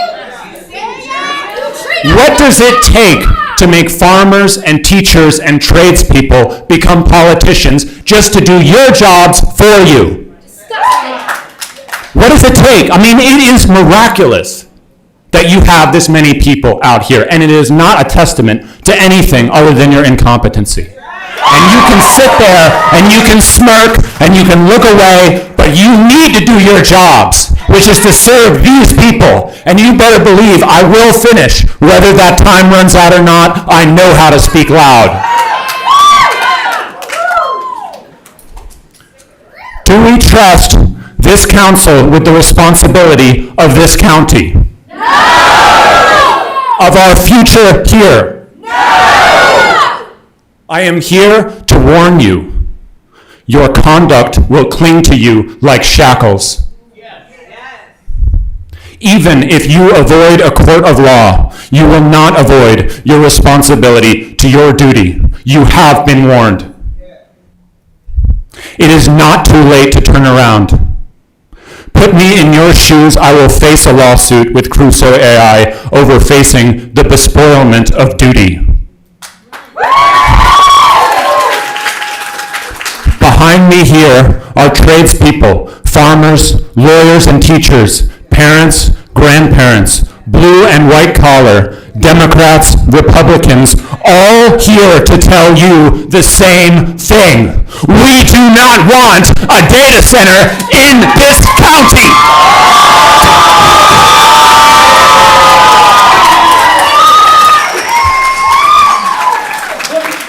Sir, your time is up. No one cares. To tell us otherwise. Your time is up, sir. And what all these people have had to say. Hey, she's gonna have you removed. And she may. We appreciate you. Thank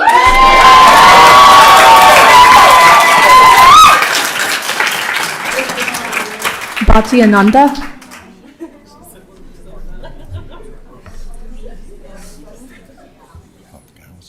Good evening. Bhati Ananda, Blackwater District. I am speaking here tonight in order to call out a complete dereliction of duty on the part of this board. The official mission statement of the Board of Supervisors is to provide services and leadership in order to protect the health, safety, and welfare of the citizens of Franklin County, and to promote an outstanding quality of life, and it goes on. Tell us all now, in what way does intentionally deceiving the public while working behind closed doors follow this mission? Instead of acting in the manner required by a public servant, you all have acted out of total greed and cowardice. If you are here in defiance of data centers, I invite you to stand with me now. Stand up.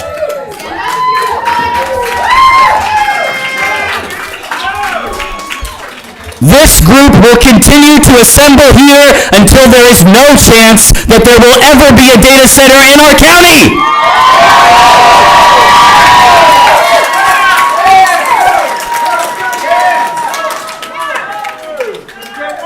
A supervisor needs to maintain a disposition of transparency and service to the people. It is not complicated, and yet this board has woefully failed in this charge. That is why I will be running in November 2027 to replace one of you.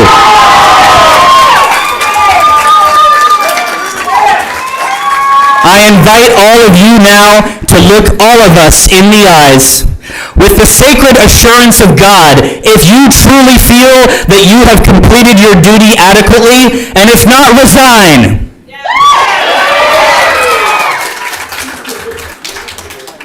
He's got my vote, not you.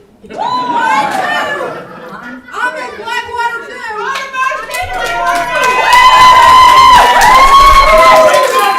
Sheila Rigney. Sheila Rigney.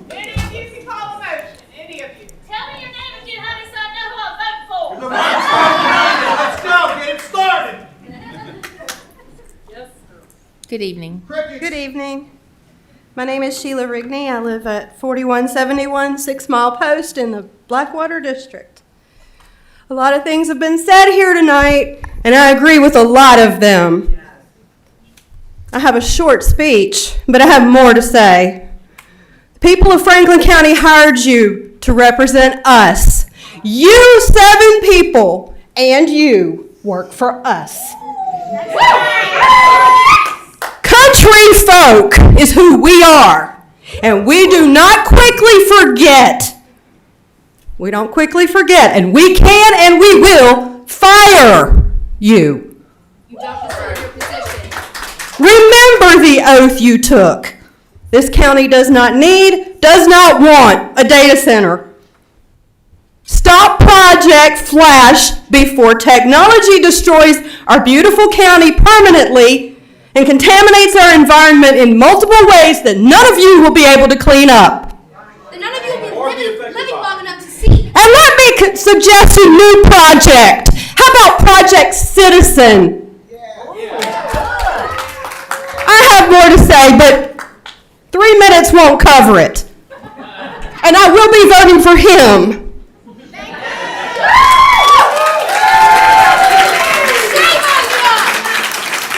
Ron Hines. Ron Hines. Is Ron Hines here? Okay. He's coming. He's coming.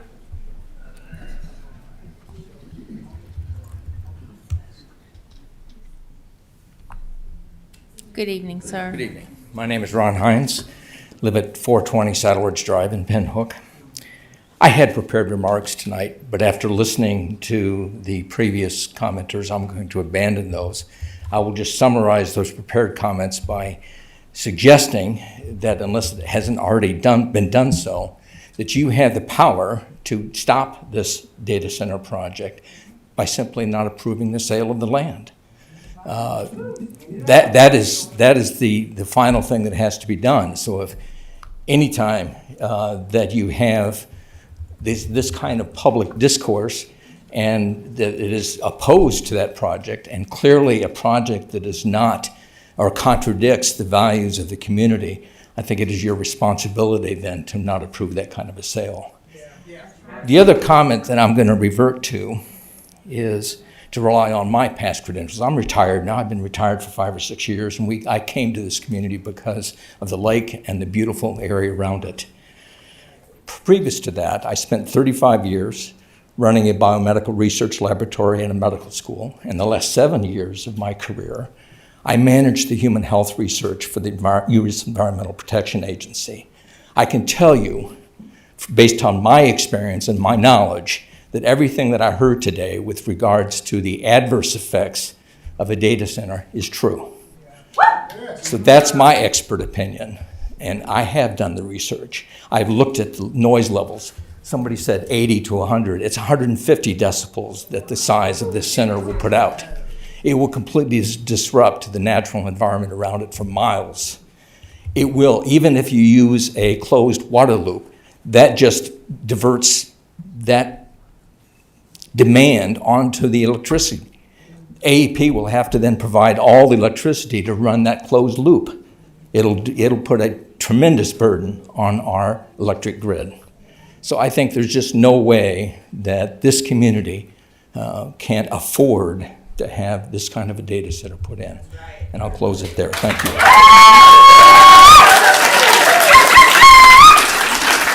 Perry Forbes. Perry Forbes. He's chosen not to speak. Okay. Willis Bruggeman. Can we check if he's in the hall? Willis Bruggeman. Can he take his time to let everyone else speak for him? I'm asking that. Good evening, sir. Good evening. Wish it was on a better note. My name is Willis Bruggeman. Could you speak into the microphone? My name is Willis Bruggeman. I live 85 Flint Hill Road in Rocky Mount, Virginia. And I'm thankful for the rain today on a good note. And all the citizens here showing up against this data center. 40 years ago, I moved here, and I ended up getting a job down at Bridgewater Plaza and helping build the miniature putt-putt that's out over top of the boat slips. I mean, that's what it's all about. It's family and visitors to this county to enjoy what we have here for. And I know we're in the middle of a drought right now, but with these data centers, I just can't realize why the effect it's going to have on Smith Mountain Lake, even if there's not a drought. I mean, they're talking 8 million gallons coming out of Carvin's Cove that feeds the Roanoke River through Tinker Creek, and it's going to draw from it, so that's less. We're going to end up with a lake that people are trying to sell their homes with a lake view instead of a waterfront lot. I mean, it just doesn't make any sense.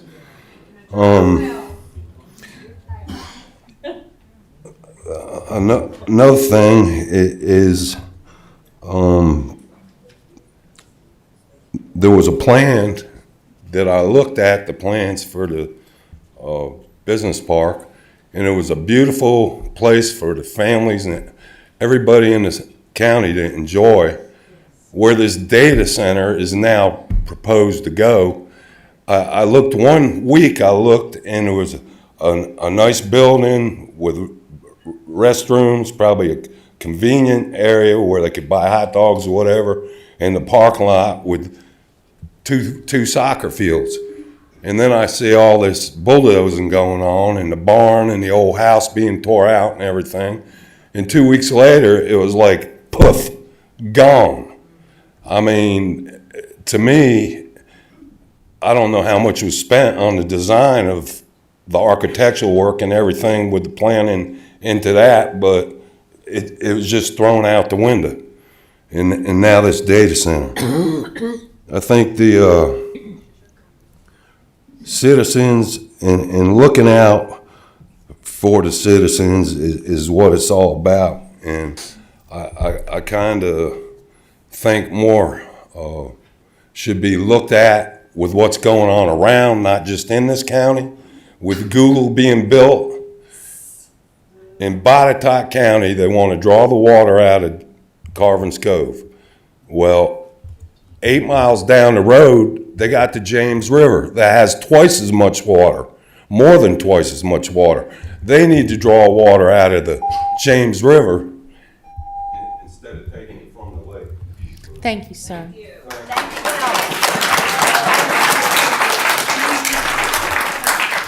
Judy Sink.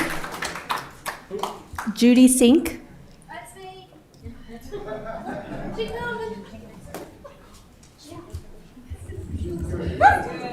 Good evening. Good evening. Good evening. Good evening. I'm Judy Sink, and I'm a resident of Franklin County. I strongly oppose the data center, but for a few different reasons that have been mentioned. My church is Germantown Brick Church of the Brethren, right smack dab in the middle. I want you to understand that church is over 175 years old and is the oldest church in Franklin County. This data center would raise the electric bill for the church and for those of our neighbors, putting a huge strain on the budget of the church and our neighbors. The disruptive noise will interfere with our worship, our quiet time for prayer, our outdoor services, our community gatherings. And even worse, the noise will interfere with any funeral services that we may have at the church cemetery. My husband's buried there. Pollution from the diesel emissions from the backup generators emits nitrous oxide, carbon monoxide, both of which are detrimental to the health of our church members and our community. Industrial encroachment, high voltage transmission lines, and massive structures ruins the natural vistas and disrupts the serene environment that our church relies on for worship and for praise. Water usage and surface runoff. These centers use millions of gallons of water a day, and this leads to an increase of stormwater runoff into waterways that are designated as our drinking water. Ooh. Direct cost to the taxpayers. We will be subsidizing this center by paying for its required transmission through higher electric bills and state exemptions, tax exemptions. You must stop this data center, as there is nothing good that can come from it. You all must be forthcoming with information and stop the untruths, the arrogance, and the disrespect. We are not dumb country hillbillies you think we are. And just because it's procedurally allowable does not mean that it is morally right.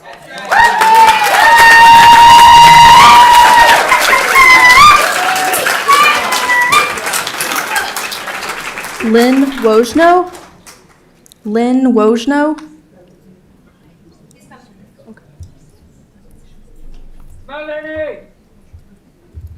Good evening, sir. Yeah, my name is Len Wojno at 850 Chestnut Forest Drive in Hardy, Virginia. I did some research on these data centers, and there are quite a few problems with them. They disrupt local geological layers and cause extensive water quality degradation. A single data center consumes 1 to 5 million gallons of water every day, and maybe more. This water is equivalent to a town's water consumption of 10,000 to 50,000 people, and this can cause wells to dry up, and they have in other places where data centers have been built. The majority of Franklin County residents get their water from wells. One other thing, in the Cato's lab, which deals with water quality, states that data center cooling systems introduce contaminants into wastewater. These include the following: biocides, corrosion inhibitors, heavy metals, and dissolved solids. And all these chemicals are extremely unhealthy, cause serious health problems to humans and to marine life. Another issue is that these low-frequency noise that range from 50 hertz to 200 hertz from these data centers can pass through standard home construction, thereby causing people to experience spikes in blood pressure, nausea, heart disease, headaches, cognitive functions, and sleep disturbances. We already have many learning disabled children, and this will only increase with data centers.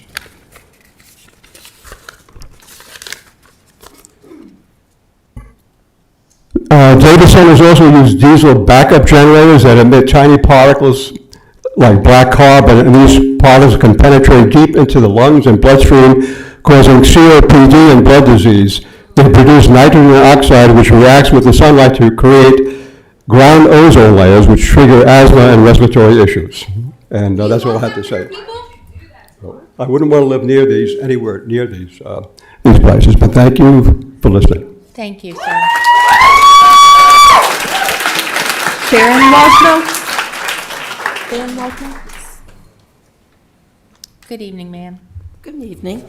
My name is Sharon Wojno. I live at 850 Chestnut Forest Drive, Hardy. According to the Environmental and Energy Study Institute, data plants require semiconductors, cooling systems, and fire suppressants, which are sources of forever chemicals which are cumulative in the human body, with toxic effects, especially for the liver, the blood, the kidneys. PFASs impact fetal growth, organ development, reproductive health, and other biological processes, and have been linked to high rates of cancer. Large amounts of e-waste produced by data centers due to the constant development of faster microchips, discarded microchips and other electronic equipment often find their ways into landfills, where they release chemicals including PFASs in the environment. Building a data center into a community does nothing for the residents. It only benefits the builder because of the ease of getting utilities and water. Is it worth to harm the people who vote for you over money issues? Should you do something just because it brings in revenue? Should you disregard your constituents that at one time put faith in you to do the correct thing for them? You have a moral obligation to us. The only balance is to build these data centers far from communities and create, even though more expensive, a new infrastructure for them, including proper disposal of PFASs and other deadly chemicals and microchips from the plant. Why kill the rest of us for money? Is it written that those who make others suffer have to face the consequences and pay the karma themselves? Avoid this, spend a little more, and save the people. Thank you.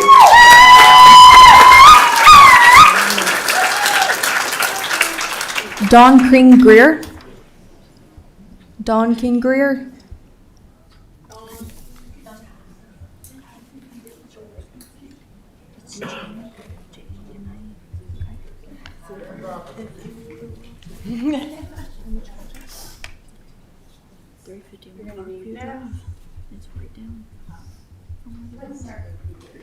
You're not paying any attention anyways, time too. You're definitely gonna need a copy. Oh, thank you.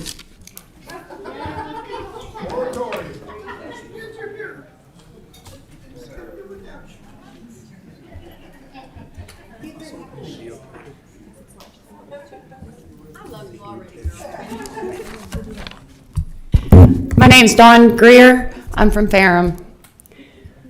Our county has carried the financial burden of corporate companies since 1960, when American Appalachian Power flooded the Roanoke Valley for Smith Mountain Lake. Local farmers warned you then at public hearings that drowning the most fertile farmland would permanently gut our local tax basis. And they were right. Our citizens absorbed the loss of agricultural revenue, and AEP generated billions in corporate profits.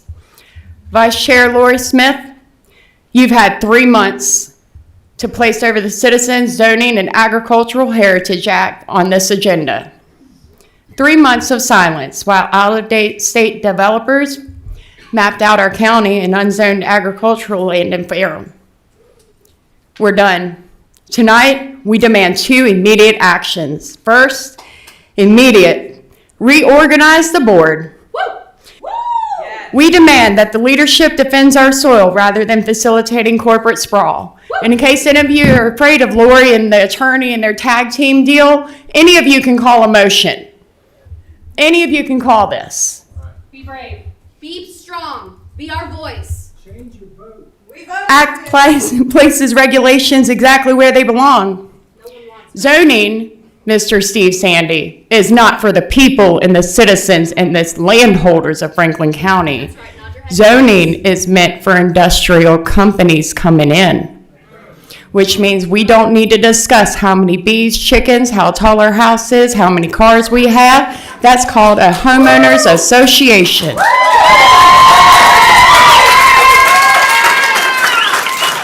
To the county attorney, this is a reminder. Your sworn duty. You do not represent Lori Smith as the chair, as a personal client. You serve the entire board and the taxpayers of Franklin County. Shielding backroom maneuvering deals for out-of-state data developers is an unacceptable breach of your duty in this county. To this board, if you continue to push data infrastructure behind closed doors, it's a documented breach of our 2045 comprehensive plan. Under Virginia Code, Section 15.2-2223. Your zoning decisions are legally bound by that plan. So maintaining rural character and scenic views. Anything other than that, we'll charge you. Minimum conflict land uses and the separation of existing potential conflicting land uses will promote a healthier, safer, more prosperous county. Stick to it or we'll charge you. We demand an immediate reorganization of this board. Lori, you will not continue. We demand immediate public vote and the citizens. Your time is up. Time's up. Time's up.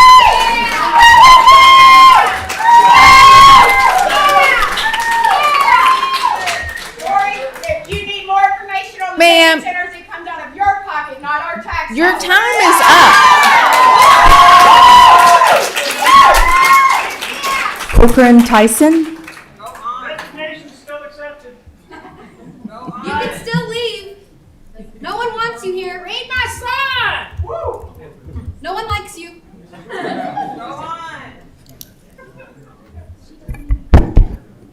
I'm Corcoran Tyson. I'm from Boone's Mill. I think John Adams once said that facts are stubborn things. We don't look at them relatively to what we're considering.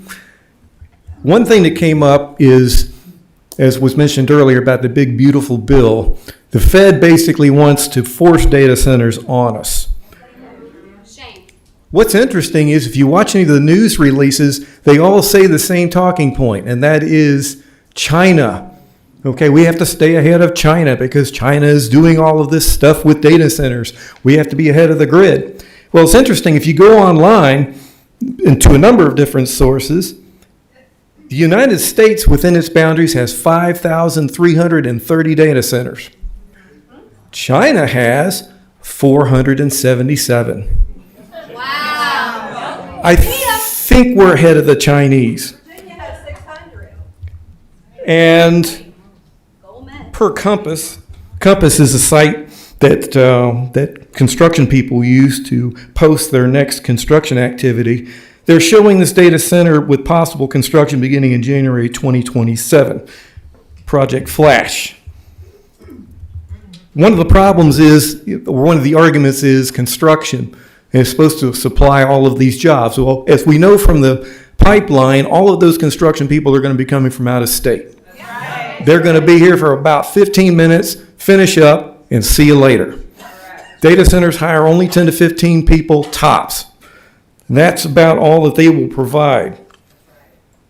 The planned unit that I've seen will be a 100 megawatt unit, which is supposed to be utilizing 150 acres, which is per Compass. The research indicates that an average household uses 1.2 kilowatts of electricity a day. The data center uses 100 megawatts per day. And based upon the average provided in the math, that's the same power consumption as 100,000 households. AEP doesn't have the infrastructure or the ability to provide that. They'll build it, and guess who they're going to charge? Us. Yep, that's what they're doing everywhere else. Not to mention the water use, which everybody's talked about. Interesting little sidelight. Los Angeles is running out of water. Phoenix is running out of water. Tucson is out of water. Austin, Texas is going under what they call Project Last Chance. They're trying to drill bedrock to find water underneath the water aquifer that they've already drained out. If they can't find it, guess what? You're going to have 4 million people relocating. Where are they going to come? Here, because we have water. They're going to go all over the place. It's going to be massive relocation. So basically, real quick, a couple of things. Let's make it like we do in Franklin County, a 2A county.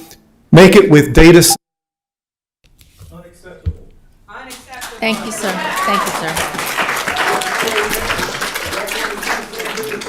Thank you, sir.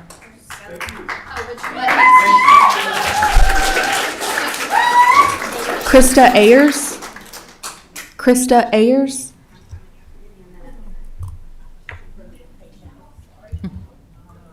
Yeah, Mama?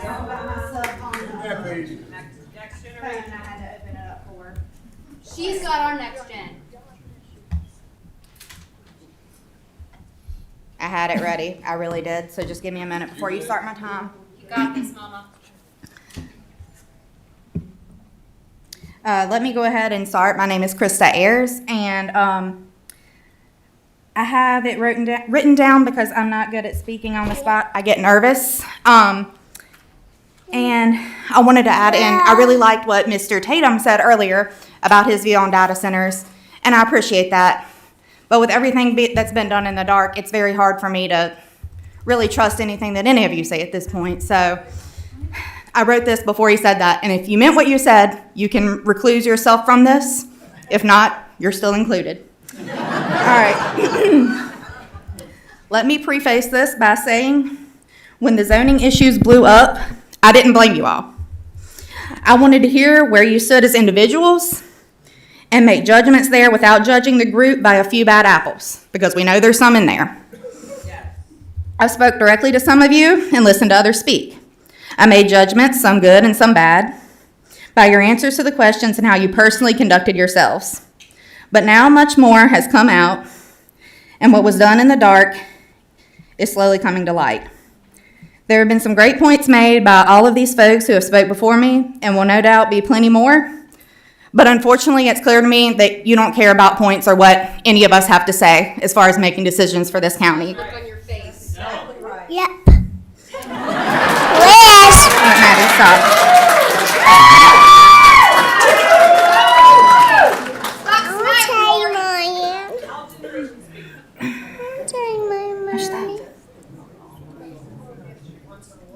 I've never seen a more disappointing group of people. Who do you think you represent? Who do you work for? For months, you've heard exactly what the extremely overwhelming majority of this county wants. Yes. And you've ignored them. You've jumped through hoops when talking to not look guilty or have any blame put on you. Give her 5 minutes to speak for a group.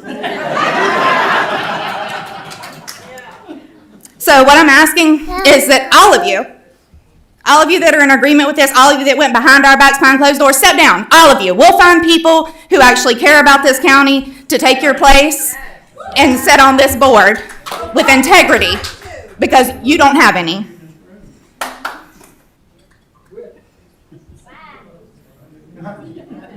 She doesn't even go here. Not the speaker. You went behind the backs of the people you were supposed to represent, the people who gave you their vote. We are Franklin County, us, not some government entity. That's where everything has gone wrong in this country, this state, and this county. The government isn't somebody that knows best. You were meant to represent us and what we want, not what you think is best, not what makes the most money, not any of that. You were put in these positions to represent the people, and you do not. Regardless of any issue or where you personally stand, Keeping secrets from the public is unacceptable, and you are all guilty of that in some way. You've lost trust and respect, and I, for one, would vote for a voted for any of you. Thank you.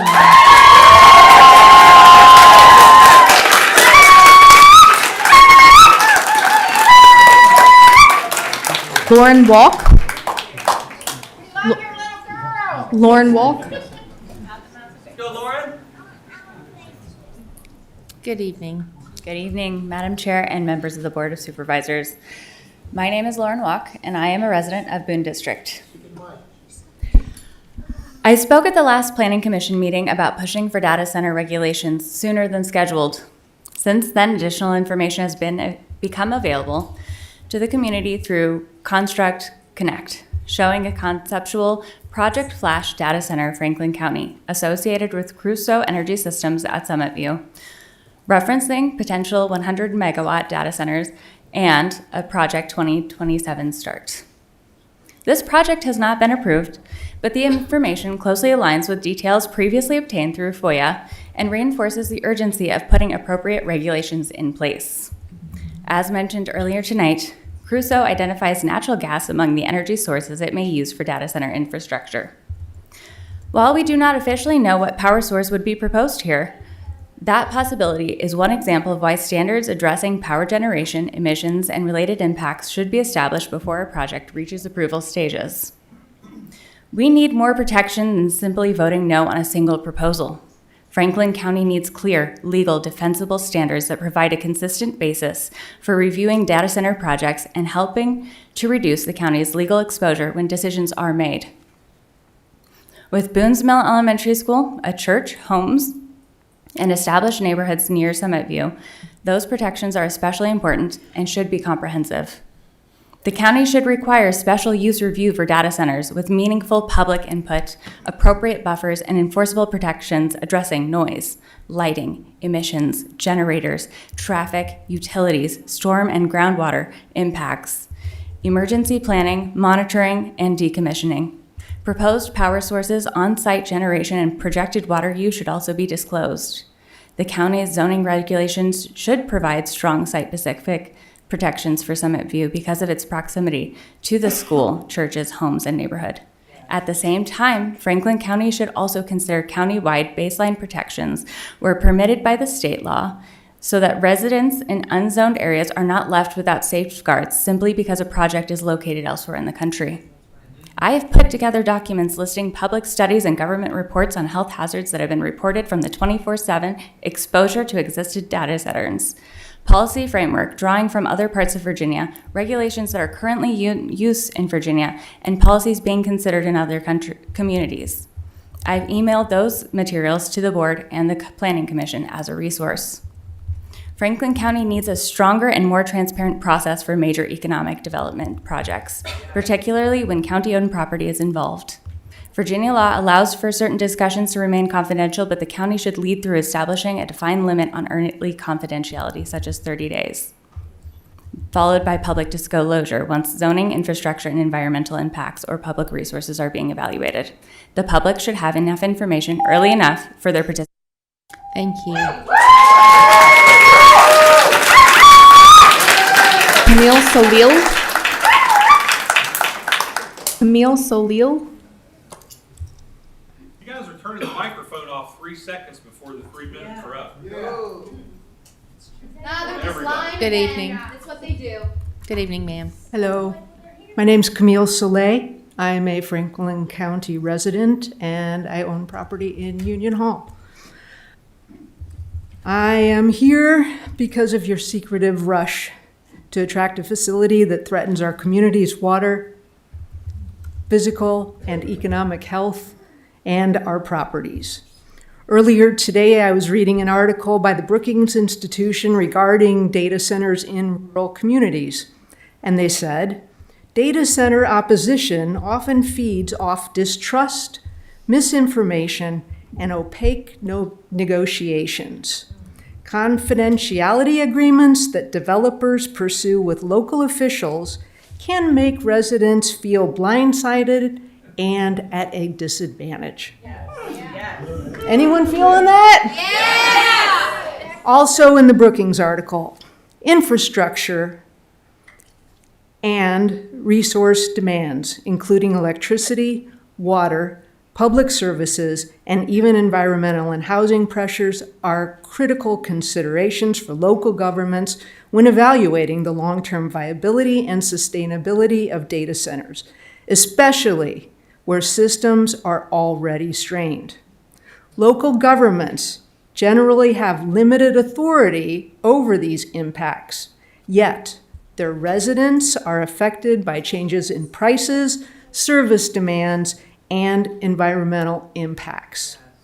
It frightens me that the board may be looking at this data center's infusion of a cash land purchase and promised tax revenue as a quick fix for budget problems that have long existed. What happens in 10 years when the data center shuts down? The lifespan of a rural data center is only about 10 years. 15 if we're lucky. And if we're not, what happens in 2 or 3 years when they need to change out all the servers? And which those servers will be obsolete in 2 to 3 years. And what happens when we don't have enough power or water for that? Again, we're left holding the bag. I urge full transparency and a slowdown on this, preferably a moratorium until we, the esteemed citizens of Franklin County, can be informed and included in these decisions which affect each and every one of us. Thank you.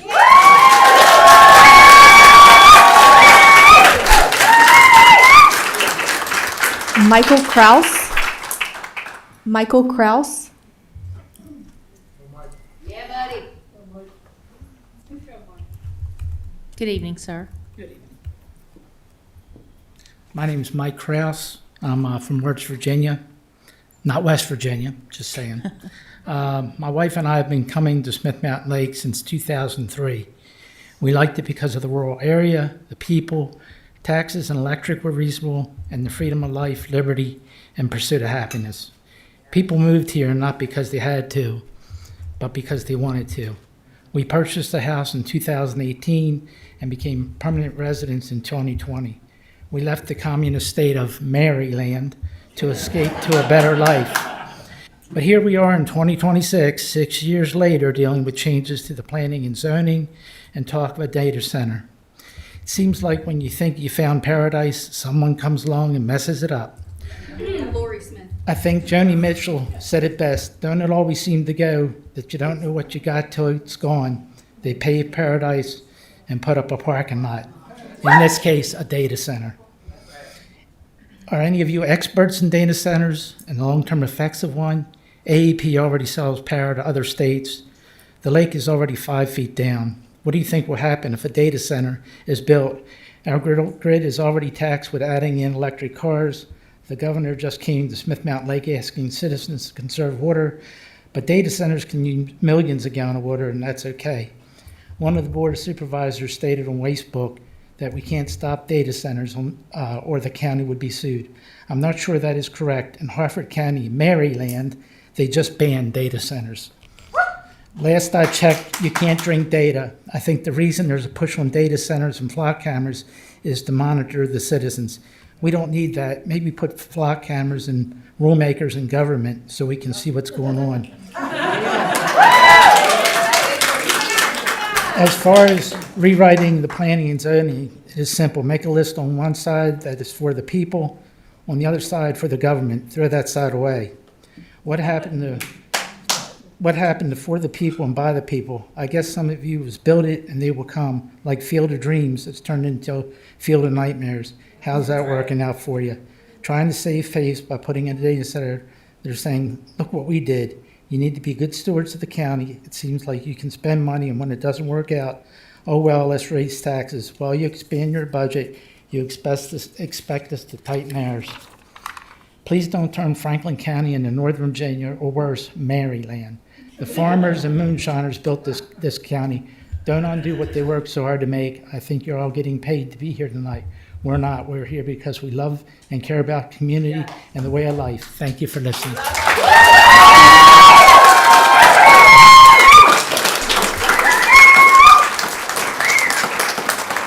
Charlene Kraus. Charlene Kraus. Pass. Okay. Danae Crosby.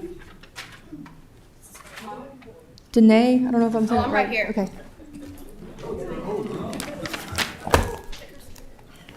Hey. Good evening. Good evening. So, my name is Danae Crosby, and your clerk has my information as to my location, but I am a Franklin County resident. I'm here to speak on behalf of my community, the land of which I call my home, and fact-based opinions. I ask that the Board of Supervisors, who work for the people in this community, listen to what my peers and I have to say, what we have been saying. Firstly, I'm calling on the members of the board to reconsider the current chairman's position, as they've countlessly abused their power and votes in this position. As the chairman, you have one vote, not the final say or the dictations of voices heard. Hear me and hear me loud. The current chairman is a great dishonor to our community and ethical behavior and mannerisms. We as a community look for in leaders to be our voice. Secondly, I'd like to address the lack of transparency shown in the developmental plans of Project Flash. Considering that we as a community have had to file countless FOIA requests, spend our hard-earned money, spend our free and unpaid time to even have an ounce of the knowledge that all of you have sat on for almost a year. I'd like to turn to my peers and ask for silence in this, but I would like a show of hands to show who is in opposition of these disgusting, detrimental data centers. Get a good look! None of us respect you. We as a community do not support even the idea of these detrimental data centers reaching our agricultural land and community, considering the preposterous amount of statistical and research damage it will bring. As members of the board, it is your legal job to listen to the people who have given you this position. And to the board, and to support and inform us of plans that will directly affect Franklin County land and residents. The decision to remain silent and secretive about these proposed plans speaks volumes on our Board of Supervisors and our chairman. As a 21-year-old of my community, I'm honored to express this anger, distrust, and misvalue that I have in this government that we are told to trust and lead in. I know I share this same anger with my community because they've expressed it tonight. It is your job to serve us, not blind us with lies and secrecy. So for a moment, I'd like to call out a few names. Guynn, whatever the heck your name is, you don't even live here. Why are you representing us? And for the rest of you that are too scared to stand up to Lori Smith and whoever else, Dan Quinn, y'all are a bunch of and you, buddy.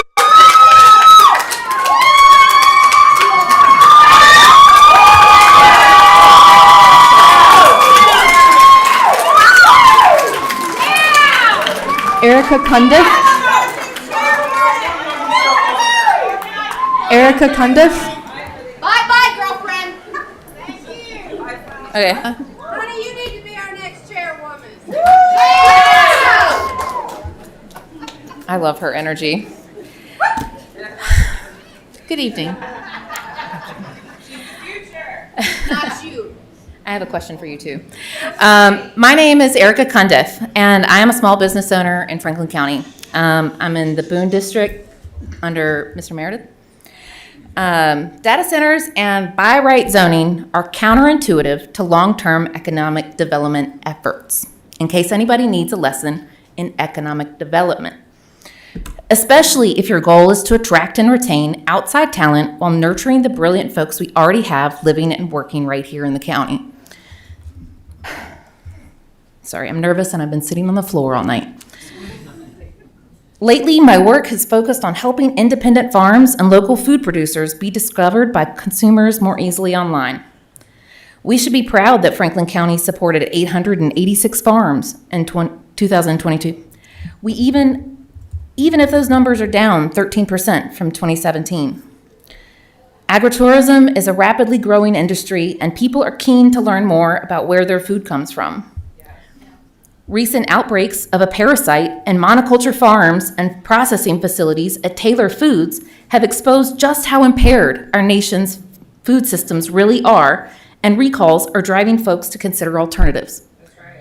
The decisions leading up to these catastrophic results were 100% avoidable. Clean water for farms was diverted to a nearby data center, resulting in thousands sick.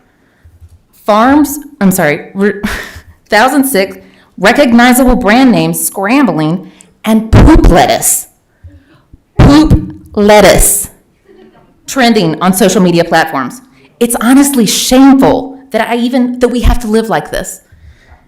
But people across the country have responded by visiting their local farmers markets. Knowing where their food comes from gives shoppers confidence. With Franklin County's remaining farms poised to be a destination for curious consumers, what will we tell them when all the bees have died? Or the season's calves are all stillborn? Texas, look it up. Will Beckner's still have melons, corn, and pumpkins if the water table is sucked dry? The farmers market will certainly be less of a draw if farms can't afford to stay operational and close. My husband pointed out last week that your logo has visual references to sailing at the lake as boats run aground. Rebranding the county and successful community events like concerts by canoe will be expensive. Can you imagine going to concerts in the crusty mud? Not fun. No one wants data centers. No one wants warrantless searches by flock cameras. It seems like the only people that want data centers have dollar signs in their eyes. Yes. This bubble is about to burst wide open, and as a county, we'll be left with a mess. Infrastructure no one wants or needs. Empty buildings. Ma'am, your time's up. Your short-sightedness now will leave Franklin County saddled with cement pads. Ma'am, your time is up. Decimated Deputy. recreational spaces we pride ourselves on, and a bankrupt community.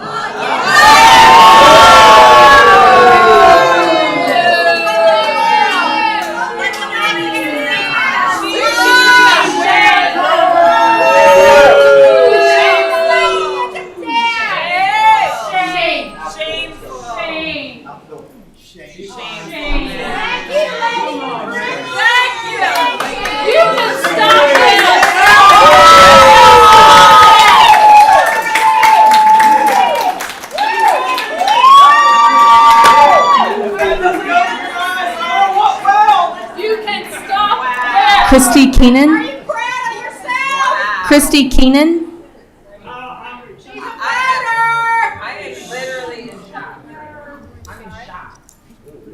That's Lori Smith on display. I cannot believe.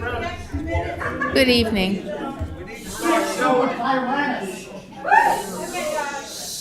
Good evening. That I can come here tonight, spend a lot of time in this building, getting permits, fill them all out for you guys. Got to show my licenses. You guys look at it and decide. And you guys put that in place. I watched tonight 2 proposals come up before you. The whole county got to, the people that wanted to be here, they got to see those proposals. And you doing your job as county administrators, as Board of Supervisors. So I'm a little bit confused that this wasn't presented to us before in this way, like we got to see here. But the thing that really caused me for a pause was something that my son said to me. He said, "Mom, it's about legacy. It's not, it's your legacy." That's right. And my husband and I were talking about, we went to Natural Bridge one time, and we saw our president's initials on Natural Bridge because he had surveyed it. Do you want your initials on a data center? My husband and I worked for a long time in this community, in this county, and we were asked by Mary B. Arrington, my English teacher, to put our names on a brick in front of the library. And we scrimped and put it out there because I wanted my kids to know that I had done something that was good for the county, that we had worked for that $500, or I can't even remember how much it was, but it was hard to come by. So that they walked all this, I went to let my little kids see, hey, your mom and dad have their name on a brick and your family's name on a brick. My dad has his name on a brick too, in that memorial that we have. So just remember where your name's going to be. Thank you. John Keenan? John Keenan?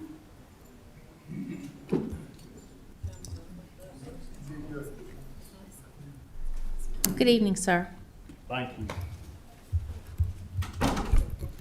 So,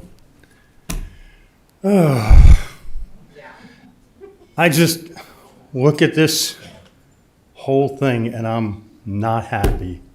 I'm not happy.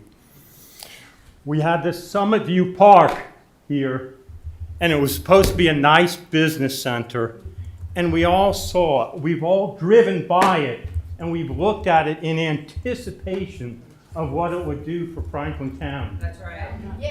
And I drive by it and I look at those beautiful streets and street lights, and I want something good for this county. And I don't want this data center. I don't think it's the right thing. It's too many negative things. That's right. And it's going to hurt us in ways in the future. I lived in this area, and I remember I was a young boy, and it said in the paper that this block right beside us had the highest cancer rate in the world. And they just started going through it, all the kids with leukemia and all the bad things. I'm not saying that. I'm not trying to be that doom person, but we don't know enough about data centers. Why are we doing this? This is not what we need. This is not what we want. This is not the best for Franklin County. That's right. It's just not. I don't want to be oppositional to you guys. And you know, you guys put a lot of risk into this business center. And I appreciate that. And there are so many things I've seen about Franklin County, and I've looked at it, and it's just like small steps, and people get impatient. But don't get impatient with the business center. Just let this thing develop, and let it develop the right way. But we don't need 150 acres of just complete cancer and unknown. I mean, our water supply in Boone's Mill is not really great. The aquifer is not good. We've gone through periods of time. I lived in Boone's Mill for almost 30 years now. We've gone through periods where our water companies had to import water and different things. Are you guys going to be willing to accept that you've been part of that damage? I mean, it's not worth it. It's not worth. You guys have families. You have grandchildren. You have legacy. I mean, I'm just imploring you to take the right side on this issue. We will stand with you. We will stand with you. And we will be so proud of you. And take your time with this Summit Park. I know people are looking at it with impatience, but I see the struggle. Just allow that thing to develop the way it's supposed to. It's a great thing. I mean, whatever. I'm just saying it's here now, and let's just let the businesses come in that need to come in. Yes. I mean, look at that tea center. It just seems like a nice thing. Yes. Everybody's going to go there and buy tea. Isn't that freaking nice?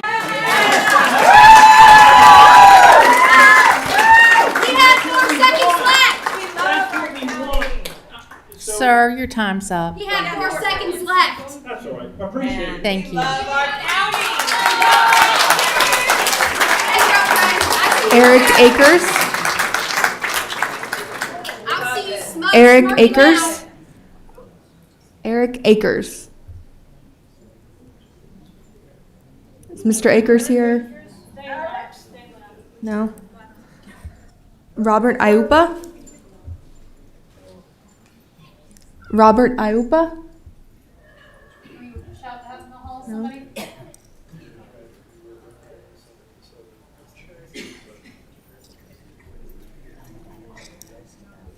No. We don't respect Sure is good we ran her out while we waited. Ellie Noack? Ellie Noack? No. We see how you guys move. Elaine Thurman? Let 'em.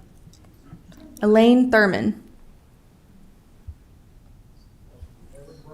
Janet Farmer? What about my generations? What about my kids' kids? You won't be alive to see it. Almost like this needed a special session so everybody could stay. Yeah, that's right. Instead of disguising it behind your lies. Good evening, ma'am. Thank you. Those are hard acts to follow. You got this. I really love all of you guys, and you did a great job.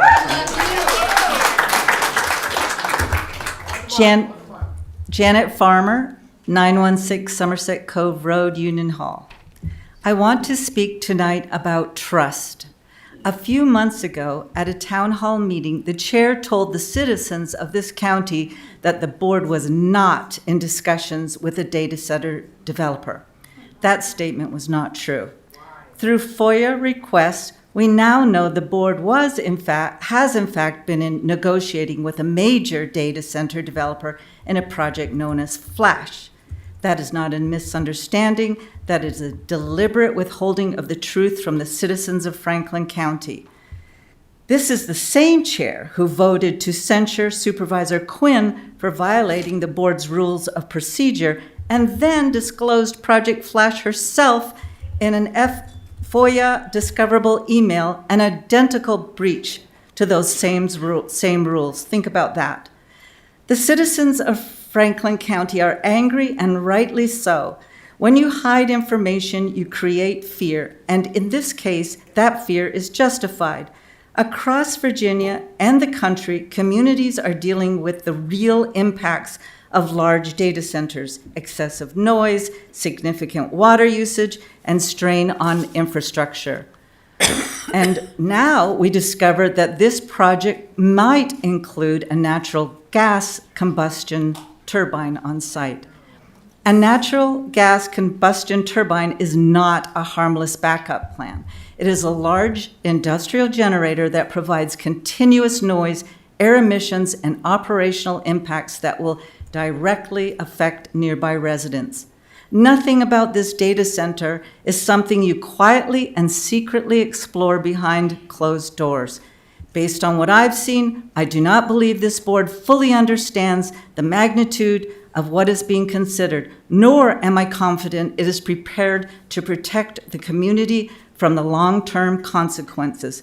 This is about honesty. This is about transparency. This is about whether the citizens of Franklin County can trust their elected officials. Right now, that trust has been broken, and when trust is broken at this level, accountability is required.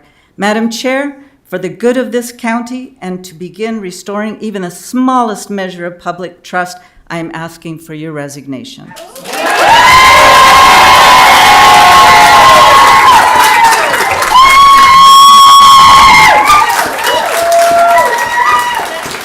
Stephen McKeague?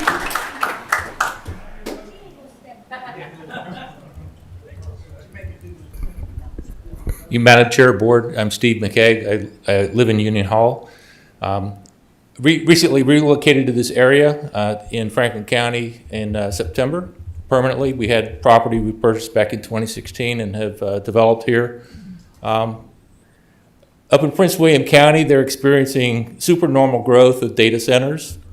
We evacuated that area as soon as we could retire, and very glad we did because of the noise, the draw on power. Our power costs doubled in a year. They've also increased down here. We've seen the effects of that with Appalachian Power. There's a lot of misunderstanding about how people process the water. The the crux of the problem that we see is there is no regulatory framework in place to control the rapid expansion, and people are pushing back with right cause because there needs to be a moratorium in place until we can establish the right policies.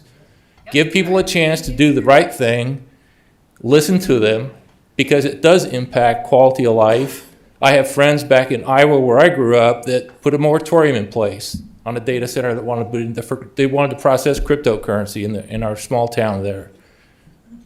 Town council voted the moratorium on that for a year to give people a chance to get a better understanding of the situation, what it was actually going to do, what benefits actually come to the community, to the people, and for the long-term planning and health, everything that's important to us.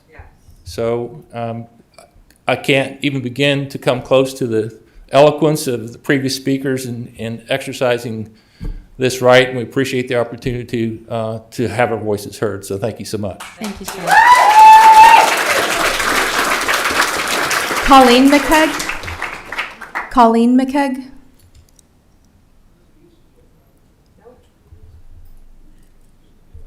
Good evening.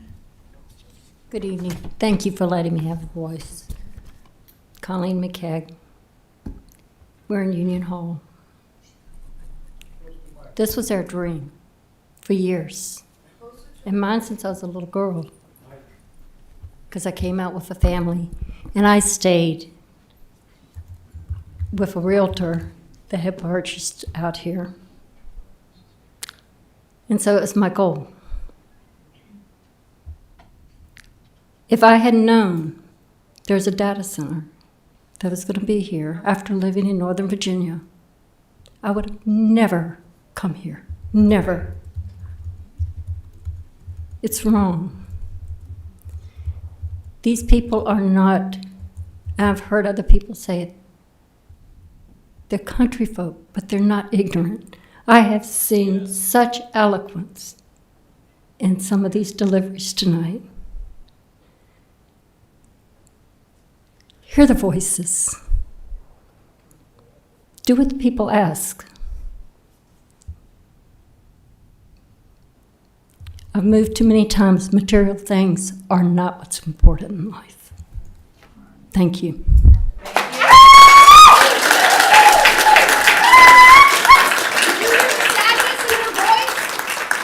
Dorothy Hodges. Dorothy Hodges. She's coming. We're sitting down. Good evening, ma'am. Good evening. There's no good evening for you, Lori. My name is Dorothy, also known as Dot Hodges. I've been a resident here in Franklin County for 39 years, and I wish to state that I am a Christian, and I do not wish to state my address. I understand there's a separation between church and state in their governing agencies, but I do believe I should say what I'm about to say in the behalf of our religious freedom. By rezoning my area, our area, and the surrounding areas of Franklin County, it could be unwanted AI centers and other facilities that could affect our way of living and discrimination among the religious behalf of the different religions in our area. And I realize this is a zoning meeting discussing possible taking away our freedom of how we can or cannot use our land. It can also give you the right to bring in business that should remain in a commercial area and not a residential area. AI is a math. It's not a conscience or alive. It is an artificial, and it can't be embodied in the elements of nature. We are born into a covenant with a connection of nature, and we must be careful not to lose into the modern life. We are to be preservers, protectors, and good stewards of the earth. Technology can serve us, but can't protect us from testimonies of natural world. It has been proven in America that people spend 5 to 6 hours on screen time daily. We are encouraged by our Creator to touch the grass, to maintain our connection to the real world, to rezone our area that can probably bring in an AI center and similar facilities that require a lot of resources and massive infrastructure.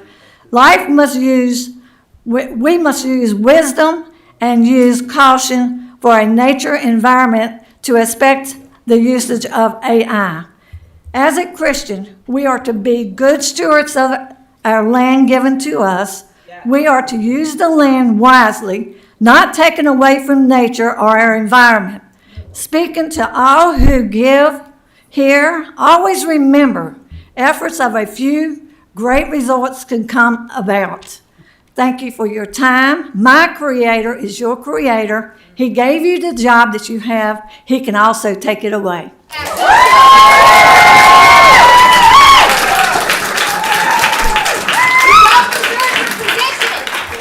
Terry Smith. Terry Smith.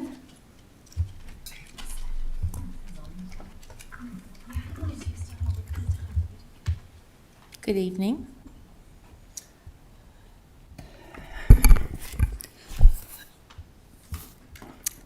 My name is Terry Smith.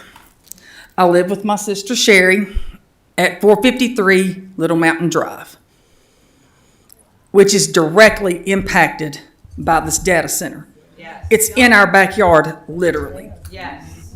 Literally. As a citizen who will be greatly impacted due to the fact that I have my house on Little Mountain Drive, I have been, just the frustration has been, are you going to buy my house? When if I put my house up for sale right now, I would not be able to sell it to get out of that community because people wouldn't buy it. Nobody wants to be there. Because of your decision. Are you going to buy my house? That when the property value plummets, are you going to still tax me for the retail value? Or are you going to give me the difference for something that you all are considering? I could not sell my house right now even if I tried. What a shame. You know, the area already has brownouts in the summertime, and the transformer at the end of the cul-de-sac where we live has blown a couple of times because of the energy draining for the air conditions in the whole neighborhood. The data center, just to imagine the drain of a data center right there is ridiculous. Unacceptable. The wildlife, we have deer in our yard all the time. We have turkeys. We have bunny rabbits, squirrels, birds. Where are these animals going to go? Has anybody even considered the wildlife or the livestock or our pets? Not to mention the people. It's ridiculous. It's just unfathomable that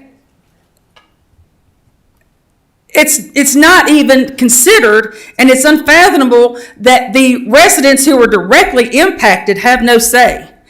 And as far as the economical development with like the construction and stuff, me and her sit there and watch it.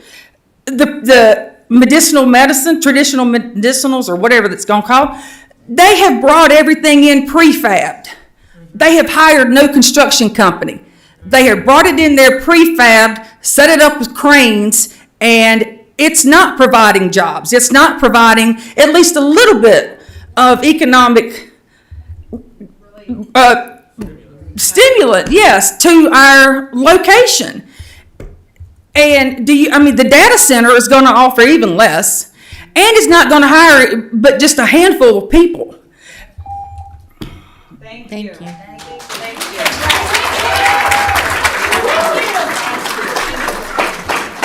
Amber Akers. Amber Akers. Okay. And Perry Forbes had passed earlier, but he's asked Penny Hodges to speak on his behalf. Are you okay with that? Sure. Good. Do I need to state my name again? Finally, something good. I've got it you on the can do. record. Y'all bear with me on that. We need a microphone. Need a microphone, Give her Samantha. her mic. Please. I didn't say please. Yes, you did. Oh, I didn't. Okay, can you hear me now? Yes. Okay. I just want to play something for y'all. And who are you speaking for, Penny? Perry. On behalf of Perry Forbes. This is the Duarte Theater Center. It's very small, but here's the noise. You want that in your backyard?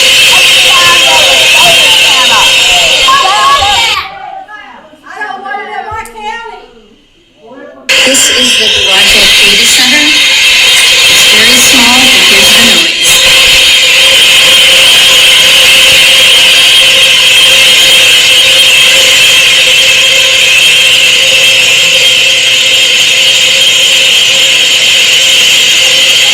This is the Duarte Theater Center. It's very small, but here's the noise.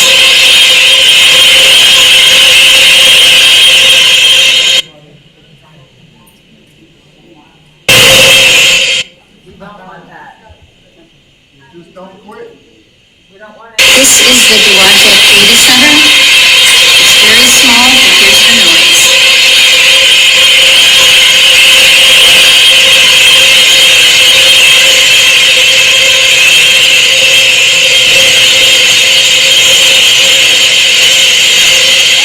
This is the Duarte Theater Center.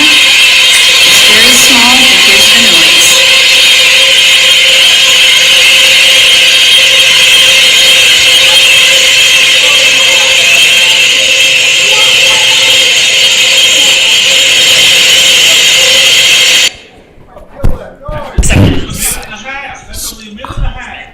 That's only a minute and a half, but that is the sound. That is the sound of a small-scale data center that you are trying to inflict on the people of Franklin County, more particularly the people that live within a 6.5-mile radius where it harms and kills the wildlife. The cattle are known to give stillbirth. So if you like meat, you won't be able to get it unless you buy Bill Gates' bioengineered meat. But that is not a sound that it's harmful to the area. You've heard the cry of these people. So you need to listen. We know you've signed the letter of intent and you've accepted their good faith deposit. We just hope and pray you haven't signed the contract. Crusoe doesn't even have the backbone to respond to any of our requests, nor do the majority of your Board of Supervisors. Okay, we've emailed and contacted, and we have heard from very few. And I must say I'm disappointed in my own Board of Supervisor and chairperson because you do not respond to emails. You did respond to my call. Thank you.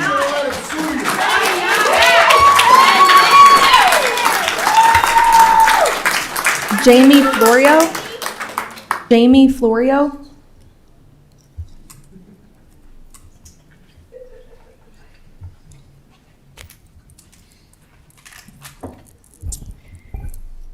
How are y'all?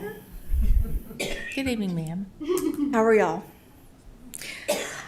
I own my house. Literally. Where y'all were building this is going to be in my backyard. I have two 12-year-old twin daughters. I have chickens. I have ducks. I have a dog, 2 cats.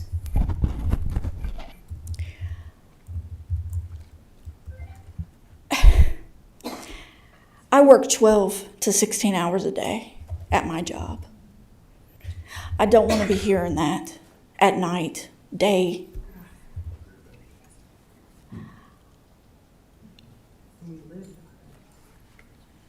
Just think if it was y'all's home. take a moment and just think. Like, your kids, your grandkids, great-grandkids. Like, this building that y'all want to build, it's going to take away. Instead of building a data center, do like a drive-in movie theater, do anything but a data center. Yeah, something to bring jobs. Like, I told my husband that I'm so scared about this because of the diesel fuel. It's going to hurt the animals. I mean, we hunt. We eat deer. It's going to take away the population. That's taking food away from me and my family. If I decide to sell my house, I'm not going to be able to.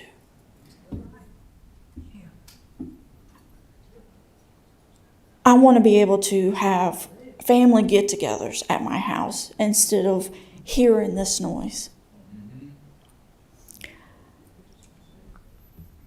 We're with you. We stand with you. We're here with you. This hurts. Like, y'all are supposed to be the voice for us. This is the first time ever that I'm speaking because I've been so scared of people judging. But for y'all to take away my home because of a data center, like my kids. I hope y'all